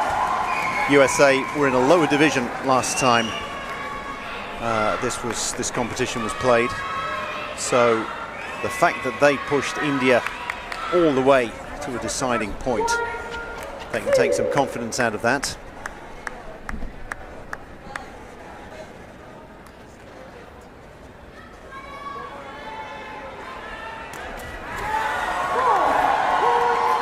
tried to give it the kitchen sink, but found the net. I just thought he tried to go a little bit higher this time with that service.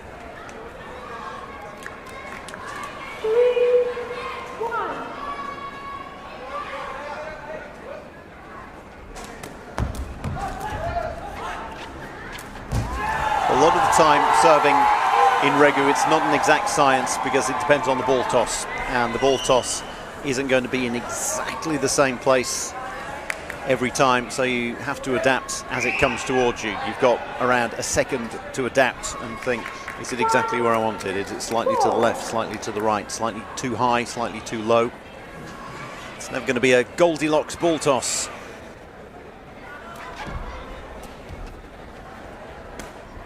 A few miscues as well. And that smash by Akash. We saw a placard with his jersey number, a popular figure here.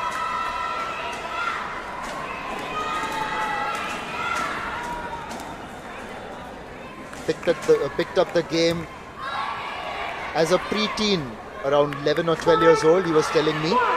He's from the city of Imphal in the northeastern state of Manipur.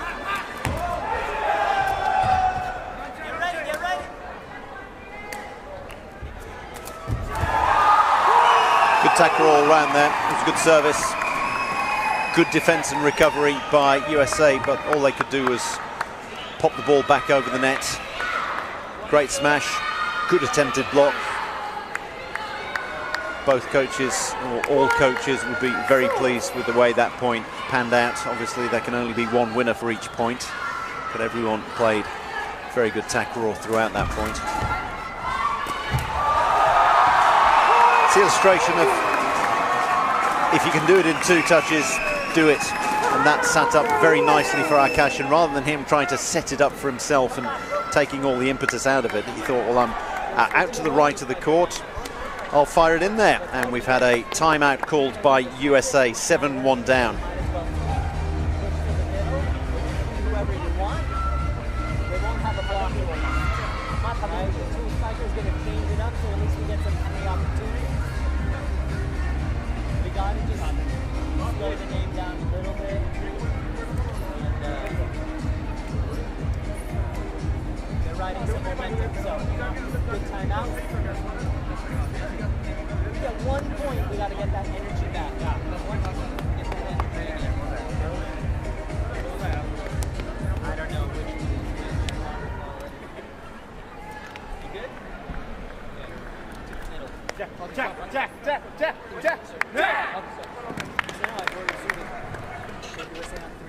It's 7-1 to India in the second set. पहला set USA ने बहुत अच्छा fight किया, मगर यहाँ अभी दूसरे set में ऐसे लग रहा है जैसे कि भारत ने अभी ये मैच को अपने हाथ में पकड़ लिया है. अब बस 8 पॉइंट की दूरी जीत से, और यहाँ एकदम कन्विंसिंग तौर से मैच समाप्त करना चाहेंगे.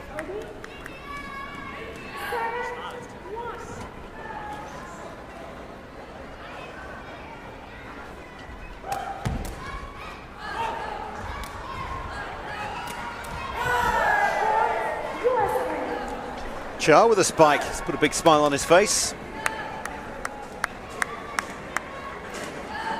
He enjoyed that one. Sometimes when you do something out of character. Earlier today we saw the Thailand mixed quadrant captain Seksan actually execute a spike, and that was the widest I've seen him smile.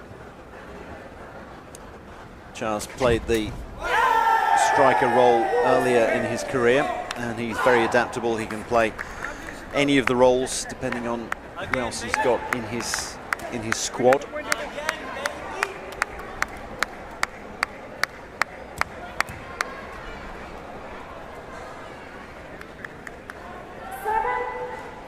Real concentration etched on the face of Jeremy Merkin.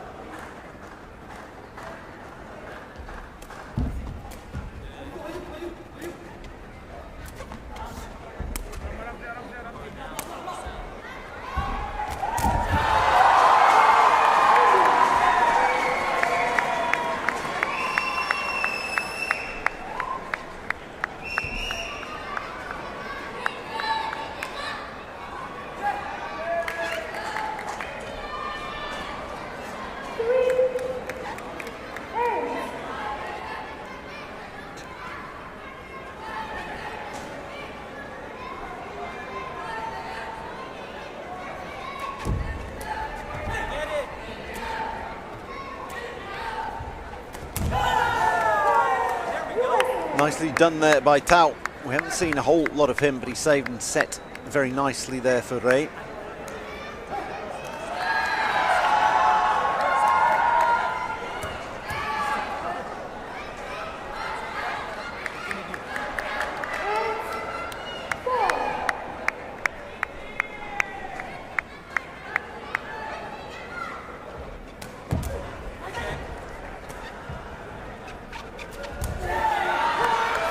Under the net, the attempted roll spike from Cha. We saw a sunback spike from him earlier, a roll spike. I'm saying that he can fulfill any of the rolls out there.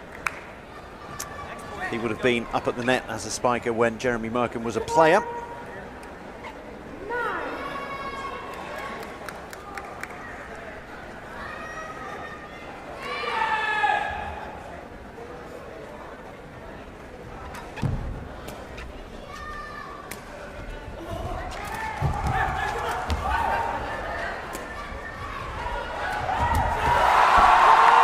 We have to adapt. So Akash likes a roll spike and their sunback spike, because that was where it was sitting up for him, and he just flicks it over his right shoulder as if he does that every day of the week.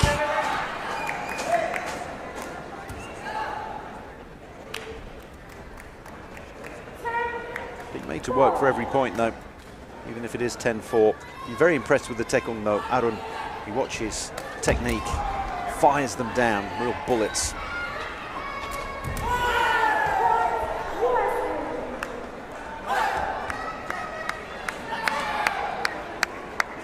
So Charles obviously said, okay guys, set a few up for me. So he's had a word with Tao and says, come on, I'm feeling good about this. Pop a few up there for me.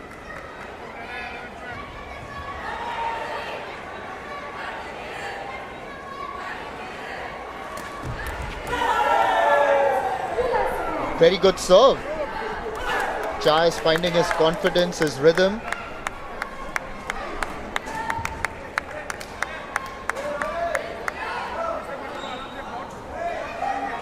That was just in that awkward area where Arun couldn't quite save it.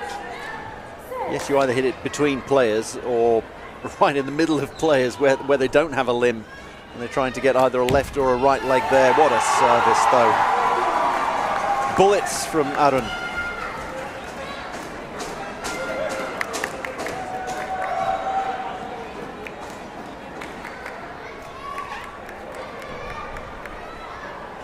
Those fans you've just seen there are right outside our commentary box, so if you're getting a bit of interference in the background, then you know who to blame or to thank.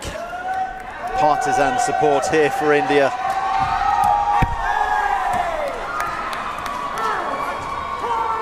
That was surely in.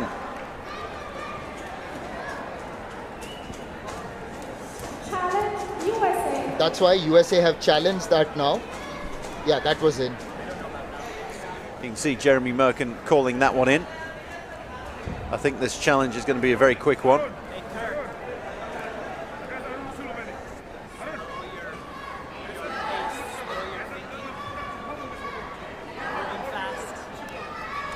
Excellent service and not the best judgment to let it go by. Of course, when it's flying at you at speed.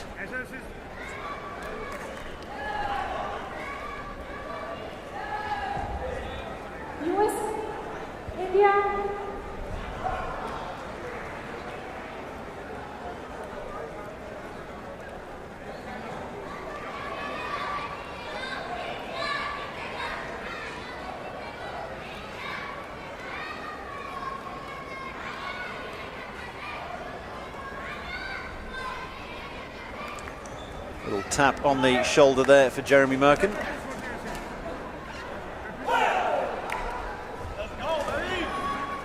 And let's see the board in, quite clearly in.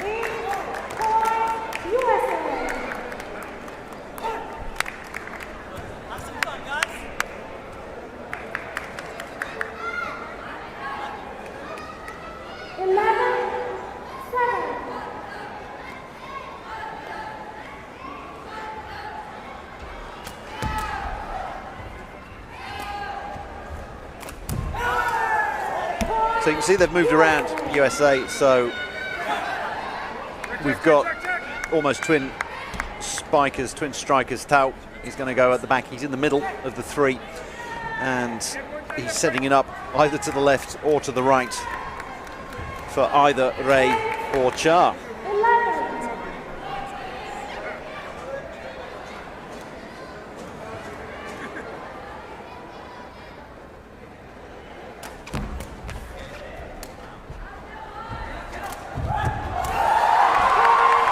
India needed that.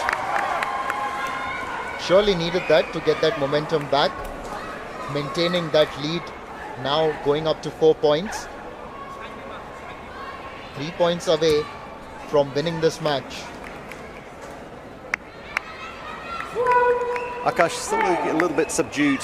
He was involved in the mixed quadrant semi-final defeat this morning to Myanmar, and he looked very out of sorts towards the end. There was one point where he just squatted down in the corner of the court, and it was a question of, well, is he injured? Is he feeling ill? And he took a yellow card just for delaying the game, and then basically played out the stretch, knocked over a few services, that was it, and wandered off court. He's looking a lot more like his old self at the moment. Oh! What a block there by Ray. Akash had set and spiked on his own, but Ray just got in the way.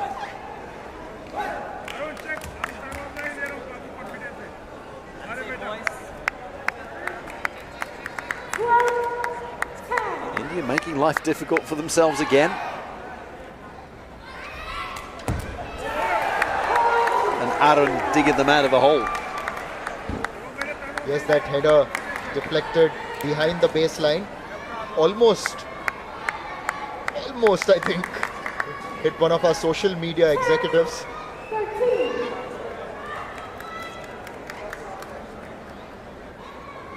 Arun aiming at the player with glasses and aiming right at his spectacles. Tape service where they needed it the most. This match is not over yet.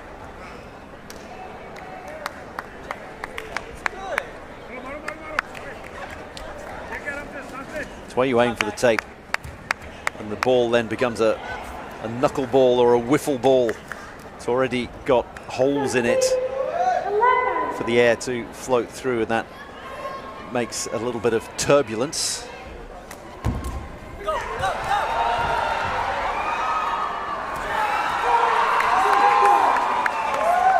A set point, and India have 3 of them.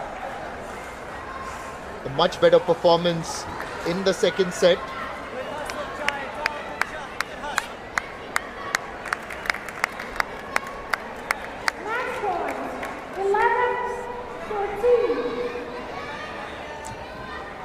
Kerchar trying to keep his team in the match.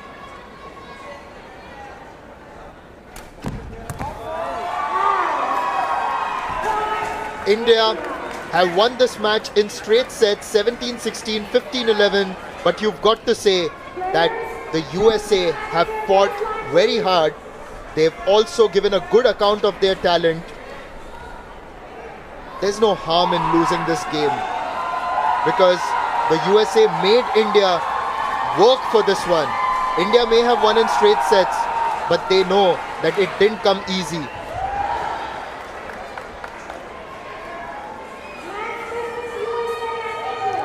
USA picked up 27 points in that match. Credit to them. Next up, we've got Chinese Taipei taking on Iran in the men's Regu event.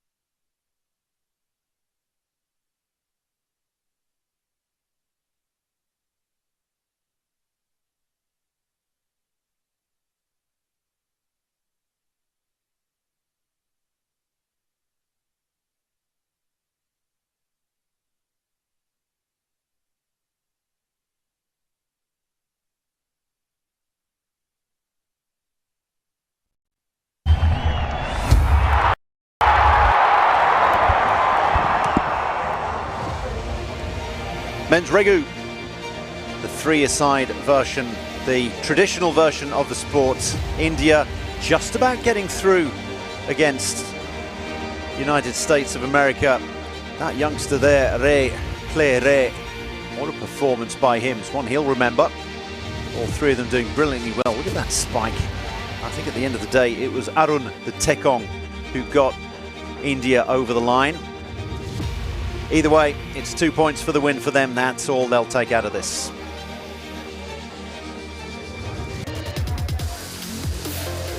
Chinese Taipei taking on Iran. It's a rematch of the Division 1 tie from the last World Cup.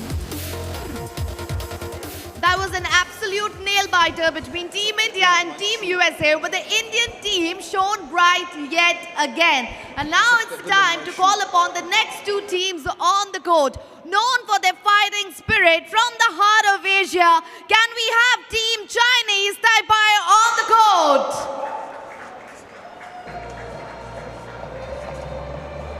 Very nice of her to ask. Can we have them on court? Yes, we can. So yes, 2024. At the Titiwangsa Stadium in Kuala Lumpur, the most recent World Cup, ISTAF World Cup, Iran defeated Chinese Taipei in the final of Division 1. So it's a rematch of that one, and they meet in the group stages this time around. Iran will be the favourites, Chinese Taipei looking for revenge. Li, Ho and Deng are the starters, Tsai and Li on the bench.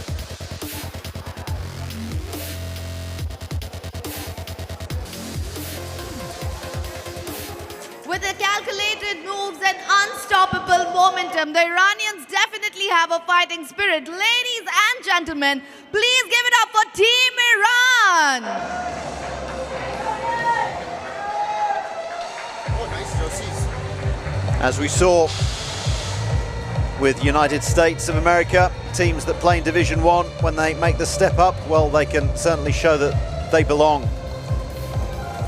USA showing India that they can mix it with the best, and Iran will be hoping to do the same, hoping to get through to the quarterfinals. Mohammad Safai Majad, Rezai Sina and Jafari Merdad, their starters. Pedram and Shirali on the bench. Shirali also the coach, so he's likely to be a non-playing substitute.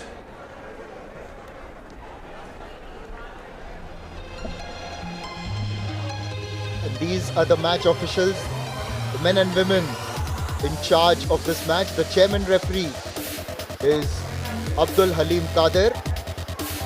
Official referee Surya Bahadur.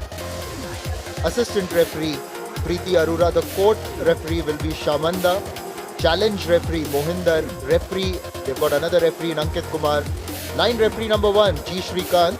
And line referee number 2 Kacha Zeno Kirha. Yeah, so 7 of them out there, and then the chairman of the referees is the Secretary General of the International Sepaktakraw Federation.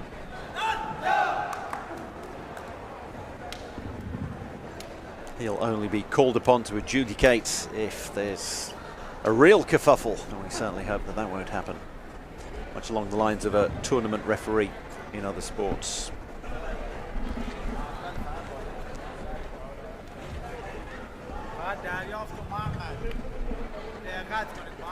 Interesting to see how these two teams have progressed since last they met just under a year ago in Kuala Lumpur. Chinese Taipei reasonably new to the ISTAF fold. Iran have been around ever since ISTAF Super Series competitions were introduced in 2011. They're also there at the first ever World Cup, also at the Titiwangsa Stadium. The first and the fourth ones held in Kuala Lumpur, the Malaysian capital.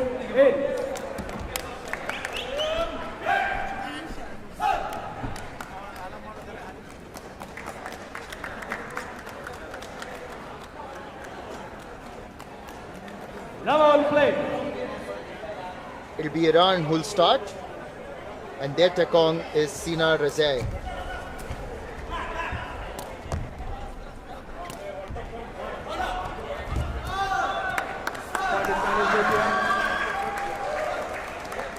And that block earns Chinese Taipei their first point. Just having a look at the Iranian players, quite tall and well built.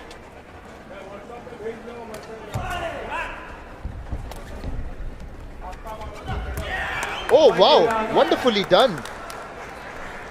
It had to be retrieved way past the baseline, and it wasn't really close to the net, but Mehrdad Jafari getting that sunback spike into no man's land.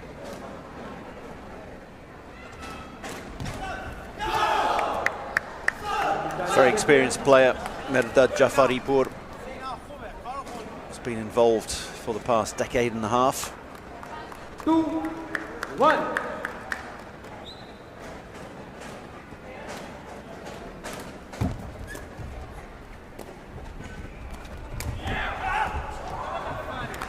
Point Iran.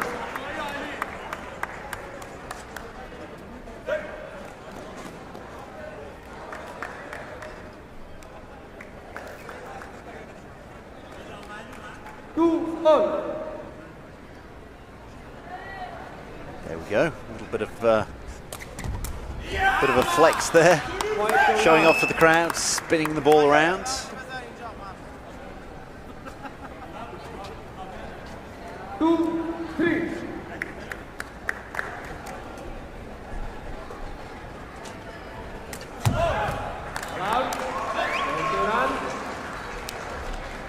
Put his entire body behind that one, did Xing He Deng. Go, a little routine. Beautiful close up there.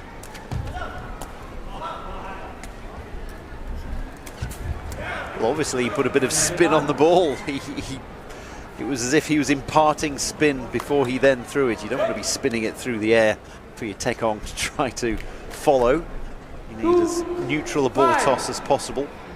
But perhaps he was charging the ball up with revs. Into the net this time. I just wanted to ask you, you keep referring to their previous meeting, which was in the previous tournament, and there were two divisions. What was all that about? Can you explain that for our viewers? Because now it's just one division, and what was the reason they had two divisions? And it's probably better for the game that way. It was to have better matched competition. There was also the fact that it was a men's only World Cup. It was just for men. There weren't any women's competitions that time around. So 2024 in KL, men's doubles and men's Regu were divided into two divisions. So you have the top tier and the second tier. Just as Chinese Taipei take a timeout.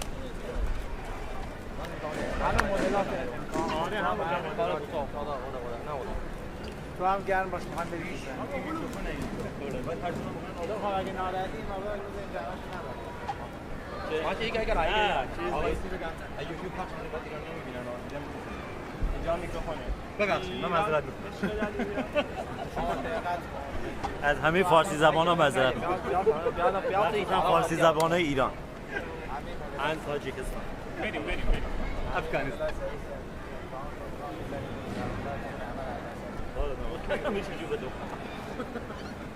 دریا خوب میشه. نه، اولی هر چیزی اون تو کجا دریا نیست. دریا خوب Okay. Back from the timeouts, each team has one timeout per set. So yes, there were two divisions last time out, in the doubles and in the Regu. And the sport's constantly evolving. This time around we've got 12 men's teams playing, and that gives us enough for 4 groups of 3 teams. Each team plays a couple of matches in the group stages, and then 8 of them are already going to go through to the quarterfinals. So 8 of the 12 teams are guaranteed at least 3 matches, and then we'll have semi-finals and finals after that. So it's always good to have knockout matches rather than lots of round robins. It's nice to have the knockout, so this way with everyone together in the one division. Also, there's the fact that a lot of teams here, we've got 7 different categories: men's and women's doubles, men's and women's quadrant, men's and women's regu, and the mixed quadrant. And teams can't enter every event, so there are 3 men's, 3 women's in the mixed, and they can enter 2 events in the men's, 2 in the women's and the mixed. And so that means that a number of teams aren't in the Regu, and that enables us to have them all in the one division this time around.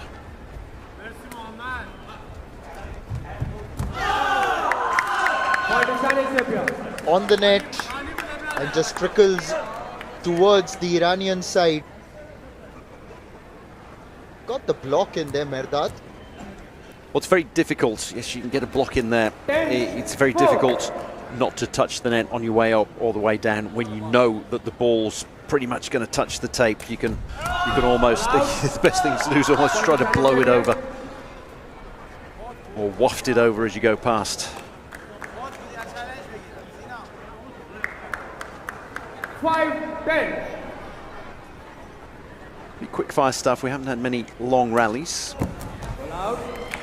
primarily due to the fact that if the Tekong, in this case Deng Shenghe, isn't really firing, then you're giving away points.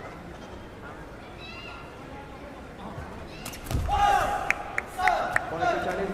he fired that one in, but didn't hit the tape that he wanted. Hit the one below. 6-11. Ball out. Point to Iran.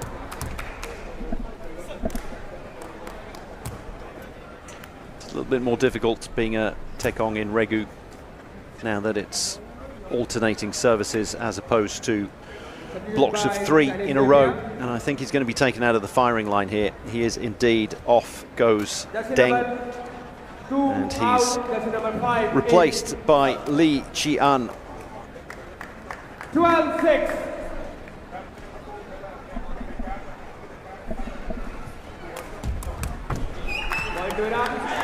That was hit very well, and Lee Chi-an tested immediately. Couldn't have done much about that one. Come out by Iran. It was on his right foot. He could have kept it up with his knee. Didn't manage to do it. Iran take their timeout, 2 points away from taking the first set.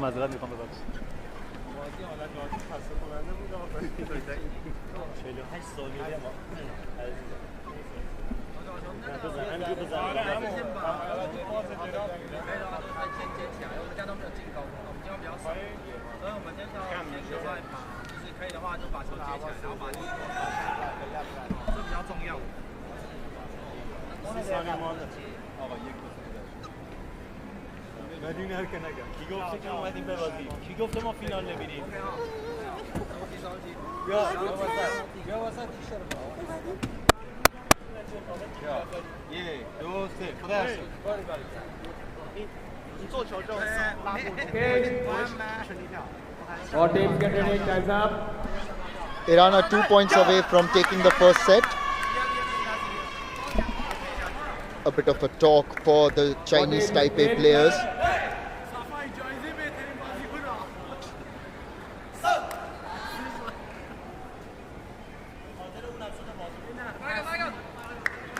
Six, Palin.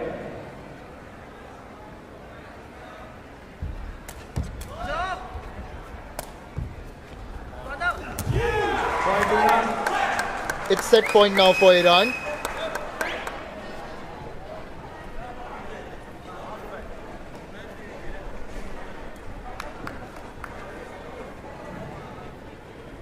Goodbye, Chinese champion. There seems to be another substitution. Those are members of the Iranian women's team. They won a bronze in the women's doubles event. Set point. 6. Off comes Ho, on comes Tsai. Point to Chinese champion.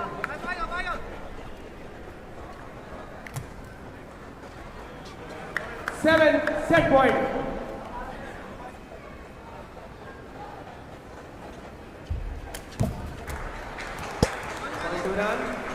An easy one for Iran, one would say. 15-7 in the first set against Chinese Taipei.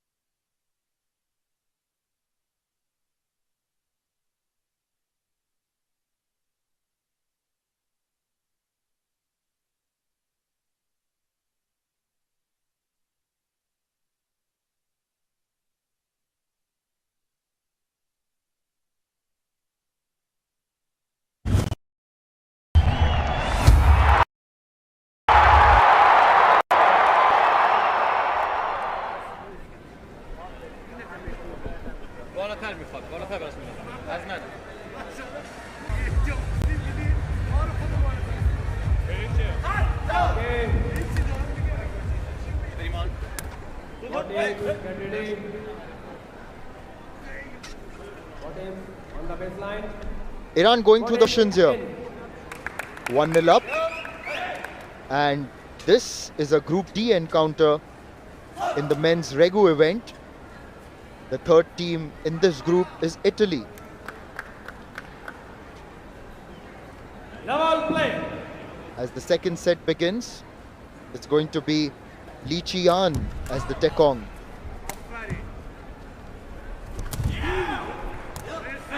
Point to challenge them here.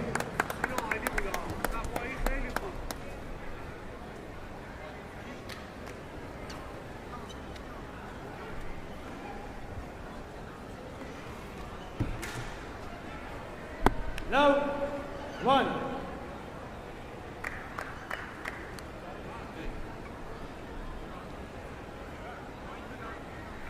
Now, back ball. Yes, back ball.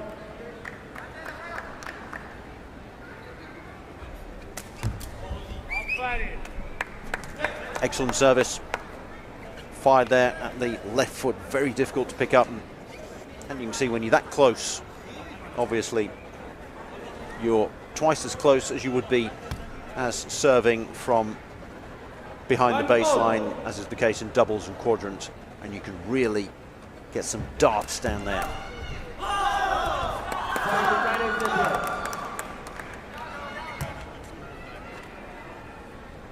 Chinese Taipei in the lead for the first time in this match. 1-2. A slender one though.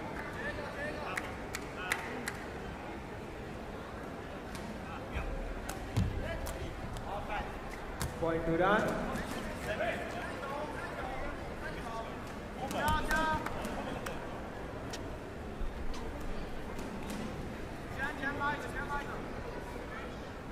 Two all.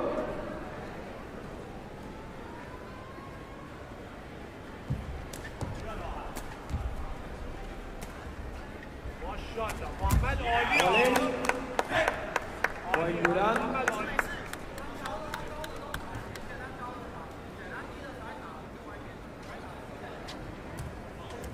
Nice shot of a sunback spike there, right foot over the right shoulder. He does that very well, does Merdad Jafari.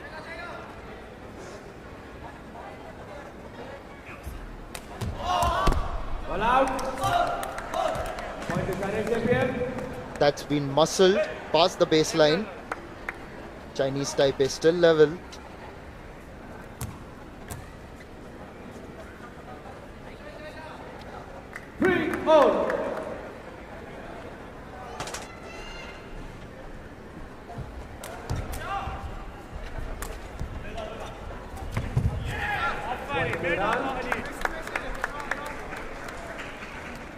Right idea to put the block up in the middle.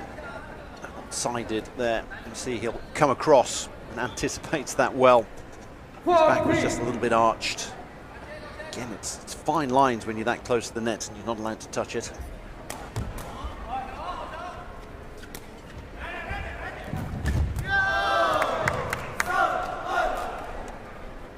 It's always difficult to know. You've got your back to the play, you're trying to block it, you don't know what's happened. Which side did it come up? Might have been touched. I think the net was touched there. And the players have told their manager that we need to have a challenge here.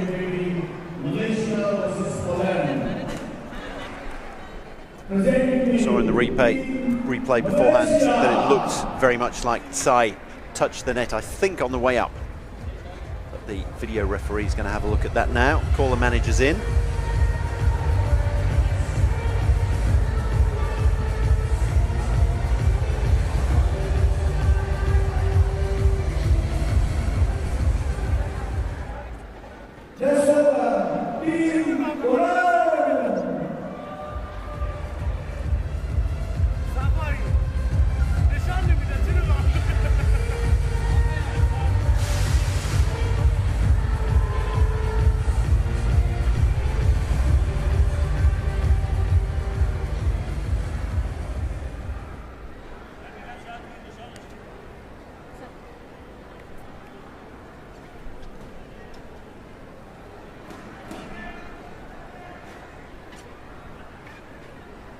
The manager's finally called to the referee's desk.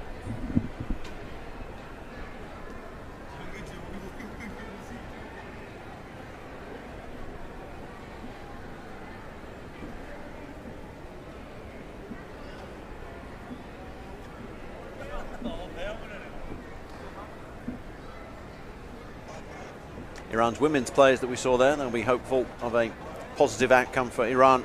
The point went against them, but my guess is it's going to be touch of the net. Indeed, there was a fault. So Tsai touched the net on the way up, so the point goes the way of Iran. It's going to be quite a swing in the context of the early going of this second set. Reached out a hand and grabbed the net.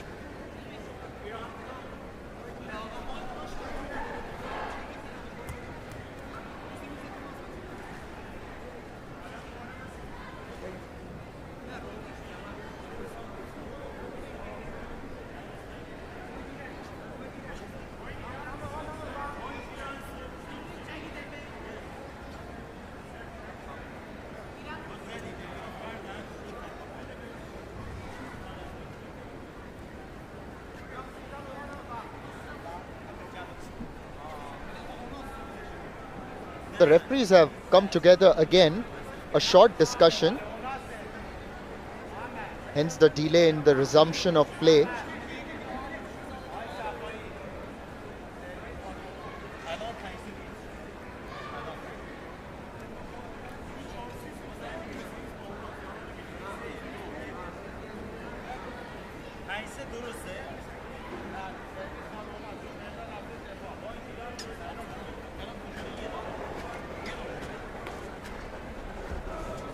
A reminder, this is Group D in the men's Regu.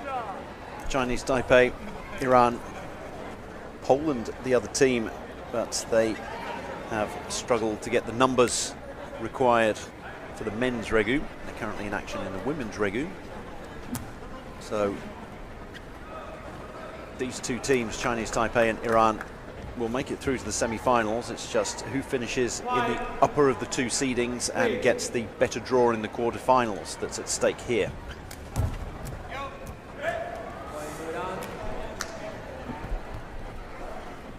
Li Qian gets that onto the net, but seems to have a decent technique while trying to serve. Gets a lot of power behind that one.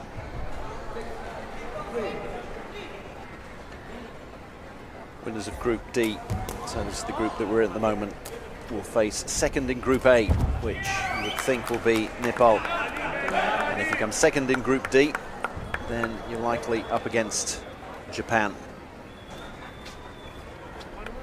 Merdad with a very good block as Iran take that point. As the Iranian management featuring the team manager Saeed Zaganeh and the coach Payam Shirali.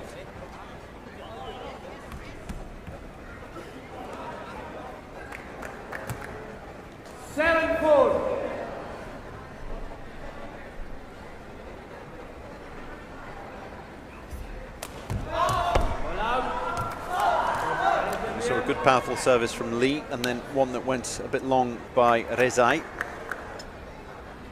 So that's 2 points in the favour of Chinese Taipei in the blink of an eye. What they needed. In danger of being left behind in the second set. Well, there we go. The service giveth, the service taketh away. Actually, it was more like Chinese Taipei give it away, because he's been trying to get that across, but he's hitting the net, and that too not on top. Meanwhile, again, Iran conceding the point.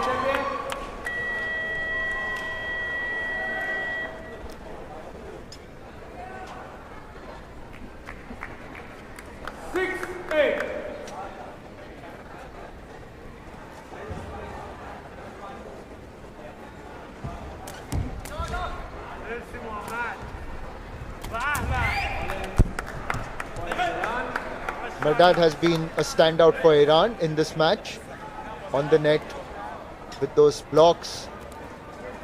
He's also someone who's executed quite a few sunback spikes when compared to some of the other male players who are predominantly proponents of the roll spike. You tend to see more roll spikes in the men's game, but then you get to countries that aren't traditionally Sepaktakraw playing nations, and you get people learning skills later on as opposed to growing up with them.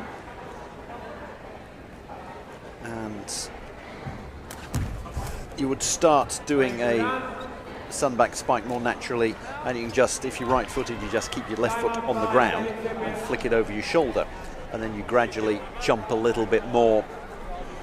Timeout called by Chinese Taipei.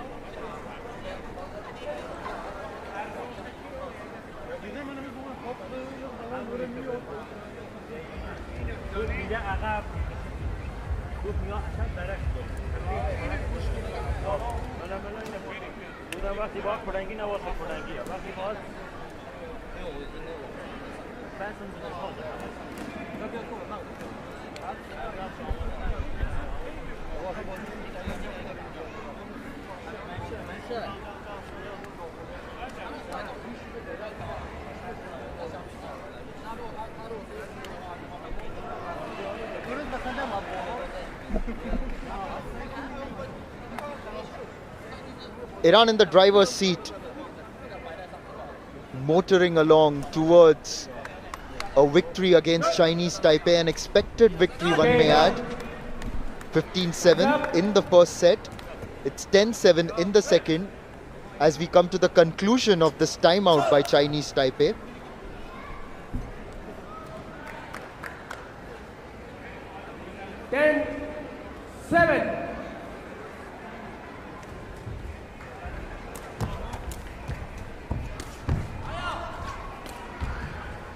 Li Qian did his best,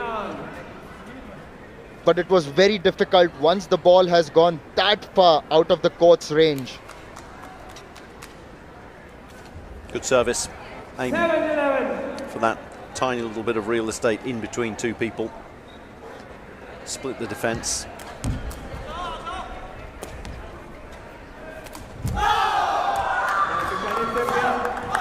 That will make them feel better, as that block effectively thwarts Iran's challenge. Block always feels good because you've stolen a point. It's good to win a point. Feels times even better to steal one.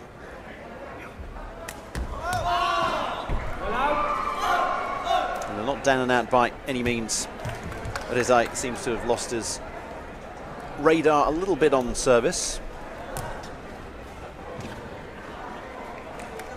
Lee Chian now, what's the kind of serve he will be thinking about? Because already thrice or 4 times in this set, we've already seen him smashing it into the net. Well, he's got it across this time.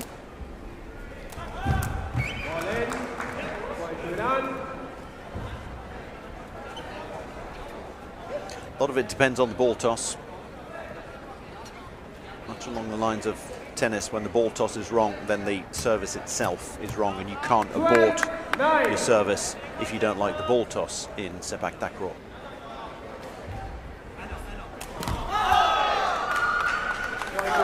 You just have to go through with it, and you can try to change in mid-air. If it's not where you want it, that one was a little bit low, you would say.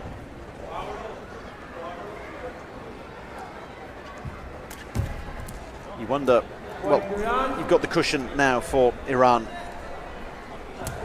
meaning that here Regu can carry on trying to play himself into a little bit of form from the Tekong circle, because they're 2 points away from victory. And when it works very well.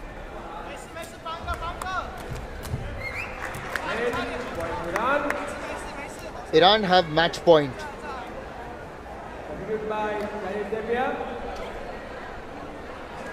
It's been quite a cruise for them against Chinese Taipei.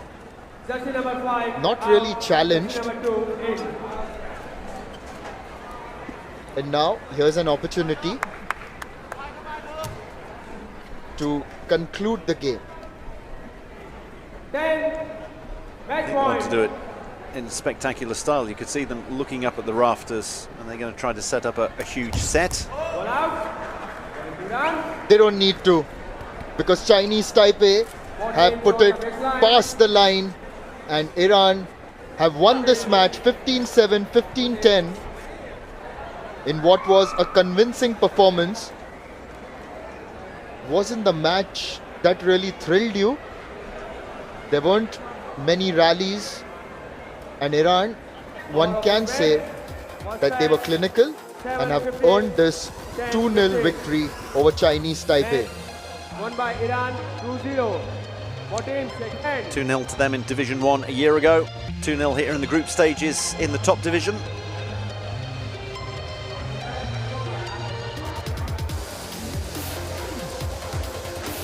Well, our mascot was pointing to his ears. He was asking, why is it so quiet? Actually, in some time, it's going to get really loud in here. And we will tell you in some time why. It's because the neighbors are facing off. Nepal versus India in the women's Regu event.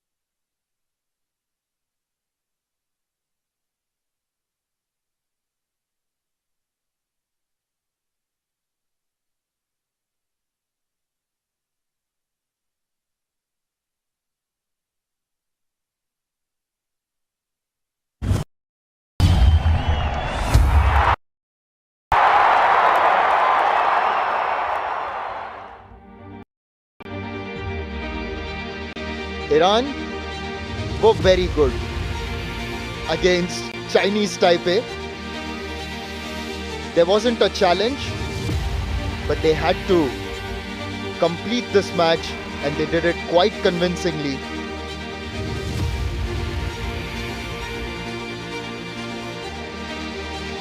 A match that didn't really have a lot of thrills, but we hope that in the lineup ahead there'll be some entertainment on store. It's surely going to be loud because it's India taking on Nepal in the women's Regu event.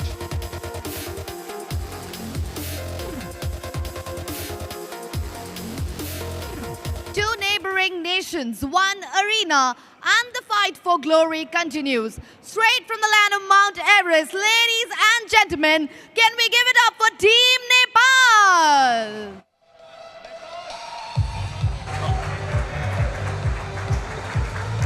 Polite applause here in Patna for the neighbours, very near neighbours to this province of Bihar. Nepal, smiles on their faces.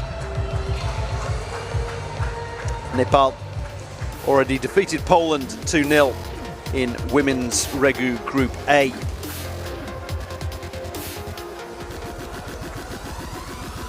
We've seen plenty of them throughout the competition thus far. Dangol Chaudhary and Maharjan are their starters. Enu Chaudhary and Rana Magar on the bench.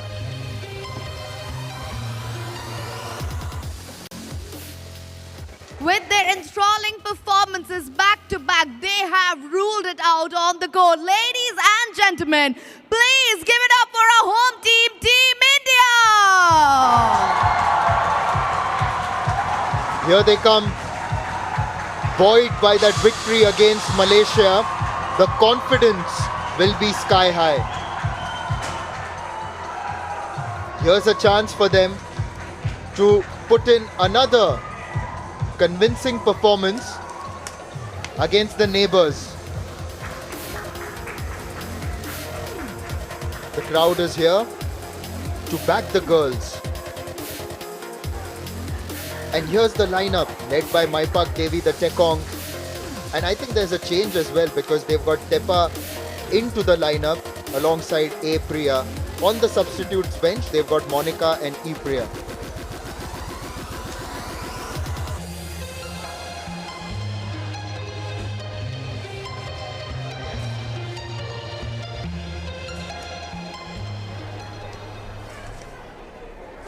The mascot, a popular figure here at the Patliputra Indoor Stadium, moves around, greets all the spectators.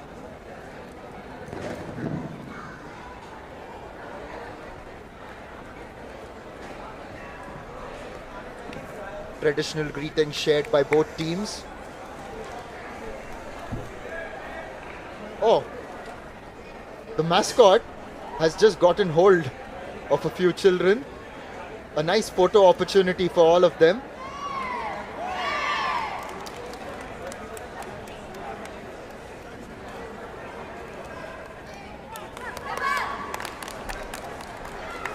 In the match against Malaysia, India Good evening, ladies and gentlemen. Welcome to ISTAF Sepaktakraw World Cup 2005 India. in the match against Malaysia, India were victorious. Maipak Devi, the Tekong, served well, was ably supported by Priya, with Priya being the main attacker or striker. Well, it was a different Priya. It was the Priya who's currently on the bench, not the one we can see front of screen here, number 5, Ayekpam Priya. It was Elangbam Priya. Ayekpam came on towards the end, so you've got two Priyas to contend with, one on the bench, one starting, interchangeable.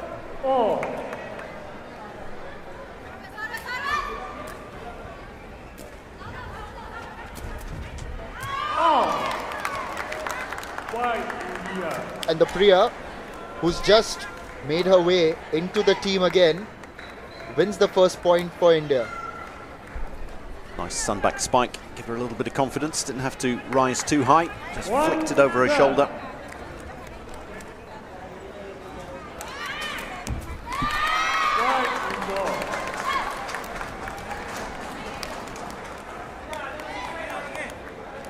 He's having a good time, just trying to pump up the crowd, telling them to make some noise. I don't think he needs to do that.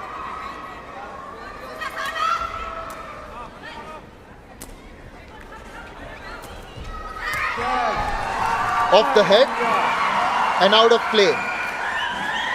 Another sunback spike by Priya.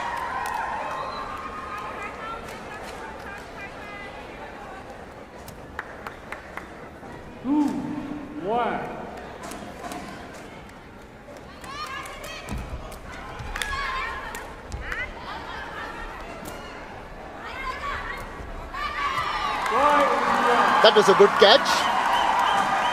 It was a little bit perilous at the net. Chandra Chaudhary getting a head up and almost having the sole of Priya's shoe in her face there for her troubles. Obviously no such thing as dangerous play. You're allowed to, you've got to stay on your side of the net, so there's no way there can be any contact. So you are allowed to go for it with your foot or your head. Even if your opponent's going at it with the head, you can go with your foot. Very soft shoes as well. Obviously you don't want to get kicked in the head or the face, but it's soft shoes. On the net, if the player's already made contact and in the follow through the leg goes on the other side and touches the player, that's also not considered dangerous play maybe? It's not dangerous. If you happen to follow through, then that's just one of those things that happens. Usually it doesn't. You rarely see players following over. Sometimes you'll get an outstretched leg where someone will block a spike with the leg outstretched, and then maybe there will be a bit of a twitch over the net. But it's rare that someone would slap the ball down with the sole of the shoe just as someone's coming to head it.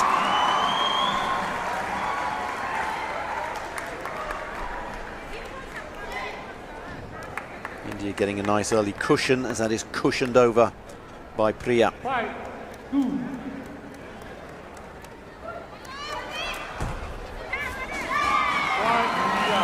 That was a good serve by the captain, Maipak Devi. It was slow and it just invited Usha Maharajan to come forward.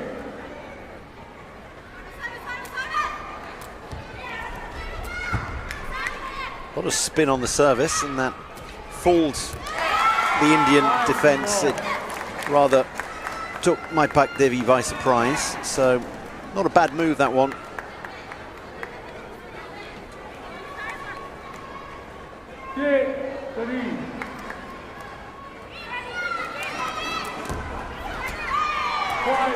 Another one. This was even closer to the net on the Nepalese side.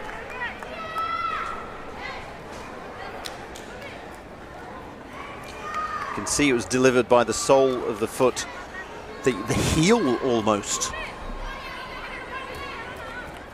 It's incredibly difficult to do, but when it comes off, what a weapon it is.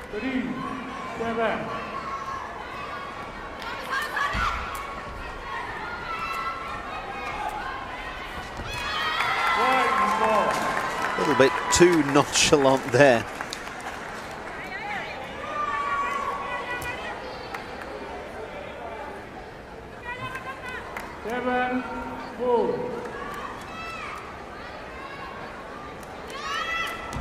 Can get caught in two minds. Priya taking all three touches, and by the time you're halfway through the second, you think, oh, what the heck am I going to do with this? I'm not used to having to think for myself. My teammates tend to put the ball up for me, and then it's up to me to put it away. Tip up on the bench. She could come on in the Tekong position.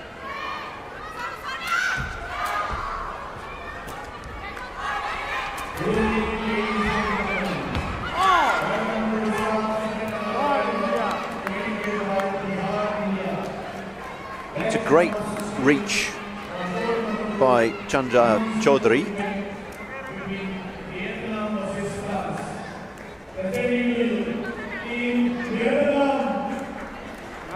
And then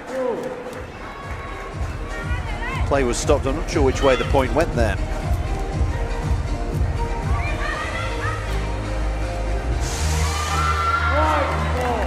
She keeps trying to set and spike for herself, and everyone needs to get their defined roles here, because this is Regu, where you've got three players. One of them saves, one of them sets. That can be the same person, and then one person spikes. You don't want to be setting and spiking for yourself. You can do it in an emergency, but you don't want to make a habit of it, as Pri is doing at the moment.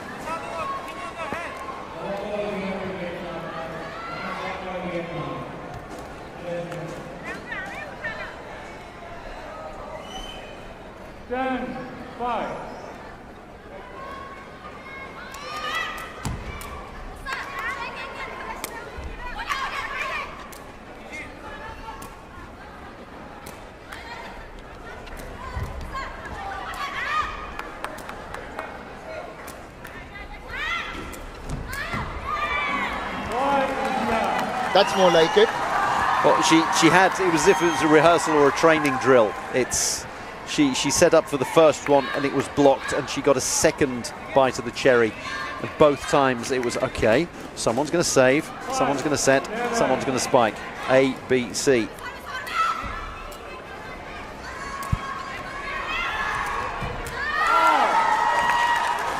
Trying to angle that across, but hit that out of play.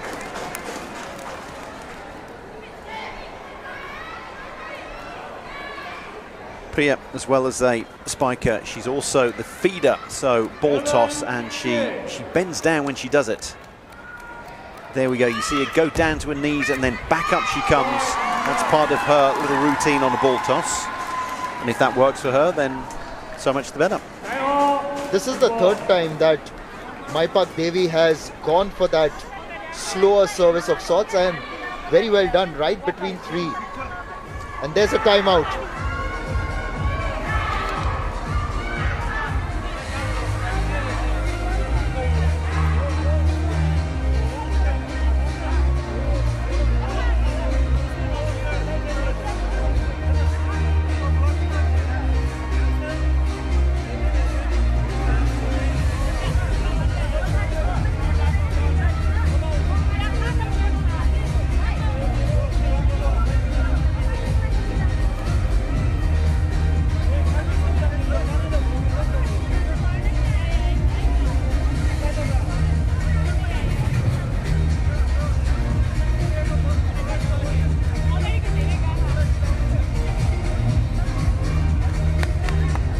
देखें, अभी तक तो लग रहा है कि भारत ये पहला सेट जीत जाएंगे। 12-6 से एक लीड बनी हुई है उनकी यहाँ नेपाल के सामने। विमेंस रेगू इवेंट में उनका मुकाबला है, ये है इनका ग्रुप ए मुकाबला। इसके पहले भारत ने मलेशिया को हरा दिया था, और इस ग्रुप में उनके साथ पोलैंड भी है। अभी टाइम आउट के बाद खिलाड़ी वापस मैदान में लौट चुके हैं।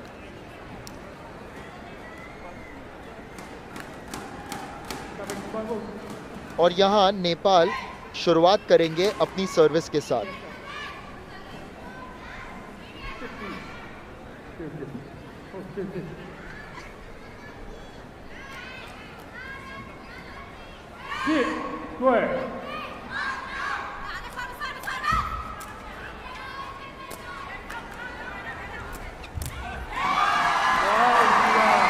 Timeout seems to have served India well. Obviously, when one team takes a timeout, the other team can take advantage of it.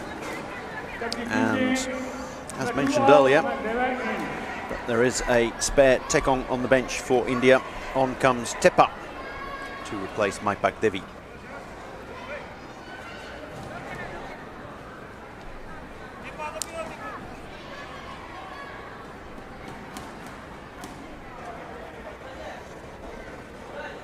I was assuming it was Tepa. It's actually Monica who is coming on, the number 11. And the captain's armband has been passed to Tepa right now.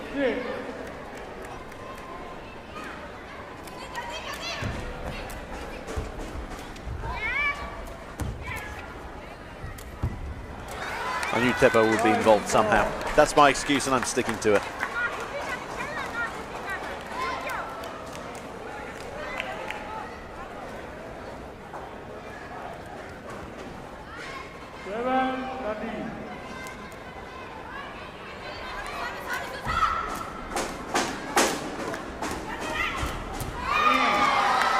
That's done well by Priya.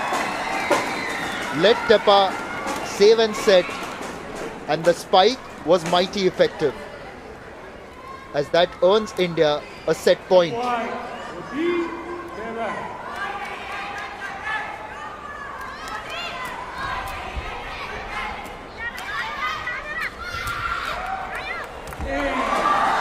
How well was that done? But has it bounced? I think Nepal might challenge it.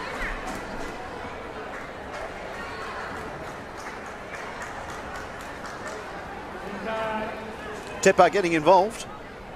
She wants me to pay attention to her. She's got a foot down there, flicked it over. A save became a pure winner.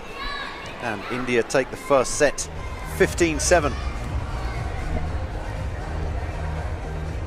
Bharat के नाम गया पहला set, 1-0 से बढ़त ले ली है.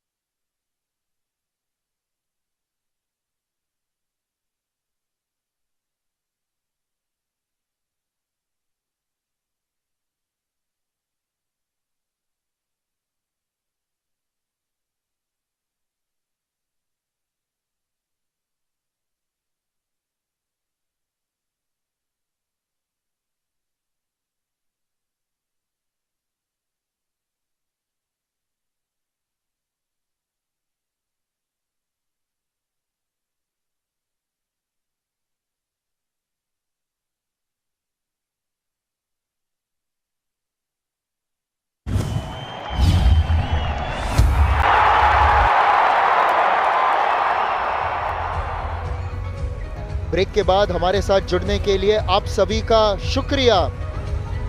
भारत को आपके सपोर्ट की जरूरत है. भारत ने 1-0 से बढ़त ले ली है नेपाल के सामने. ये ISTAF सेपकटाक्राव वर्ल्ड कप में विमेंस रेगू इवेंट का मुकाबला ग्रुप ए में भारत ने मलेशिया को पहले मुकाबले में हराया और फिर अभी नेपाल के सामने पहला सेट अपने नाम कर लिया 15-7 के मार्जिन से. तीसरी टीम जिनका सामना भारत को करना है वो है पोलैंड. अभी दूसरा सेट शुरू किया जाएगा और मोनिका होंगी भारत की टेकोंग.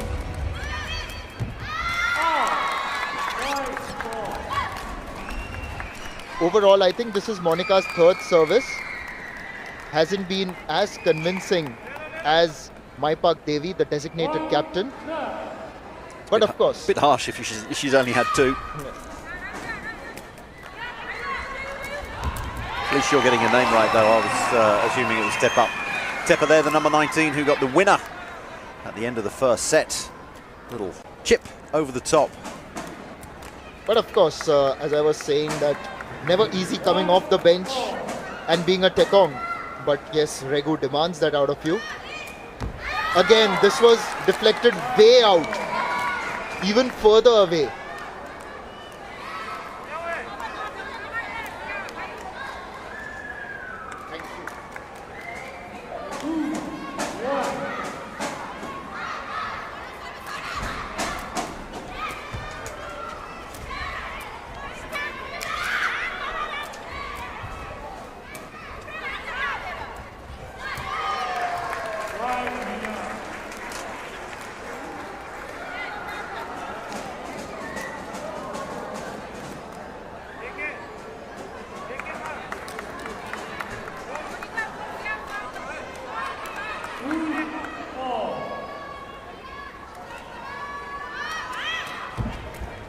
This time Monica gets it right.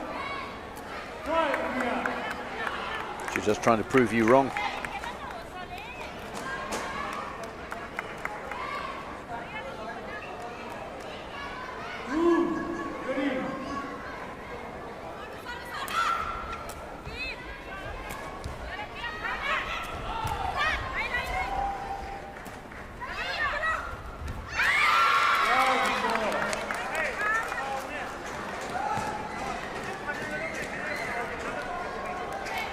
It's just going back and forth at the moment between Nepal and India. Point taken, point conceded, point taken, point conceded. I don't think I need to say that a third time.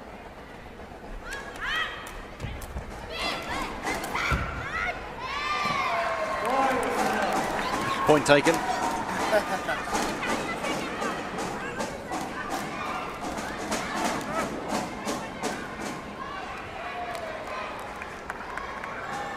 Screens all around the Patliputra Sporting Complex, so the fans can see themselves left, right and centre when they end up being picked up by the cameras. They can also watch the replays. Point conceded.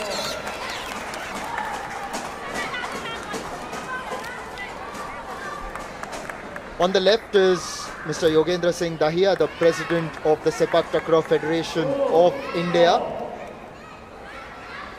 They've done very well to get this tournament here to Patna, Bihar, alongside support from the Bihar government.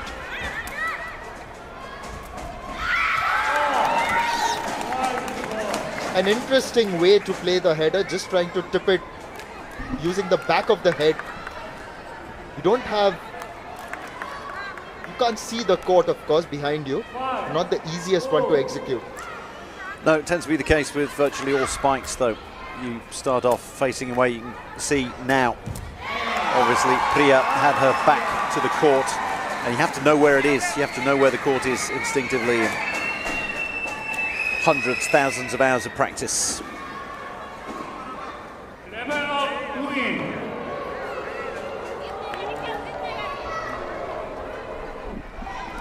And when you're practicing, so you can get your teammates, they don't have to kick it up, they can just toss balls up. A coach can toss balls up for you to practice spikes, and it's the same when you're practicing receiving service. That one's very difficult to practice for because it's such a beautiful spin on it. Maipak Devi back out there in place of Monica. But when you're about to receive, when you're practicing receiving the kind of service we're about to see here, where it comes at you pretty quickly, you have coaches who just throw the ball at you, overarm, and that's the equivalent of a good, strong service from a tekong.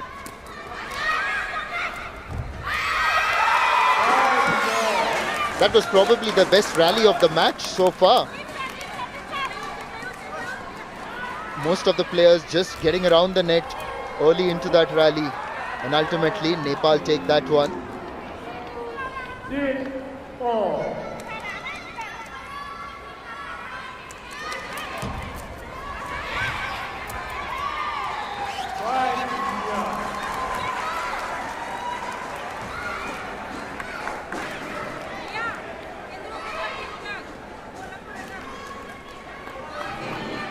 India need to get a safe set spike here.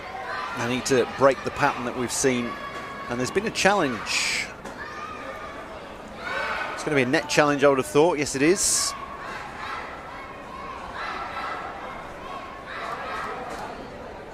So they're asking, I think, whether Priya backed into the net with her last block.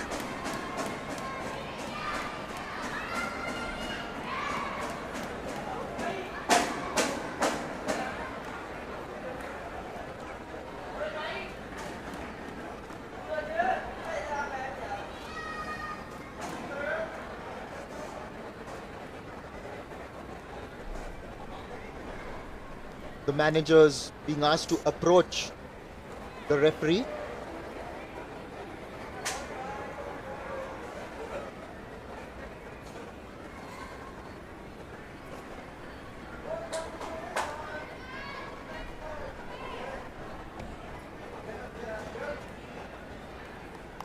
Both the men and the women have a coach, Sharma, for India, and the women's coach, Sharma, there just gave them the thumbs up. So the challenge is going to be knocked back.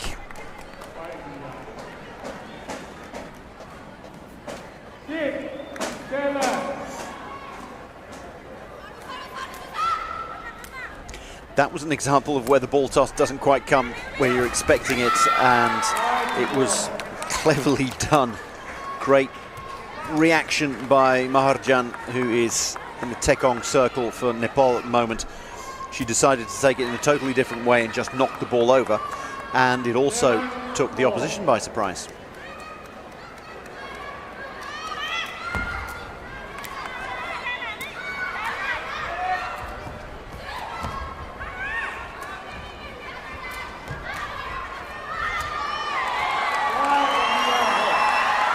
That looked really close on the net. From where I was seeing it, it's almost as if her foot and the ball and the Nepalese player's head very close. Yeah, just the ball between the two. Indeed. We're going to have another challenge.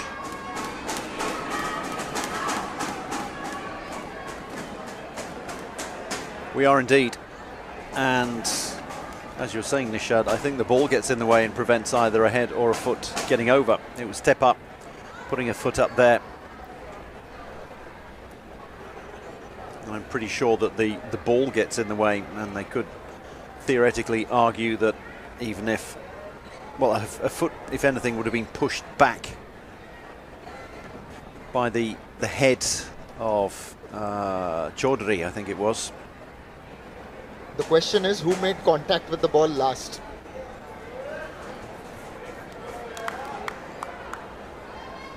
Well, it's whether a foot or a head went over.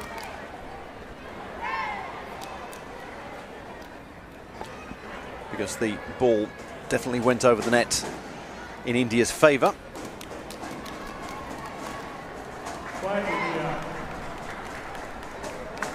And there's the decision. India get that point. Again, at the risk of repeating myself, India need to get a point on the opposition service and break the cycle.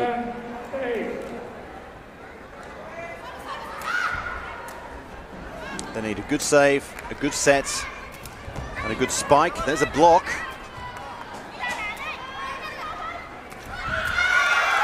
It's the second passages of play that aren't really succeeding for either team. So one team gets a block on a spike. So Team A gets the ball back, and they're not taking the 3 touches. They're not resetting, save, set, spike. They need to do a reset on the second passage of play, and that's what's not happened at all in this second set. And it's why it's 8-all, and the teams are just taking it in turn, scoring points. No one seems to be able to save, set, spike and really put it away.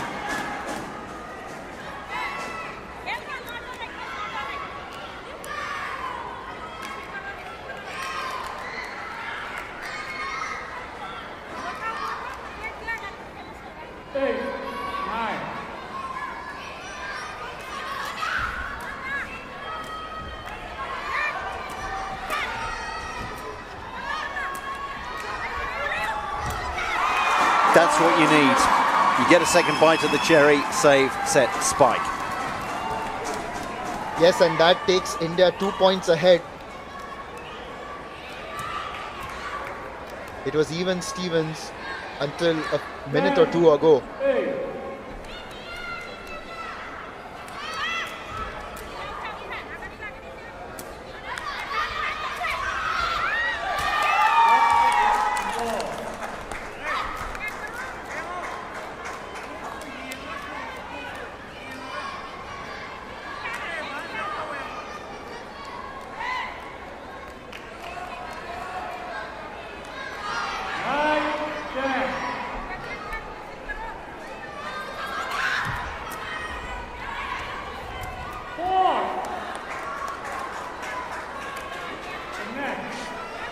I do believe we're back to even Stevens.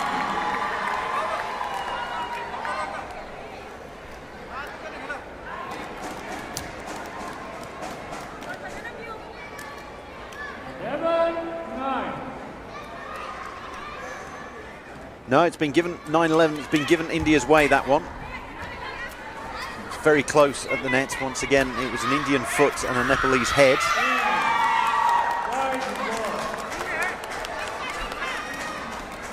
There's a lot of elaborate, it's almost like school playground, little tapping in between the three Nepalese players.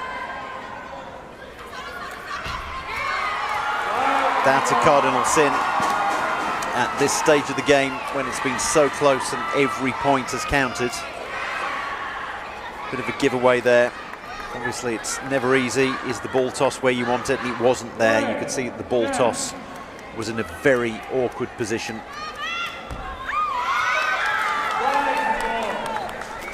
India, like the good hosts that they are, give it right back.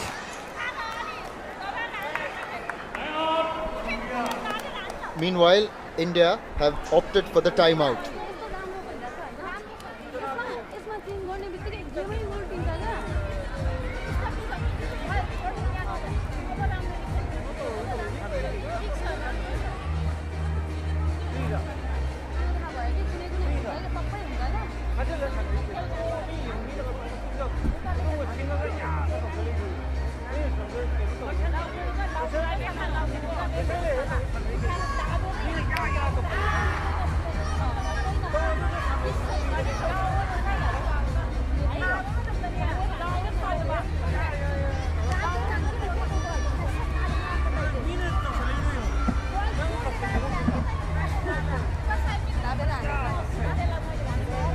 Bharat दूसरे set में 12-11 से lead कर रहे हैं और पहला set तो उन्होंने अपने नाम कर ही लिया था।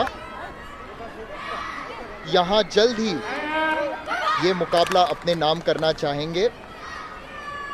दर्शक जो आए हैं उनकी भी आशाएं यही है।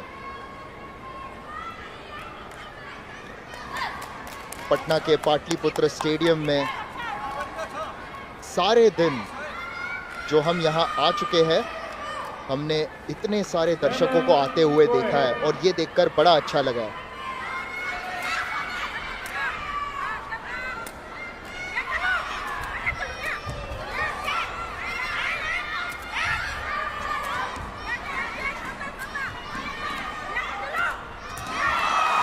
Great point and brilliantly put away by India. It's as if the timeout and the context, I think, of the match, the scoreline, energised both teams. It's as good a rally as we've seen. Haven't had a lot to get our teeth into in this match, and that was a great rally. And again, India being patient, and when the ball came back to them a second, a third, a fourth, a fifth time, save, set, spike, do the basics.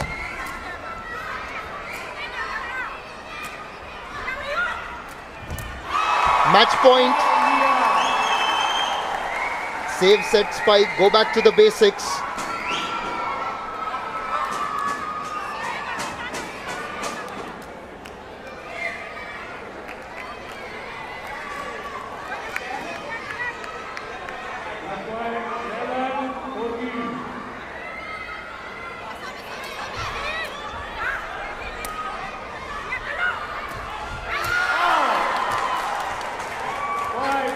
Just put it out. So the crowd and the Indian team, it's a few more moments possibly. Good service by Maharjan. Kept her team in it. Good deep service. Keep asking the questions.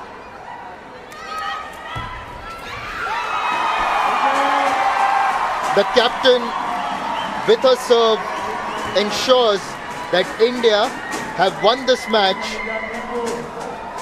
It's their second victory in Group A and they have gotten the better of their neighbours. They win this match 2-0. It was 15-7, 15-12.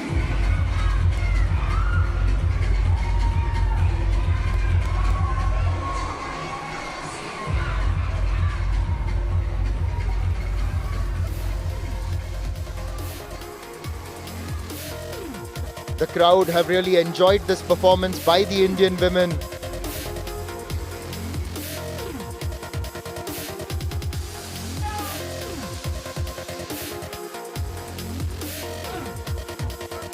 You can see the celebrations begin in the stands, on the bench. Look at those wide smiles. There's a lot more matches for you here at the ISTAF Sepaktakraw World Cup. Coming up next, New Zealand taking on the United States of America. It's a men's Regu events game.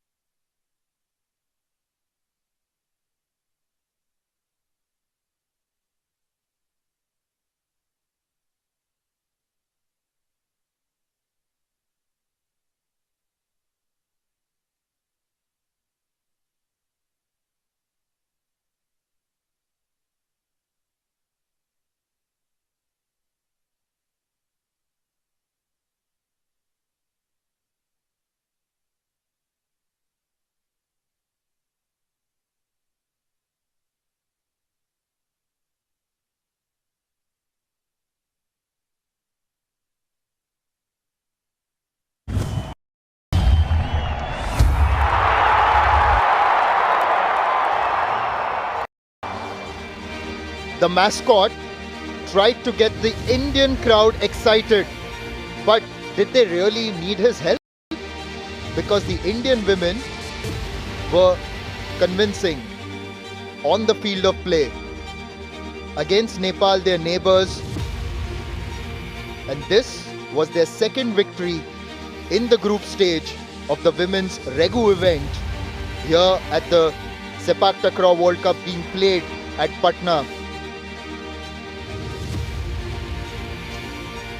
Every Indian victory is celebrated and rejoiced. Every medal is precious, but they want a different color. And I'll say that again later. But now the next match, it's New Zealand taking on the United States of America. Match number 15, men's Regu event.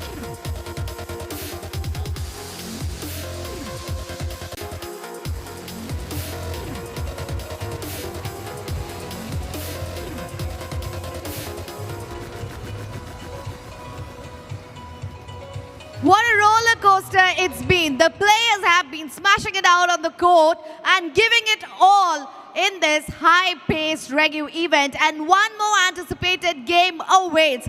Ladies and gentlemen, put your hands together and welcome Team New Zealand.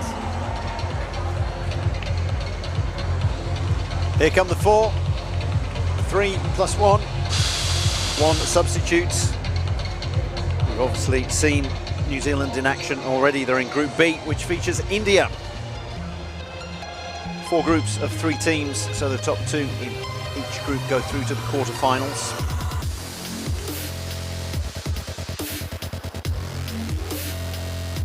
O, Bu and Myo-O, captain. Morgan Thomas on the bench.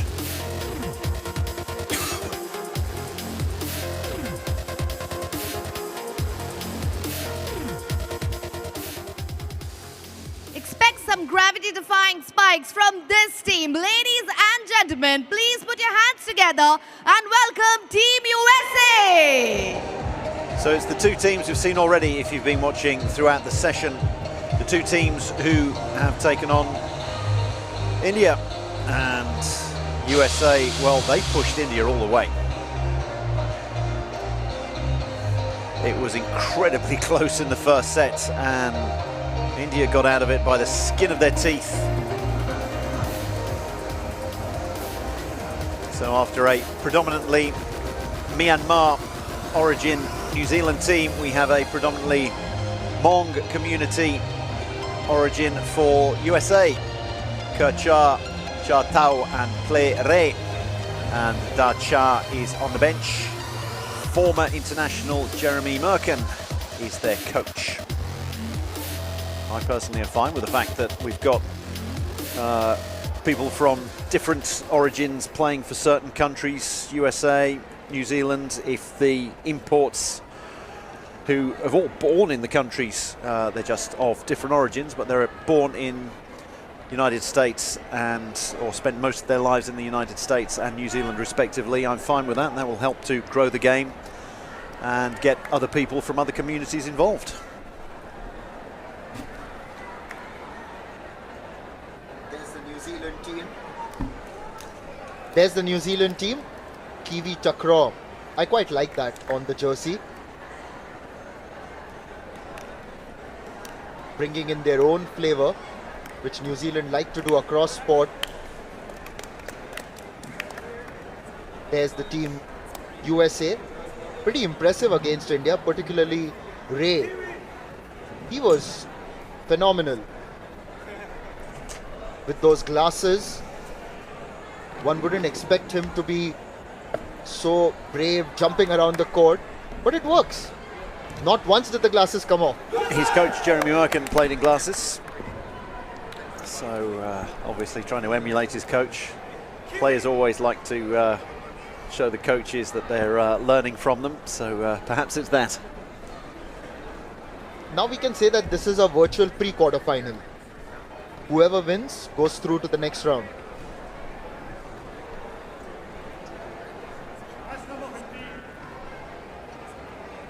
New Zealand versus USA. USA on my right, New Zealand on my left. Players in.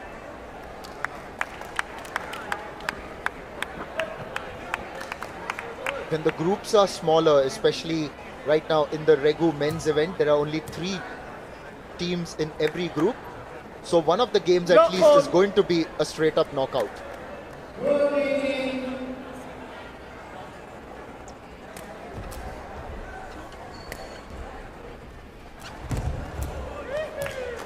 First blood to the Kiwis.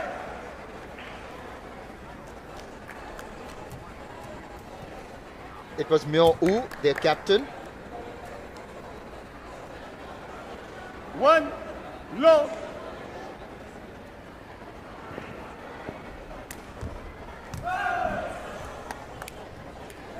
What do you say? See all of the US players raising their hands. As soon as this goes out, even before it does, see the hands go up, all of them saying, doing what the line judges do to signal that a ball's out.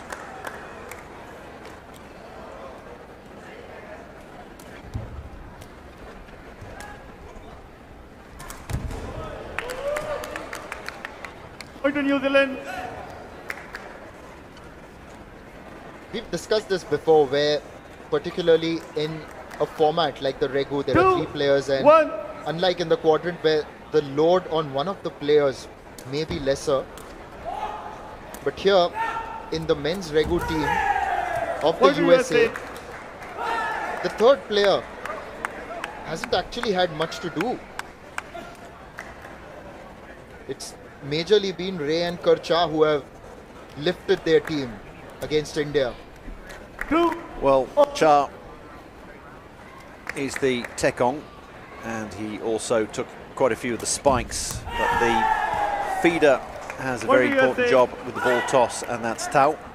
And also a lot of the saving and setting. I think India tried to keep the ball away from him when they were serving, so he was less involved, and that was a conscious choice by India. And we'll still see there, he does a nice set, couldn't quite be put away. It was a very good block against Ray. What's interesting is Kerchar now will put his hand up and ask for the ball toss. Where he puts his hand up, he's basically saying, this is where I want you to throw the ball. Now, he's been called over as captain. Not sure what he's being reprimanded for. Captain. Captain. Captain. Captain. USA captain. After telling the score, you should not say this ball within the hands of. You should not relay. Only when you relay, you have to do that. What is? Point to New Zealand. Has a point gone New Zealand's way for Tao touching the net when throwing the ball toss?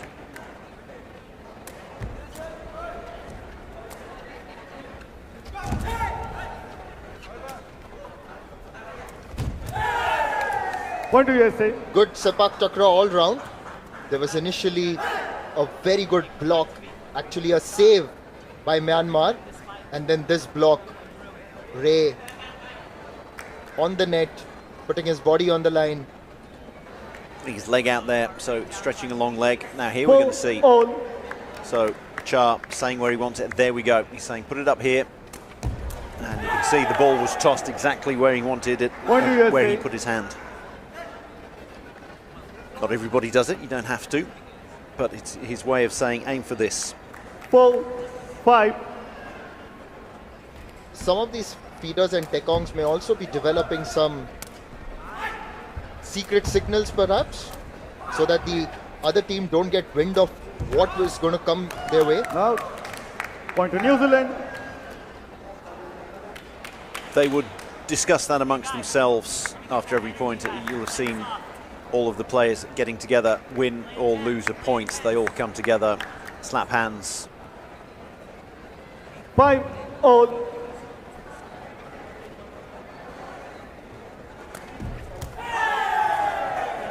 May well be that Point to USA. Cha will put his hand up higher if he wants a slightly higher ball toss, and that way he can then slice it, get his sole of his shoe up there completely flat. Timeout has been called by United States.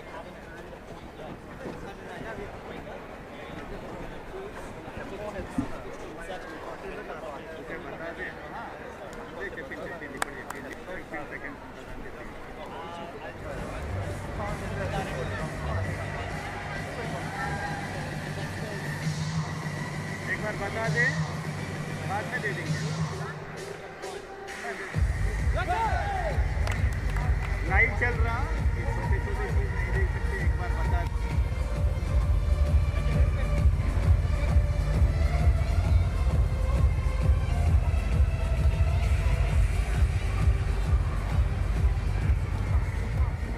Captain captain को बुला, ये captain.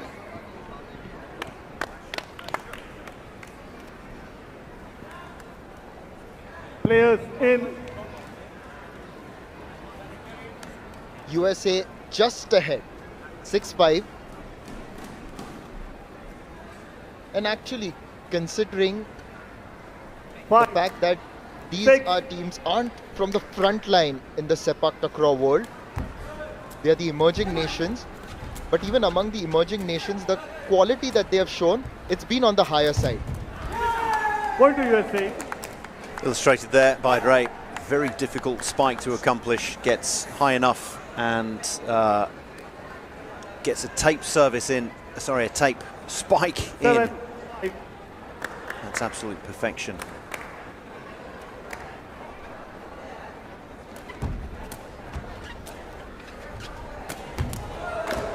Point to New Zealand. Well, everybody backed off there. They could see what was coming, but there was absolutely nothing they could do about it. A spike into the corner. 6, 7. Lovely roll spike. And yes, indeed, the quality very high. Point to USA. Both teams pumping the air. I think it's gone US's way, yes, right away. Ray again on the net. I've really liked watching Ray play. He was good against India. 8, 6. And right now, continuing to raise his standards.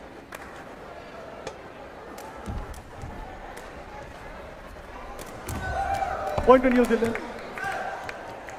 Muir's roll spikes are a pleasure to watch. They really are. The setting's been very good for him as well. Labu putting the ball up exactly where Muir wants it. Just out in front of him, nice and high, so he can roll around onto it. Point 7, 8. Sunback spikes, you want it right above you because it's right foot over the right shoulder or left foot over the left shoulder, but you want to be able to roll around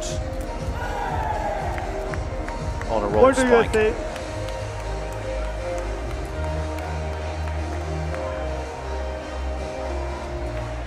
When compared to some of the other more emerging teams, 9, you can 7. see that the players of the USA and New Zealand, the kind of skills that they've got, surely they've picked it up very early in their formative years, Point to New Zealand. which has allowed them to pick up the roll spikes, and the various other skills that demand more flexibility out of you. 9.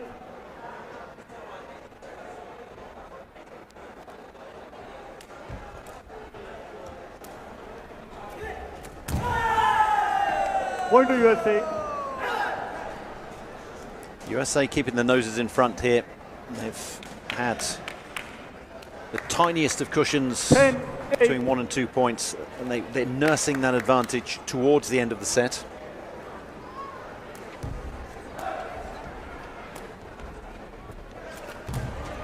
Point to New Zealand. There's Myanmar with the roll spike. And just to pick one team out of the two, if I'm asked a question who I'd like to see in the next round, it's really difficult. 9, Ideally, 10. I'd like to see both.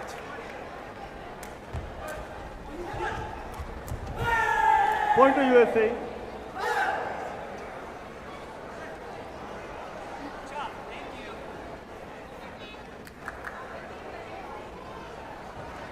Wonderful height. Ray getting his right foot over there and slapping it down with the sole of his shoe. Substitution being made for Myanmar. 11. So 9.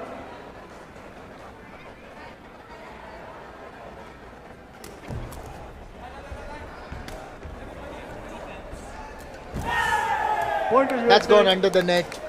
And that's why USA extend their lead further. The difference between the two teams is now of 3 points. 9, 12.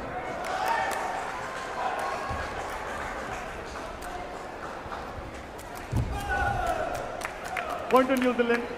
And Myanmar get that point back. New Zealand not backing down. 12, 10.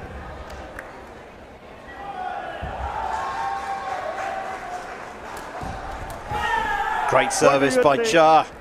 Captain steps up when they need it the most. Spinning service. We'll watch this one. That with his toes, the underside. 10, So it was the 13. underside, the sole of his shoe around the toe area. Sometimes he serves with the heel. Sometimes he spikes. He can do everything. Captain Marvel. Captain Marvel indeed. As Captain Marvel has earned set points here for the United States against New Zealand.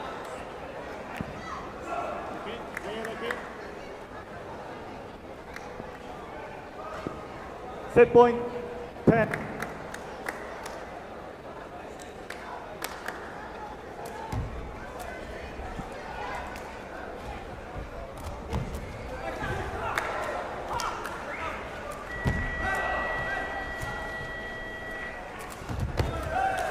Point to New Zealand. Great rally to keep the set alive.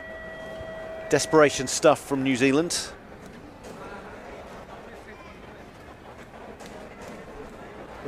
Was really engaging that Set rally. point. And the New Zealand captain as well on the net. Very good.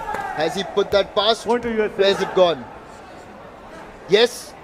The first set Players at baseline. goes United States' way Side as they change. take a 1-0 lead against New Zealand. It's 15-11.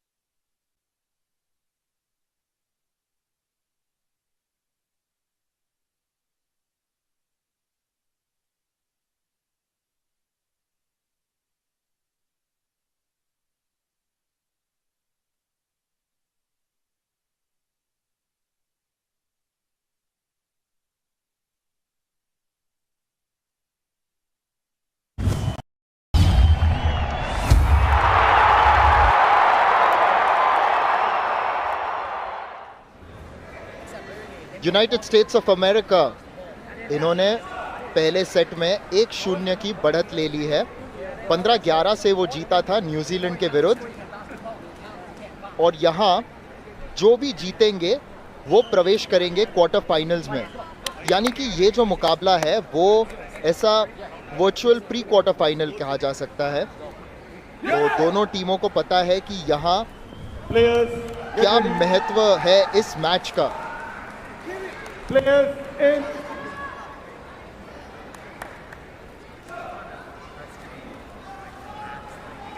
New Zealand to serve.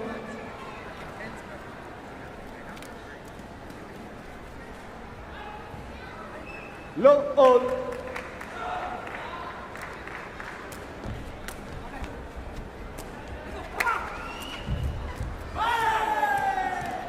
Point to USA.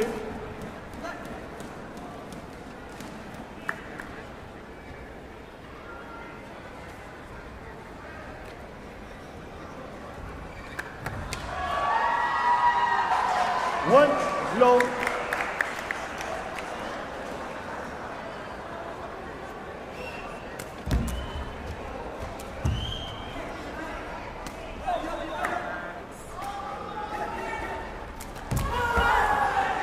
The veteran and the youngster combining to win that point.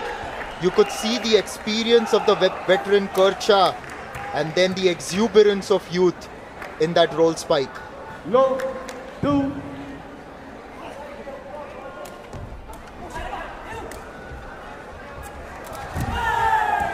Point to USA.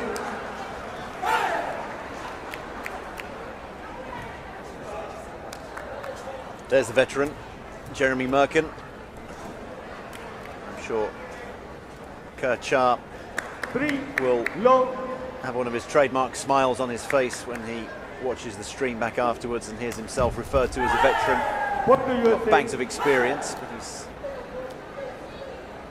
Don't let the shaven head fool you. He's still a youngster, even though he's been around for a decade, maybe a little bit more.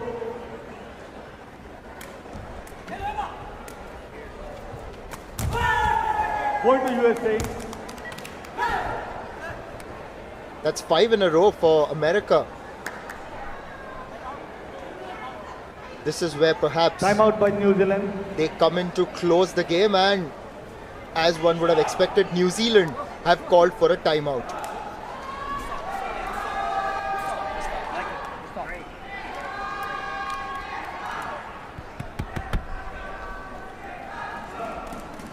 Keep it up. Yeah, good stop.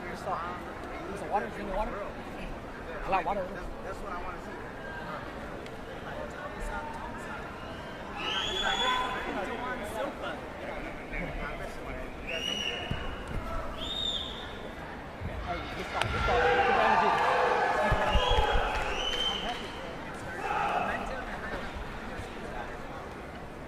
Keep it that way.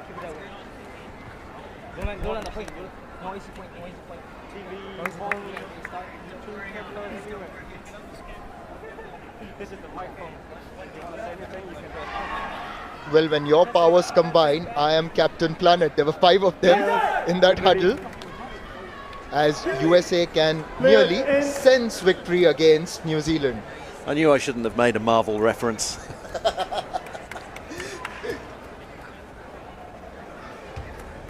Captain Courageous, Captain Fantastic. Captain Kerr, that's what I'm going for. Not Captain Kirk from Star Trek, but Captain Kerr.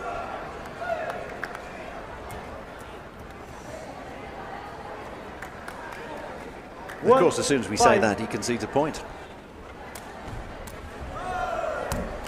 That's why you take timeouts. All of a sudden, you can grab some of these points back that you've lost. It's a mountain to climb for New Zealand.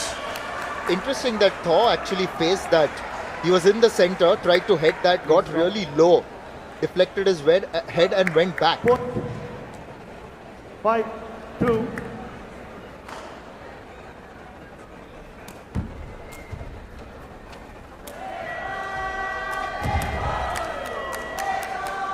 Point to New Zealand.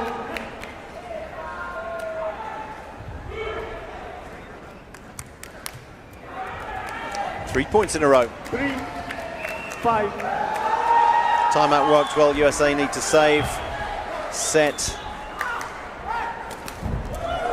Well, I don't know if Char had asked for that.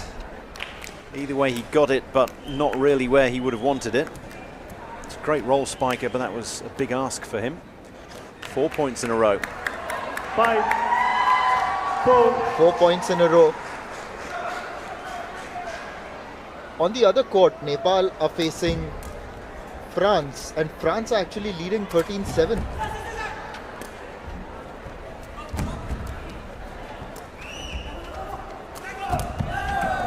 Point to New Zealand. 5 in a row. Well, USA going to take a timeout. That just changes the complexion of the game. The last few minutes after the timeout, New Zealand have returned a changed unit. Well, they had a real mountain to climb, to use a sporting cliche, and they climbed it, but you also have to get back down the other side, or their head in his hands after he made a fault on service, because you never want the run to stop.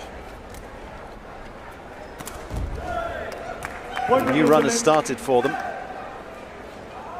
That deflection nearly went on to the referee's desk, where they have the monitors and the technology to watch the reviews. The referee had to put his hand out to protect the monitor.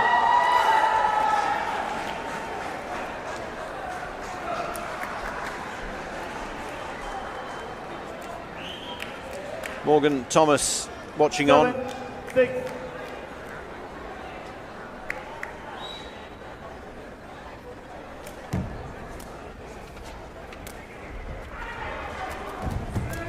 Point to New Zealand. Chart putting a little bit less on his services. 7-all.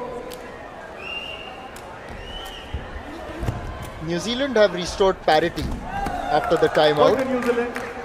And now taking the lead as well, as the spike goes on to hit the net. A couple of times that Tao has set it up for Cha, 7. but a long way back. 8. If you're changing between one killer and another, going from one side to the other, then it's very difficult to set. There've been 11 points since the timeout, 9 of them won by New Zealand. A true momentum changer, that timeout.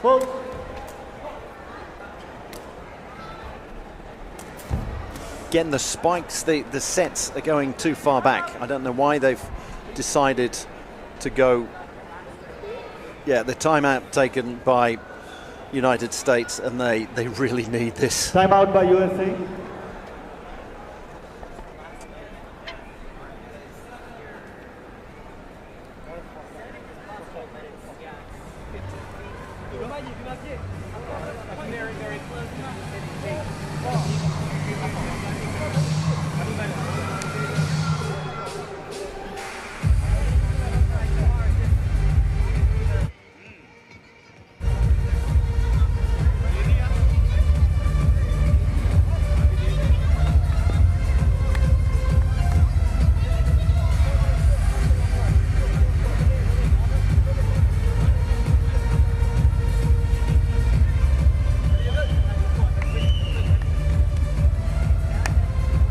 Well, between the two timeouts, New Zealand have managed to make a comeback.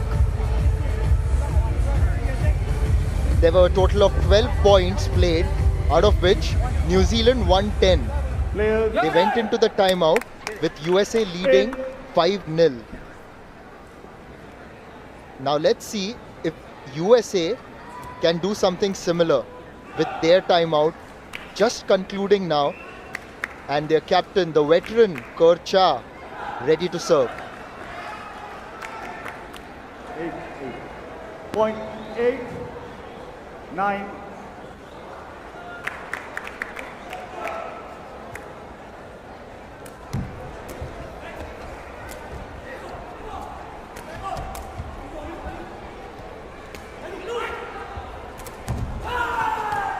Point to USA. They had to earn it. Going to give them a boost. Neither team has looked overly convincing on their own service.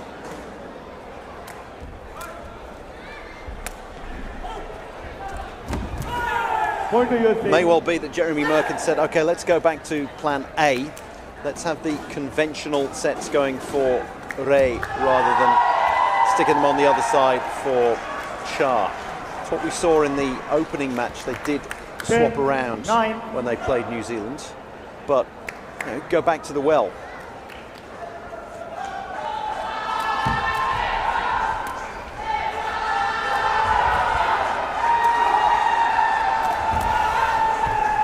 The captain, call him Captain Marvel, call him Captain Cool, call him Captain whatever, but it's been a really, really good conversion. Cha setting it up himself, 9-11. smashing it between the players.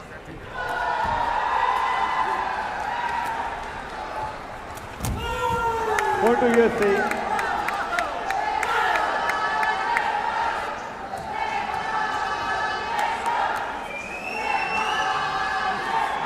New Zealand seem to have, well, it's 9-12 in favour of United States. Maybe we were a little bit ahead on our own scoreboard. But, well, timeouts. The way that the two timeouts have completely, you talk about a game of two halves. We've had a set of 3/3 here. This is incredible. That's the right word. Incredible. As USA are only 2 points away. Angle towards Kercha. Regu. Point to New Zealand.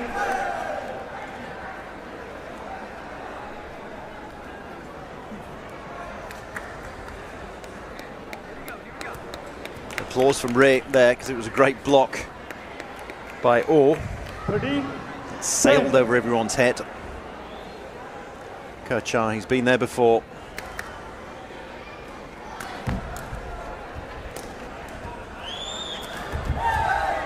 Point to New Zealand.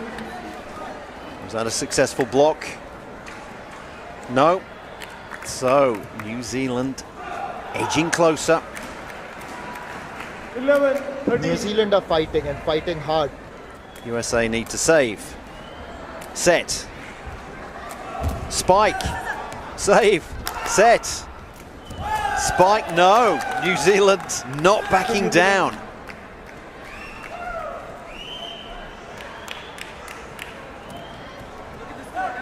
How about that? Credit to both players at the net there, and that's why Kercha's smiling. He knows that he gave it his best shot.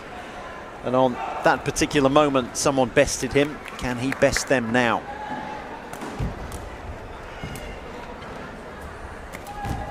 No, he can't. And there we go. We had 13-9. Now it's 13-all.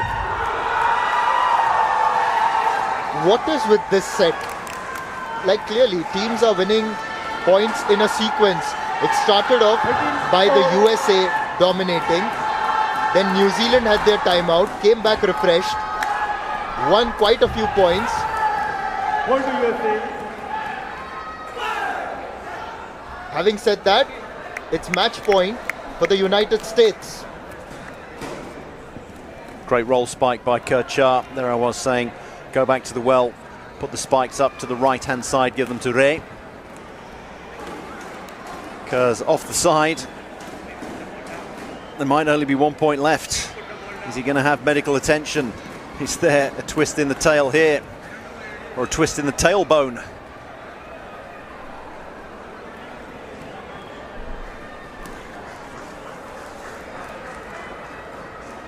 Are we going to have to see Da Liu come on?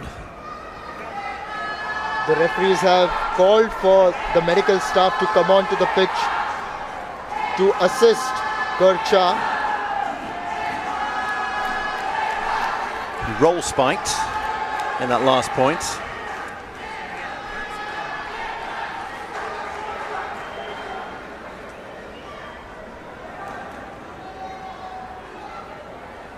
Yeah, a little bit of a blockage in the back.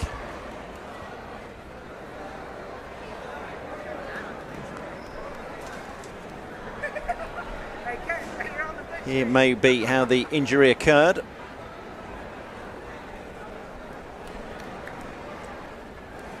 Landed in quite a stiff way on his right leg, on his right foot.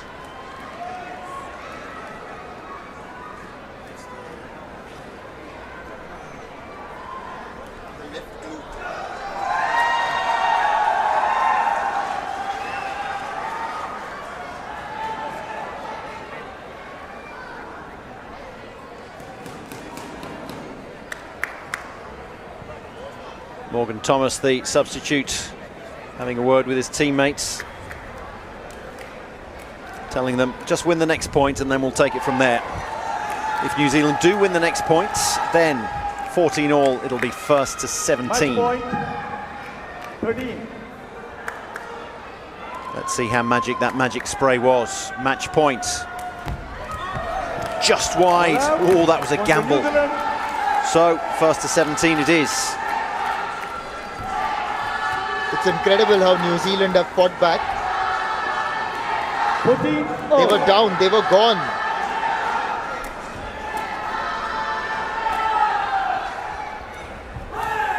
Point to USA. Got away with that one.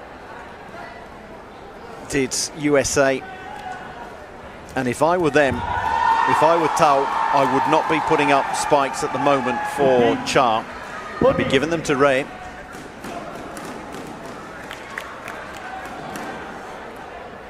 Mind now it's first to 17, not 2 points clear, first to 17. Point to USA. That's another match point. They've got 2 of them now. USA. It works out to be 3 match points, because if we get to 16 all, it'll still be a match point, but it'll also be a set point for New Zealand.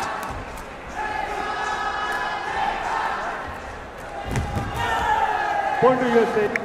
USA have thwarted the New Zealand challenge in this second set, which is why they go 2-0 up and proceed through to the quarterfinals in the men's Regu event at the ISTAF Sepaktakraw World Cup 2025. This 2-0 victory against New Zealand Match won by has USA taken with 2-0. the Americans to the Players, next round. shake hand. But among the emerging nations, this was one of the contests that will obviously create a lot of excitement, because there was some good quality of Sepak Takraw played on both sides.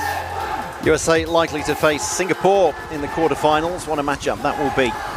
They'll have the work cut out for them, but if their top 3 that we've seen in both of the matches so far can play to their best level, then they can be a match for anyone.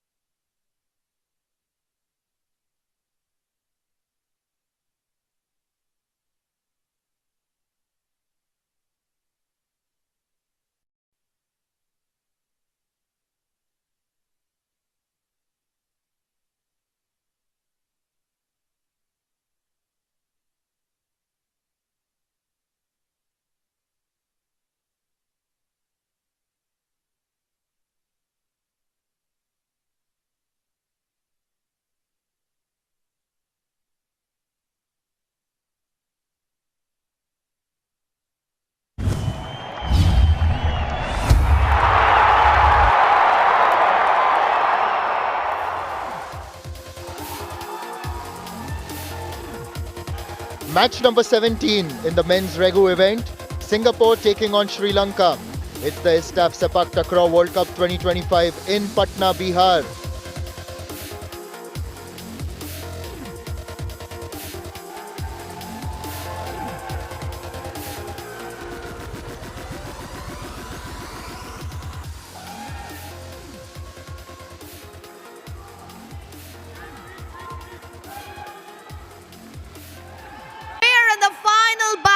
Of this Regu event, after back-to-back games that kept us on the edge of our seats. And now, ladies and gentlemen, please put your hands together and welcome the Lions from the Lion City, Team Singapore. Singapore looking to confirm top spot in this group. And if so, as mentioned a little bit earlier, if you are watching on the stream, I'm sure you were, then they will face USA in the quarterfinals. Not there yet, though. Good performance earlier on against Brazil. Brazil, who then went on to defeat Sri Lanka. So, Danish Irfan, Musharraf and Adli Fatullah. That's the starting lineup. Karil Shami and Zaire Riman on the bench.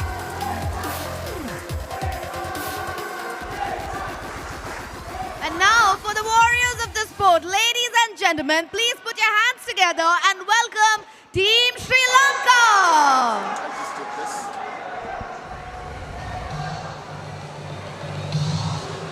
The men from the island nation of Sri Lanka have made their way to Patna in Bihar, a 4-member team, and there's obviously a lot that they would get to learn on this platform.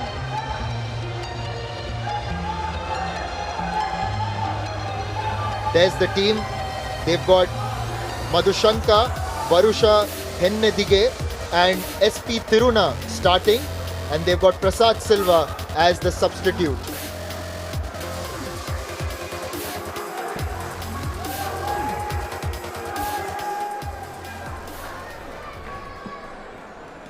Six officials, one referee who's going to get up in the chair, one who will be on the other side of the next, 2 line judges, one to take down all of the particulars, the substitutions, the timeouts, that kind of thing, and then one for the referrals.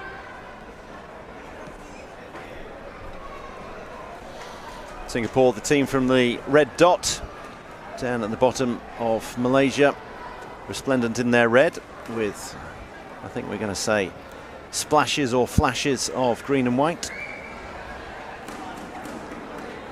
Yes, in the commentary box, we differ which game it might be.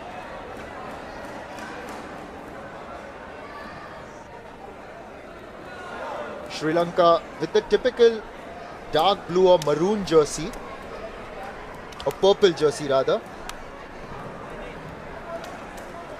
This is a color that you associate with Sri Lanka across sport.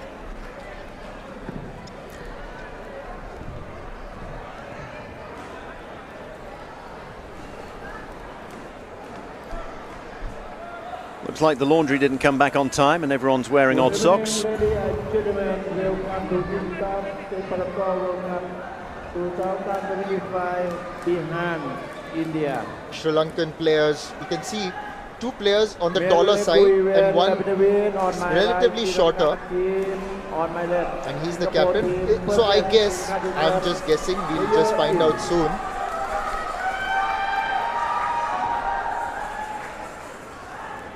Who will be the Tekong, as they haven't marked it in the team sheet. Well, the Tekong is going to be the usual Tekong Madhushanka. Ready? Look up.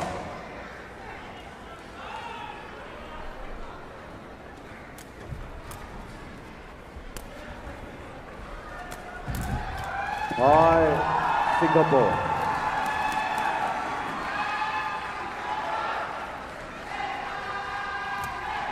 One, look.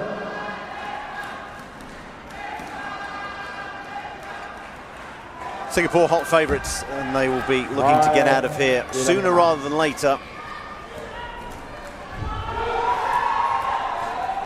Long tournament, 6 days long, and we're coming to the end of the 5th day. Men's and women's doubles, Regu quadrant, mixed quadrant. A lot of players been involved on a number of fronts, and when you've got quarterfinals, hopefully semi-finals and even finals to come on the following day, you want to keep your powder dry. 2, So if you're up against a team that you're expected to beat, don't take them lightly, but keep your pedal to the metal. Point, Singapore.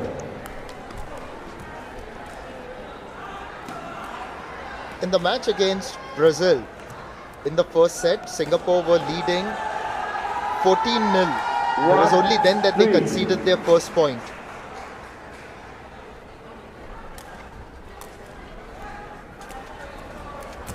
Point, Singapore. Yes, they're in a group that they're expected to dominate, and they're taking care of business at the moment. 4-1.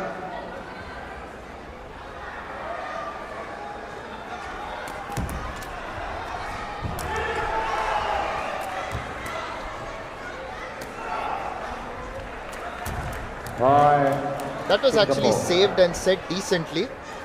It's just some of the finishes aren't as good. And in fact, I was watching the match between Brazil and Sri Lanka, which happened on court number 2, and just noticed that the way Sri Lanka spike, it's like almost a half sunback spike. Singapore.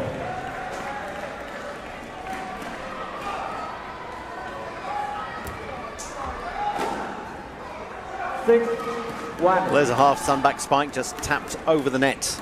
Right foot over the right shoulder by Patliputra.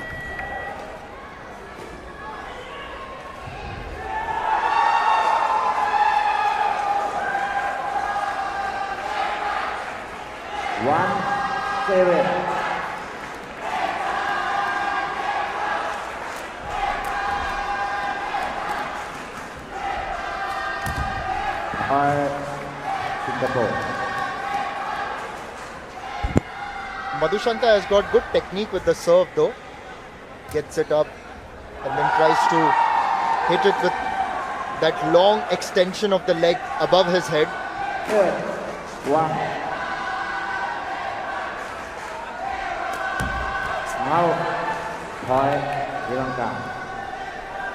Danishir Fun can afford to let rip if he wants to.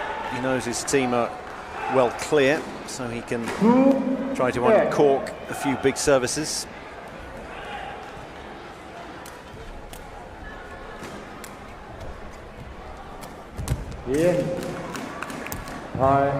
Singapore.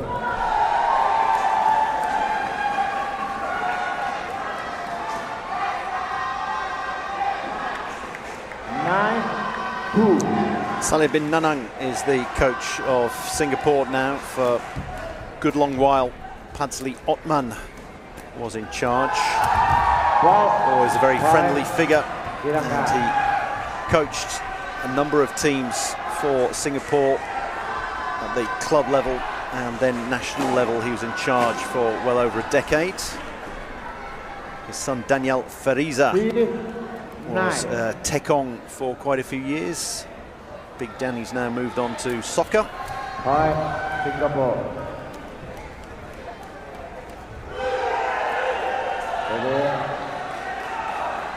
30.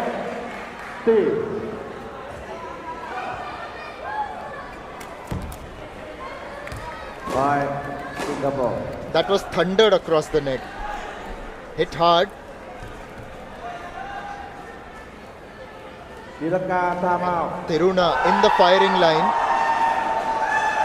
He's going to now set it up for Madhushanka. But there's a timeout by Sri Lanka.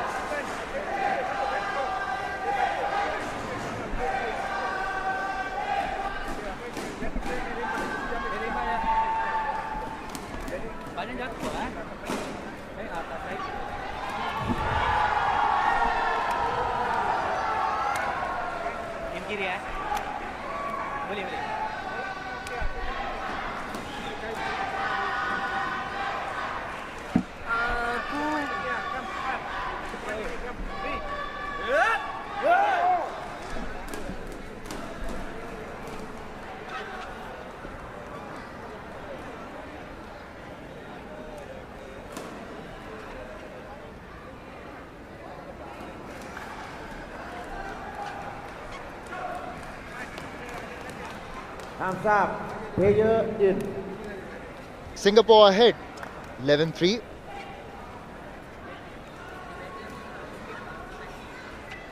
Sri Lanka 3-11. in a tough situation against Singapore, a superior team.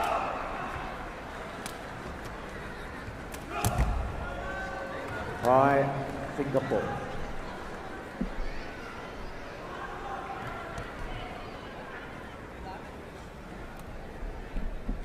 Go out. 3.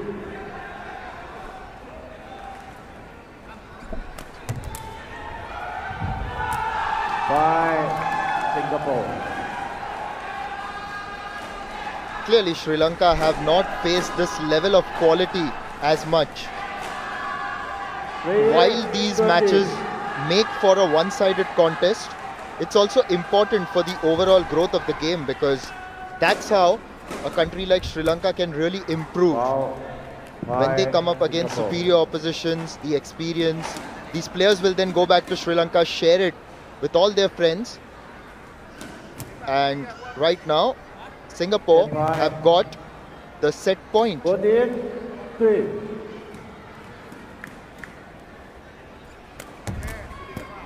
As easy as they come. 15-3 game. Again, Player on red line. past the net, and Singapore 15-3. The first set goes their way. It's a 1-0 lead, and we will soon have the second set coming your way.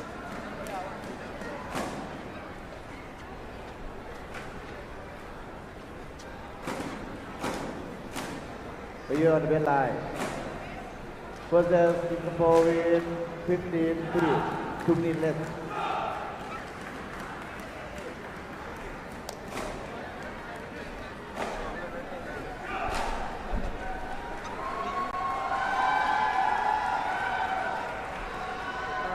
Aku ingin ke mesra.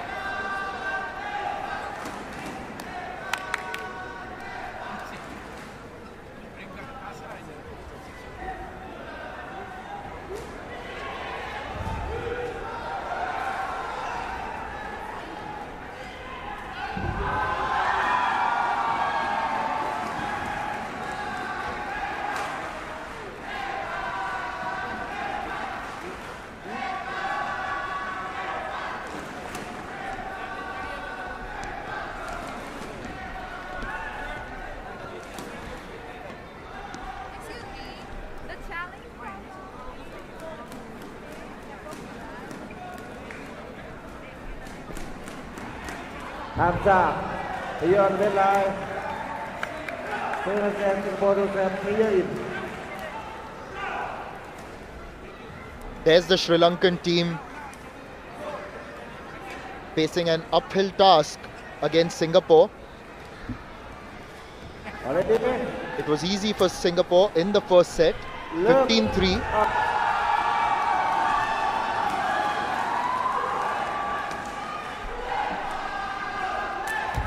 In. By Singapore.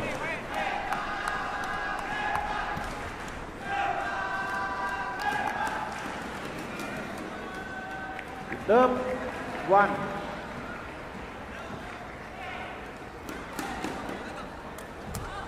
By Singapore. Doesn't connect. Swing and a miss, 2 off the tee. Unfortunately, You don't get 2 bites of the cherry even if you miss the first bite, because as soon as the ball is tossed, then the service is live.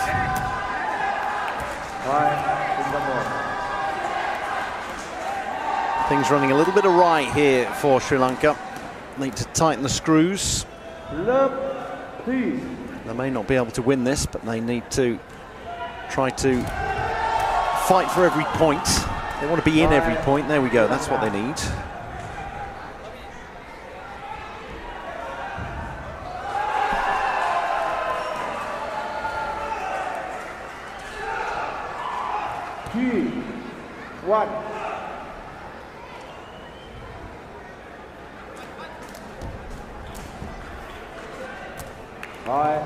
Singapore.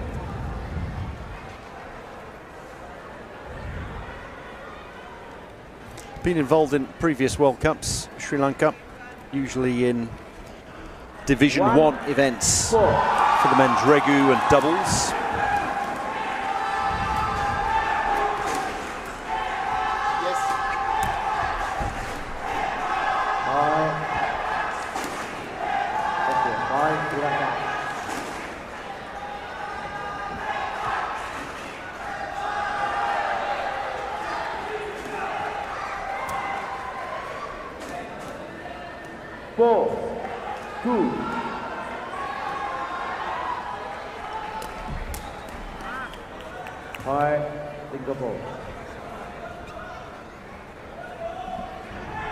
There's another pacey serve. Just how quickly it goes towards Sri Lanka, and they just don't seem to have an answer to that. There's a lot of development that Sri Lanka will have to do, but yes, these matches very important for Sri Lanka. Singapore.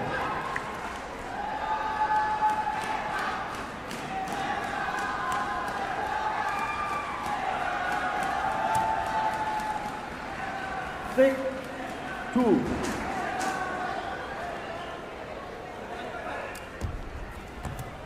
By Sri Lanka.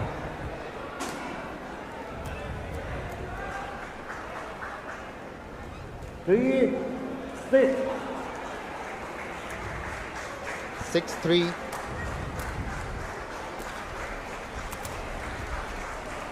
By Singapore. It's just that so many times we see Sri Lanka just trying to move up to the net, or even when they are back, they aren't quite able to control the ball. This time, he tries to put in another really quick serve. Mohammad Danish, but unfortunately for him, it hits the net.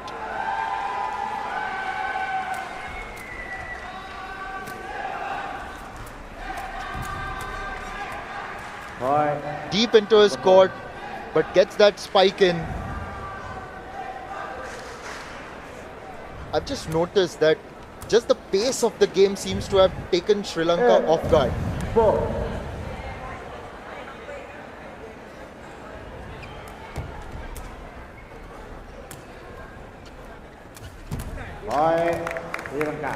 Finally, we see a good spike and a finish by Sri Lanka as they earn their 5th point in the second set.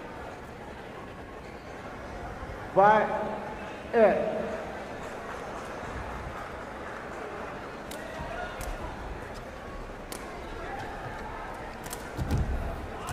By Singapore.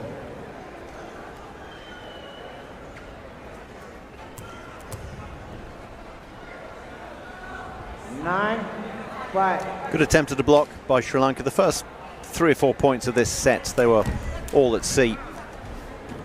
Left, right and centre, completely missing services, people looking at one another and balls bouncing just in the middle of the court because no one had picked them up, and there was a lack of communication or lack of game plan, but they've tightened the screws a little bit since then. That's what you want to do. You're not necessarily going to beat Singapore, but you need to compete throughout. Also, sometimes when they've been facing those serves and they've come so quick, it's almost as if they've been surprised by the pace, and I make that point again because that's what we saw in the first set as well.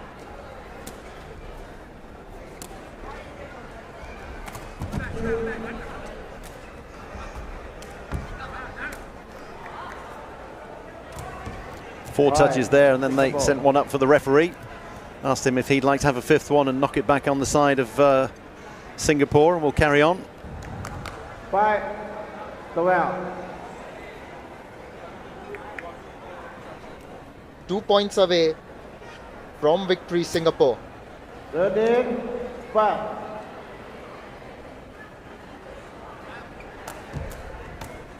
Great service by Danish Irfan. Sets up 9 match points. At 5, 40.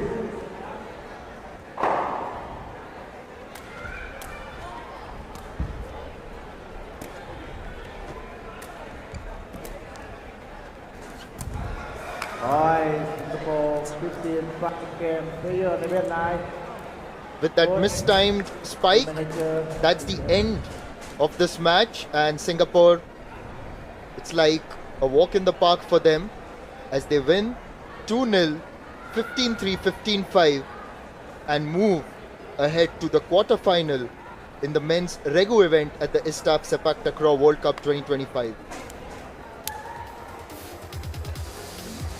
Singapore win 15-5. Result Singapore win 2-0 set. Second hand here.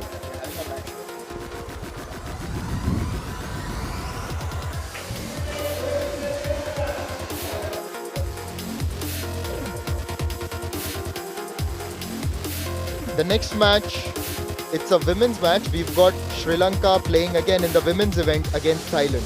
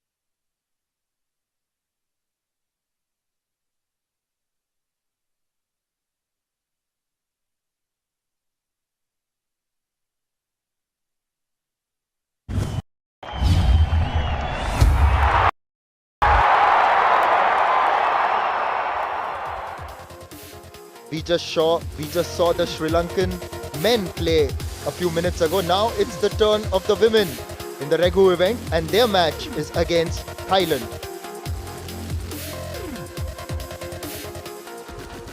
The excitement, thrill, and all the fun is gearing up to the zenith level as two teams gonna battle it out on the court.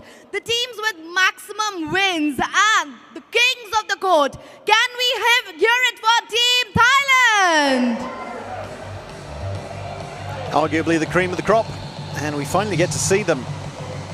They are in a group B, with Sri Lanka, obviously, whom they're facing now, Vietnam and France. France, unfortunately, haven't been able to field a team, so it was a walkover in their first match. So Thailand in action now for the first time in the women's Regu, for which they are very much the favourites.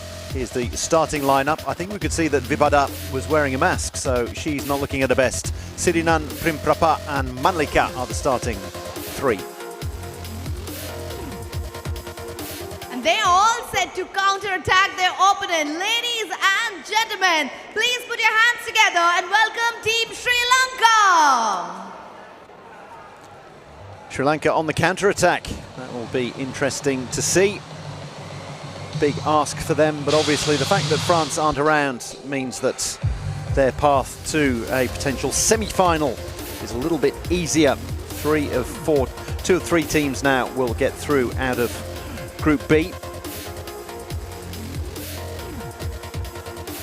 Sri Lanka having faced Vietnam earlier in the session and losing 2-0. There's the starting lineup, just the one substitute for them, so only the one option that they have on the bench.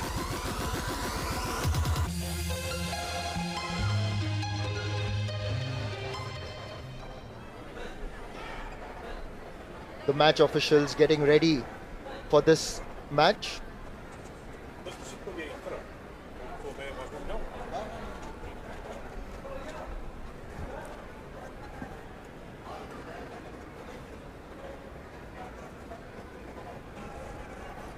It's tough, isn't it, for Sri Lanka, because you're up against the creme de la creme of the Sepaktakraw world. Well, if you're at a World Cup, you've got to play top teams, you've got to beat top teams if you want to progress. So it's going to be a real education for them. The crumb of comfort that they've got is that Vipada is on the bench. We saw her in action in doubles and quadrant. Just to confirm that Poland versus Iran was a walkover. Poland not able to field a full men's team because they've had a few injuries, so Iran picking up the 2 points in that particular match. That was due to be our court number 1, so lucky for us, lucky for you watching wherever you are around the world, we get to see Thailand in action. World Cup 2025 in Bihar, India. Women's section match number 20 between Thailand and Sri Lanka. On my right side, Thailand, and on my We've seen all the Thailand players in rounds before. As the Sri Lankans step onto the court, they know the importance of this match for them, for their experience. Vipada, Sirinan, Primprapa, Manlika Bunthod and Ratsami all have featured at various points during the ISTAF Sepaktakraw World Cup 2025. Thailand begin and hit it straight into the net. Primprapa has got the Tekong duties. You would have thought it would have been Vipada. But as we saw, Vipada wearing a mask, so maybe under the weather. Opposite number is Gama Patarina. She's the captain and the Tekong for Sri Lanka.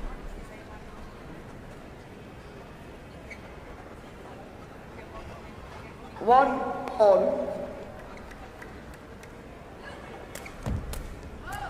Point Thailand. out of the frying pan into the fire, really, for Sri Lanka. You think, oh, thank goodness for that. Vipada's ill and can't take to the court, and you've got Primprapa in her stead.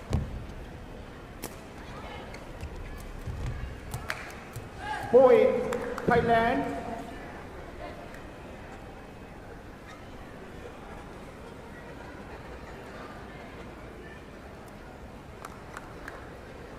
Three, one.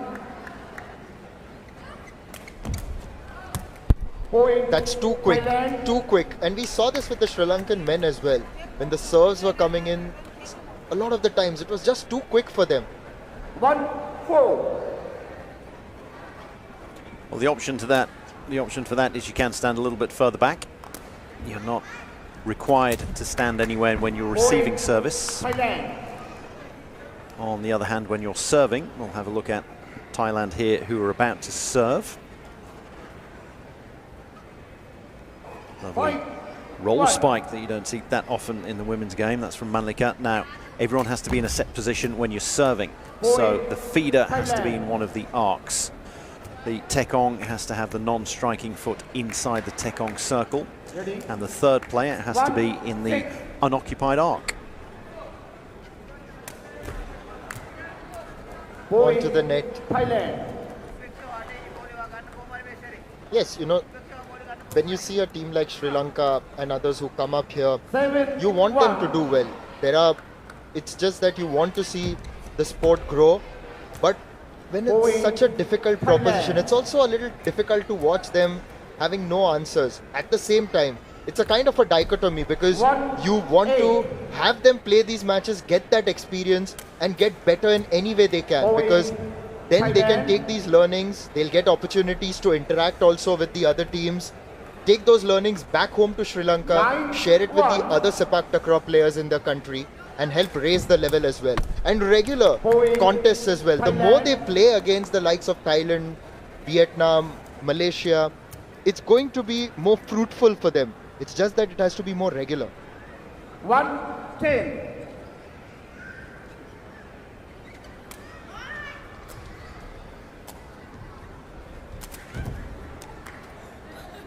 Point, More Thailand. neutral service from Gamapatirana. Just decided to get the ball over there and then engage in a rally. And there was a nice attempted block by Upeksha. Point, Thailand.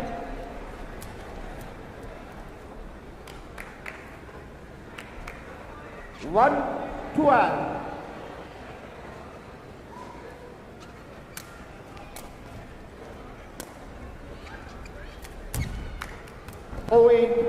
Thailand. You can see the ball toss as well from the feeder. She was also electing to bend down and come up. Gives you a smoother motion rather than just a swing of the arm.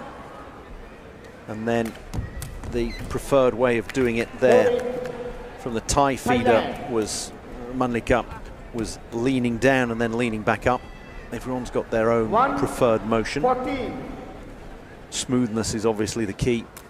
You want it to loop up and describe a perfect arc. Inside. Point, Now you might have thought that that was 3 touches there, as it seemed to bobble up. It rolled up the leg. And we've been talking away there, discussing things, and all of a sudden it's the first set in the books for Thailand. 15-1 they took that one. Wait. Match number 20 between Thailand and Sri Lanka. Thailand on the first set, 15-1, 2-minute race.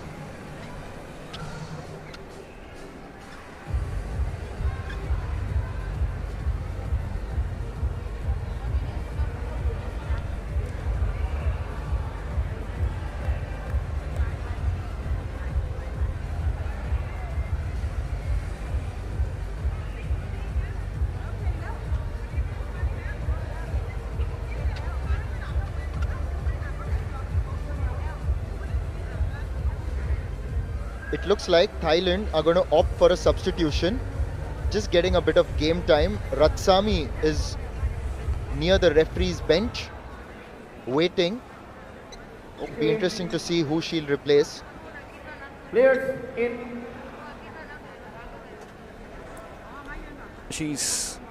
Primprapa is going to stay on as Tekong, and she got the captain Sirinan as the feeder, so she's going to come on to replace Manlika up front.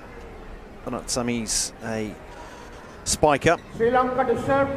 The replacement Tekong on the bench is Vipada, and she's not available, so unless they were going to play Ratsami out of position, she was always going to have to come on for Manlika.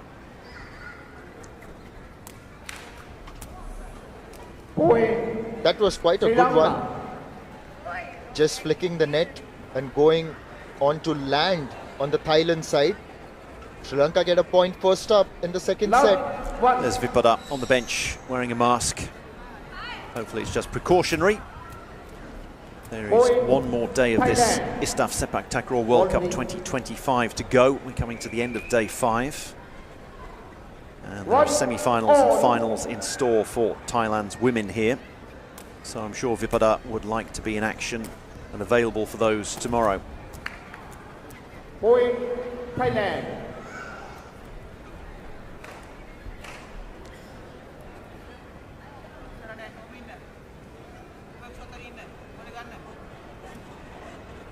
Two, one.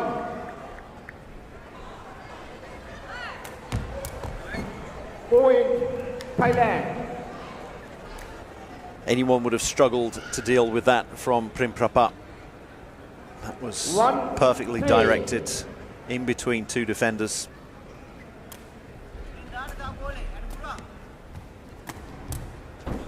Point Thailand. Ratsami with the set and the spike. Well, now in terms of what Sri Lanka have to do you think a substitution would be good? Just to allow the fourth player some experience out there? You can do. It's a bit of a hide into nothing, sending someone out now. A set, and it'll be 5-2 down, I think. 4-2 there, so there was a fault on service. Point Thailand. And it's difficult to gauge the strength in depth that they have. 5-2.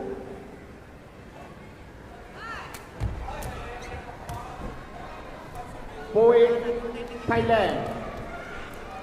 Primprapa has picked her targets. It's Upeksha every time.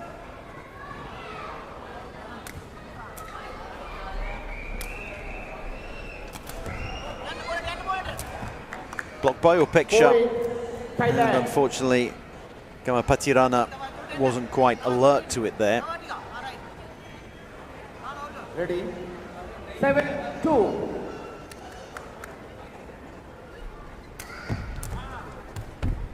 Really hasn't got a read on it, Kalubovilage. 2-8.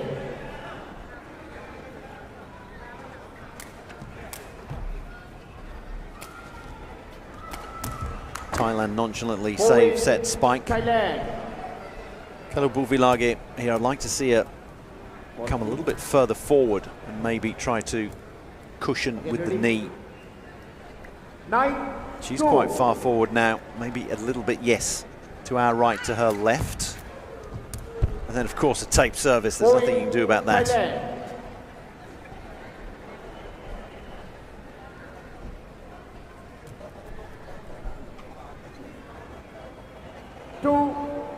Sahatia is the coach of the women. We've also got Swebsak Pansweb on there as the manager. But it's Sahatia with the coaching duties. And we could see her talking to Manlika and Vipada.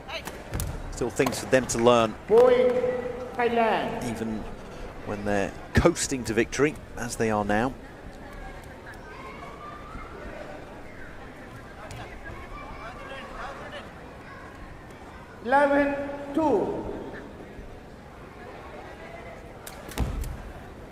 Well, tried to power that through, but hits the net. Another point for Sri Lanka. Ready? Thailand. Going the other side that time. 3-11. Might have been told Prim Prapa, look, we've worked out you can target the player on the left. Maybe see if you can vary your services, because at some point when you're playing more difficult opposition, you won't be able to fire down the services that you want every time. You'll have to vary things. 12-3. She's going to go to the right again.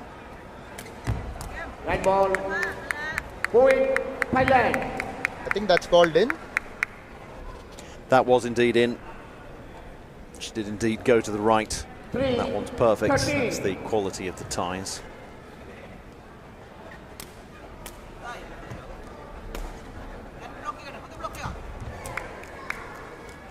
A little lacking in energy, Sri Lanka, and they find themselves facing 11 match points. Match point 14-3.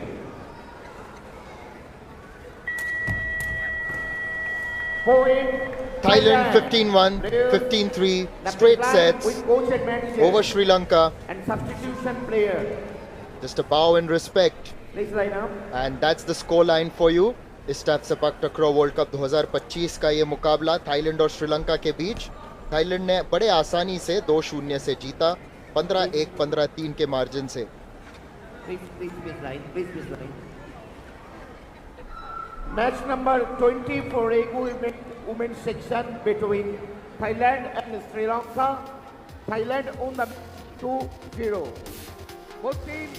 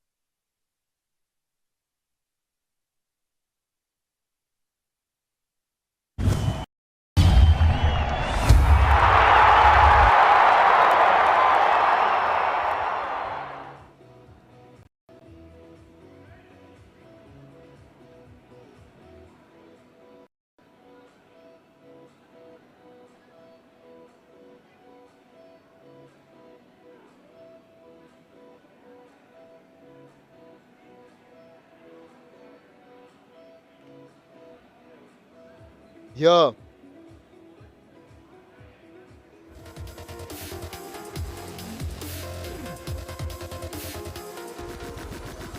We've seen some fantastic action here at the ISTAF Sepaktakraw World Cup 2025. The mixed quadrant event was a thriller, and we now have the medal ceremony for you.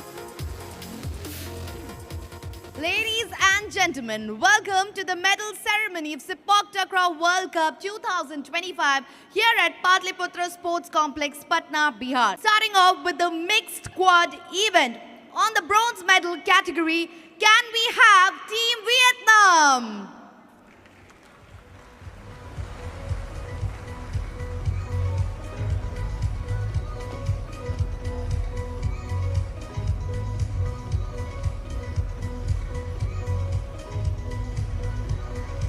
A bronze medal here for Vietnam. Their coach Hoang Duc Long leads them towards the podium.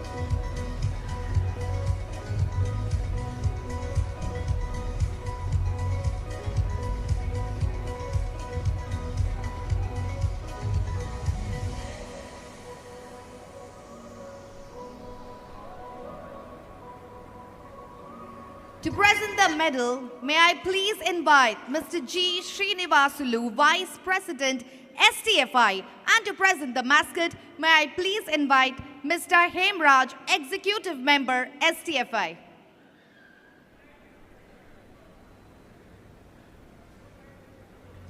Winning medals, always a proud moment.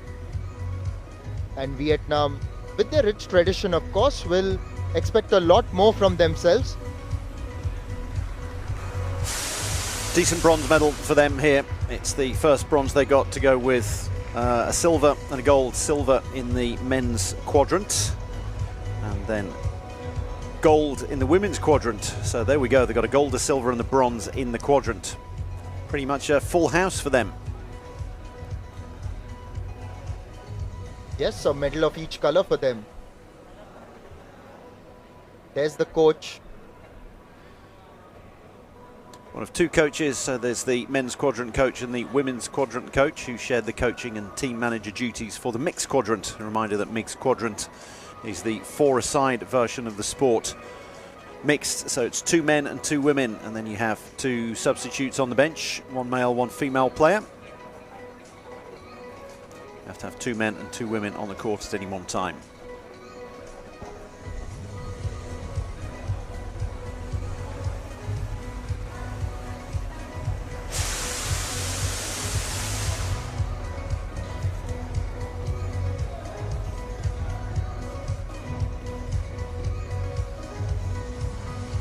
Along with the medals, winners also get the very endearing mascot of the ISTAF Sepaktakraw World Cup 2025. One they can definitely place in their living rooms.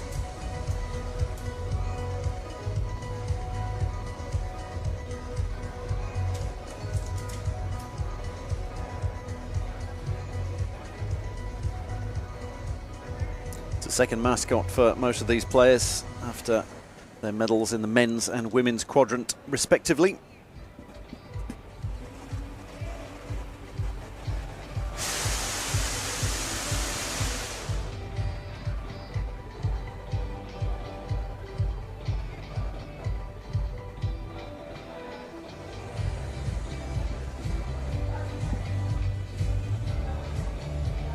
I'd like to thank the dignitaries for their presence today, and now we'll be proceeding to the next bronze medal.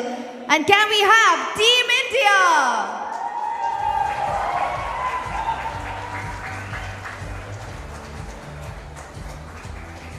India? India, it was a good performance in the group stages, but in the semi-finals, they fell short. Nevertheless, another medal to celebrate and to cherish and to take heart from, presenting hope for the future.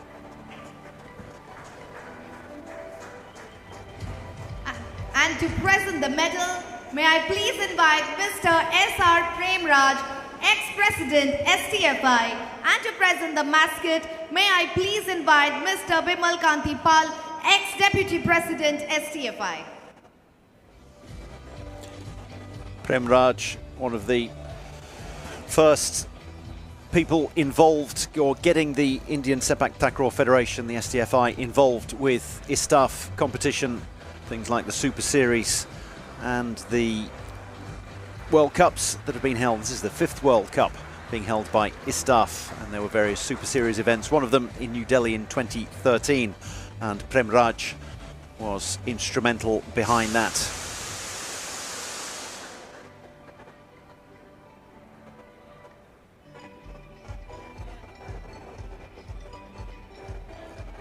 The Indian team winning the bronze medal in the mixed quadrant. Akash will now come forward along with Holendra Singh. Another medal for Akash. He was bitterly disappointed after the loss in the semis in the doubles. Wanted to convert it here in the mixed quadrant. But yes, that hurdle of the semi-final was a little too tall. Didn't portray himself in his best light, Akash, during the semi-final. Seemed to completely lose his head with about 3 or 4 points to go, and just squatted down in the corner of the court and ended up getting a yellow card for his troubles. But he's turned that yellow card into a bronze medal. It's disappointment really for India, because they won the first ever mixed quadrant event that was held in 2022 in Daejeon, the 4th ISTAF World Cup. They defeated South Korea, the hosts, in the final. So they were the defending champions here. So disappointment for them to turn gold into bronze, but nevertheless it means that India continue their run here as the host nation of getting a medal in every event so far, after men's quadrant, women's quadrant, men's doubles, women's doubles. They've added mixed quadrant. So India currently sitting on 1 silver and 4 bronze medals, but how dearly they would love to get a gold before this 2025 ISTAF World Cup is in the books.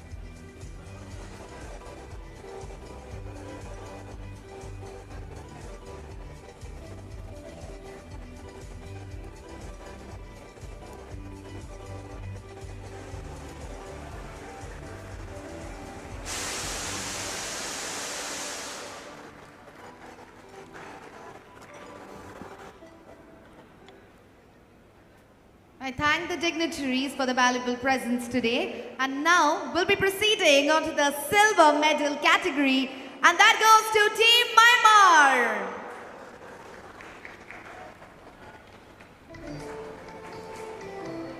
A well-deserved silver medal.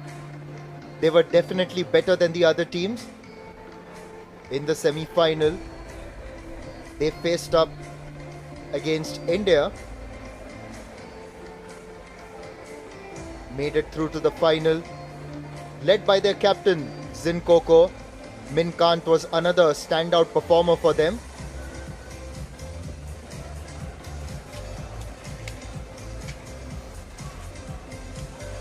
To present the medal, may I please invite Mr. Vishnu Ram Nunsia, Secretary of Sepaktakraw Association, Assam.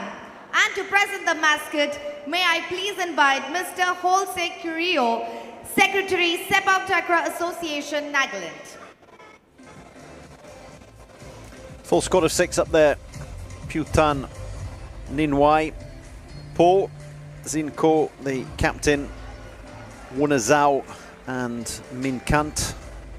So 3 women, 3 men.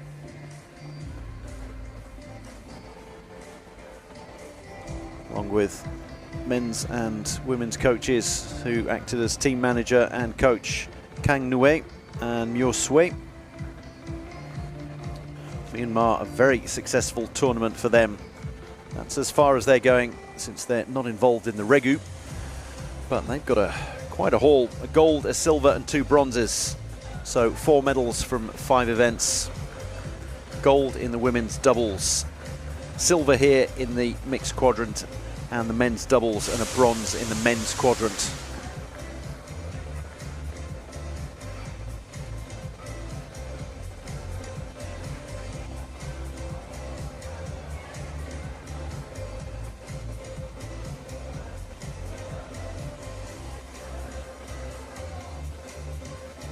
In fact, this whole campaign by Myanmar here has showcased their quality, even in the individual, or not the individual ones, but the men's and women's different events.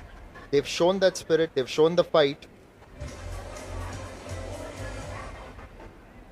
And a game that has got a rich tradition in their country. There's another moment to celebrate for them.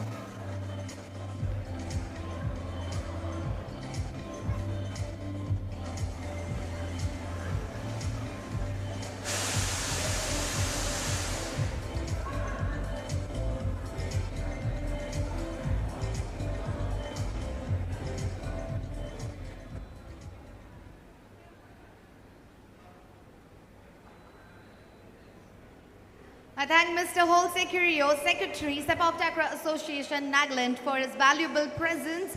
And now, it's time for the gold medal, clinching the victory yet again. Can we have Team Thailand?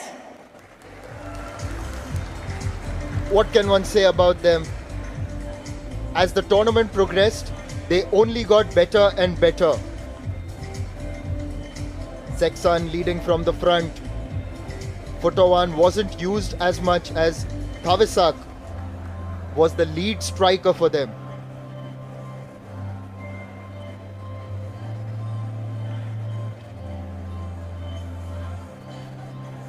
And to present the gold medal, may I please invite Mr. T.K. Singh, President, Sepaktakraw Association. And to present the mascot, may I please invite Mr. Shivendra Nath Dubey, Secretary of Sepaktakraw Association.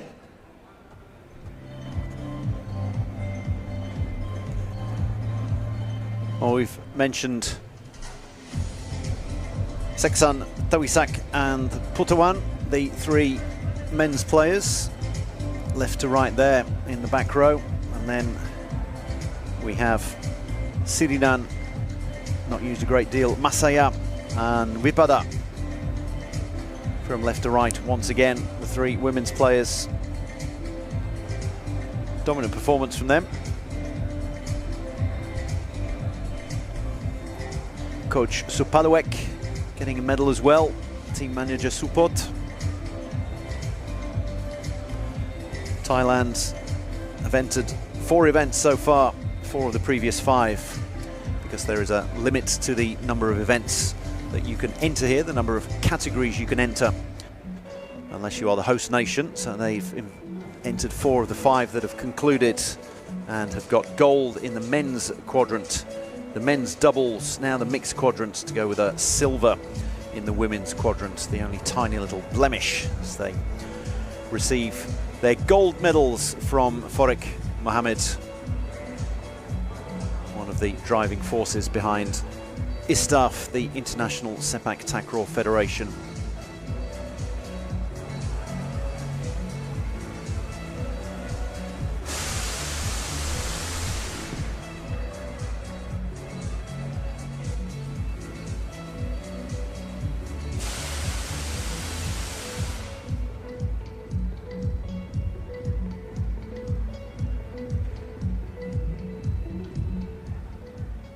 Ladies and gentlemen, I request, if able, please rise up for the national anthem of Thailand. आप सभी से अनुरोध है कि Thailand के राष्ट्रगान के लिए खड़े हो जाएं.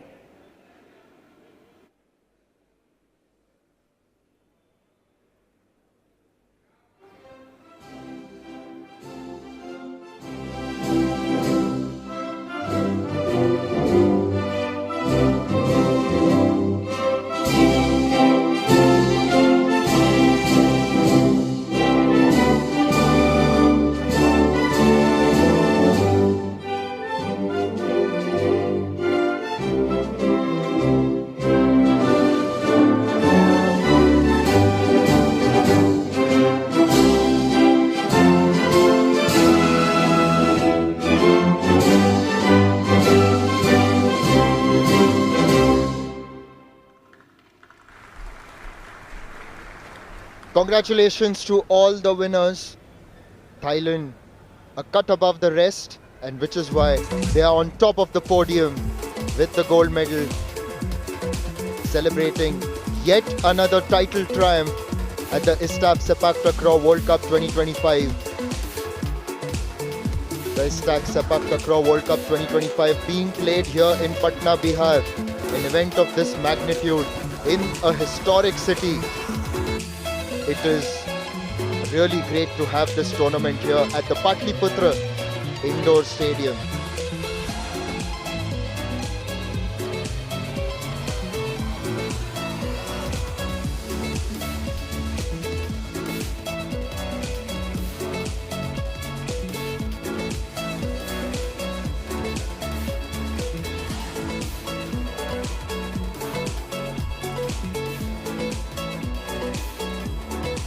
I thank everyone for the time and presence, and that's all from the medal ceremony.